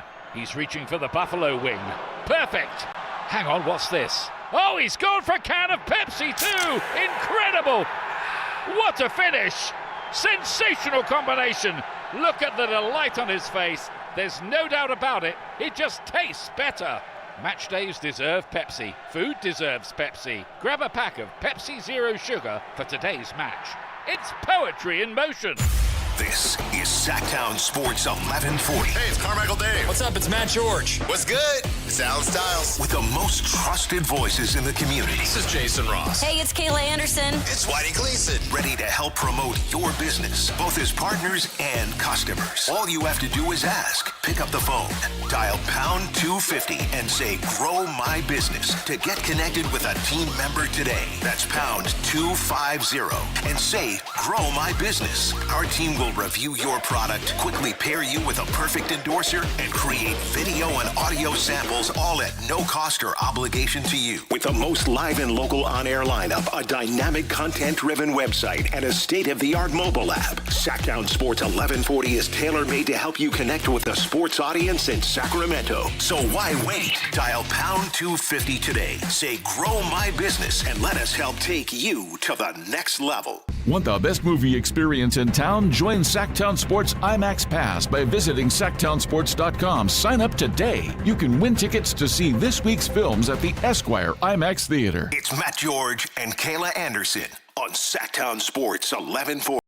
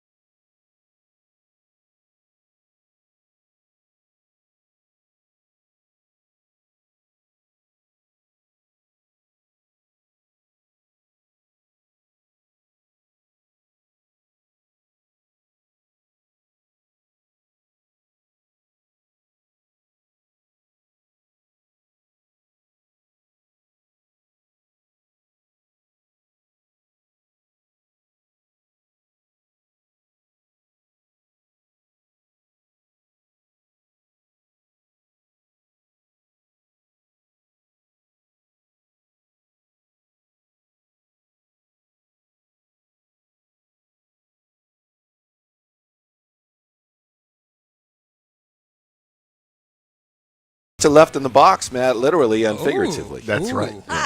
Ooh. Slice or two. Now I want pizza. Now I want pizza. I know, I'm starving. So, Alan, you've seen the injury report for tonight's game. So I know, because no one grinds film like Alan Stiles. I just need to know, like, what are we, outside of Sharp and Caravan, of course, like, what are we locking into? Well, we had Markel Sutton on the show yesterday, and it was outstanding. Go check that out on YouTube. Our digital guys doing a great job getting all that content out. And Markel and I, we just kind of found a common ground. We spoke, and it was just a great conversation, I'd say, Whitey. And Markel said he's putting somebody on a poster today. Markel said he's putting somebody on a poster and putting somebody on a flight. So be on the lookout for that. If he has an opportunity, my boy getting to the cup. On somebody's head. He'll That's shout what's out happening. Alan, too. Yes, he will. He'll say, That's right. He'll say a sizzle, Yeah. a sizzle as he's dunking. That's Turn up the microphone behind the basket. You'll hear him scream Alan Stiles' name when he. Most players yell "and one." He'll be Alan Stiles. That's right. 1140. Matt, also a big opportunity today for my guy. He's been the best player at Pacific last couple of years. Elias Ralph, Mr. Plus Minus. Yes, That's right. I heard. That's right. I heard. So Big day for him. Heard yesterday. Plus, what was he? Plus 13, a team high the other game. The Tiger himself. Yeah. There you go. This is what he does. He helps you win. Do you guys have anybody? Because I'm assuming what time is the game at today? 3:30. 3:30. 3:30. Are you guys going to be able to get over there at all? No, I think Okay. we're going to chill here, just get ready for our final dinner. That's what we got going on. What do you mean? The last supper? Red dinner? The Last Supper, and some of us did a good job of rolling over that per diem, and man, oh man, tonight is gonna be a treat. I'll tell you that much. There's no way you've rolled over any per diem. I rolled over everything. I've seen every of your freaking Instagram videos. There's no shot. No, I've rolled over everything. I haven't So seen a what's on the single menu, chain restaurant. The lobster and truffle baked ziti, okay, with a nice 20-ounce ribeye. It's gonna be phenomenal. Going to be absolutely phenomenal. Great way to celebrate this. That's right, Whitey. Which isn't over yet. That's right, Whitey. And I just want to say, being out here with you, Whitey, it's been incredible. It's been hot outside, but hotter in the studio. You have 4 hours to do that. You have 4 hours to do that. That's right. Enough of that. What are you bringing home for us? That's what I want to know. What do we get? I want a souvenir. Mm-hmm. Have you thought about that? And don't give me anything at the airport. That's BS. That's last-minute thoughts. We're still working. We got 4 hours to work through it. Hey, 916-339-1140. What should we bring back? Maybe a for Louis our Vuitton. favorite midday show this side of the Mississippi. We'll work on that. What do you want? Any requests? Yeah, a Louis Vuitton from one of the big stores out there. I'll take a little Las Vegas Raiders something or another. How about that? Okay. Yeah, well, for Nando, my guy Nando is everywhere out here. All the billboards, everywhere. So it's just been a homecoming, Whitey, really. Whitey, can you get me some dirt from the ballpark site? Can you get me that? It just really looks like they are much further along than any Oakland A's fan would hope. But also, it does look like it's very cramped. I mean, really, I'm not being biased here. The area that it's in, the block or whatever, the footprint looks really, really small. So, we'll see. I go by, I heckle the construction workers every day. Hell yeah. Not their fault. Attaboy. No, do your job. Frustrated, Matt. You know how it is. I love that. They're next to or close to Excalibur. It's across the street from Excalibur on the right? corner. Yeah, and then it's right next to, what is it, the MGM, the green one? Yeah. Sure. But maybe they tear down that Excalibur because that one's an oldie. No, the castle. Come on. That's an old one. Where they have the... I think that's where we stayed last year, actually. Yeah, really? I stayed there my first summer league. I stayed there. Sack Shack, I have a feeling it's going to become a tradition here. Yeah, the Sack Shack looks very, very nice. The first my first experience in Vegas was summer league, Keegan Murray's year, and I stayed at the Excalibur for ABC 10. And I walk into the lobby to check in for the first time, and there's one of the shirtless Australian dudes from the Thunder Down Under shows greeting people. And I said, "Where am I?" Dang. That was my intro to Vegas. That's right. True story. That's right. It was actually raining here for a little bit this morning. Serious? Yeah, hot rain. Yeah, it really was. Guess who complained the most about the rain today in the house? Couldn't imagine. I don't like raining. I don't like the rain. So you didn't go on your run? Did he go on his run? I'd already gone on my run, only 3 miles. It rained for maybe 42 seconds. Oh, I hate the rain. It wasn't even a monsoon. We can't cancel this show. Well, it's killing the aesthetics, you know. We're out by the pool. Well, I know you guys are all about ending with a bang, so what we got on today's show? Oh, we got a lot of special things coming up to celebrate our last day here, and including some special awards. But we're very mindful of the fact that we got one more big one to go here as the Kings wrap up Summer League as well. So it should be a special Friday edition of the Drive Guys from Vegas. Well, gents, Tristy Rodriguez 2:30 as well. Gents, safe travels home. Enjoy your last day. Enjoy your last show. We're looking forward to seeing you back, although Kayla and I have basically moved into this room. Yeah. It's ours now. We have like a dresser in here now. We do. We have a couch. Like a slide. Mm-hmm. So just get used to it. Get used to it. I could only imagine. Yeah. As long as you don't have any more leftover food in there, we're good. No, Whitey, the whole pantry is in there. He's actually been so good this week. No, I've been doing really well. Anything this week. I've been doing really well. Although, Alan, I will tell you, it's hot in here. It is very hot in here. Oh my goodness! Well, at least I've been out here in Vegas. Yeah, to train my body for entering that sauna of a studio. How about that? There you go. Drive Guys, have a good show. We'll see you when you come home. Safe travels. And Kayla and I will be back next week, 10 a.m. on Monday, to wrap up the final day of Summer League and life after Summer League. No Kings basketball till October. We'll make it through. And NFL's training camps will be going too. The Drive Guys are next. We'll see you next week right here on Sactown Sports. Peace.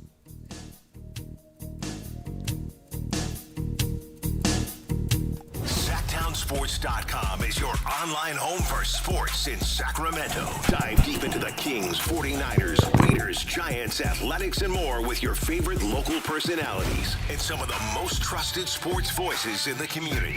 Stream Sactown Sports 1140. Watch original video content and read in-depth analysis all in one location. SactownSports.com.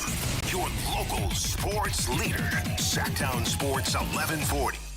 This is the story of the one. As a safety manager at a manufacturing plant, he does everything he can to keep his coworkers safe. From finding ways to reduce risks to keeping safety supplies in stock. And for that, he relies on Grainger.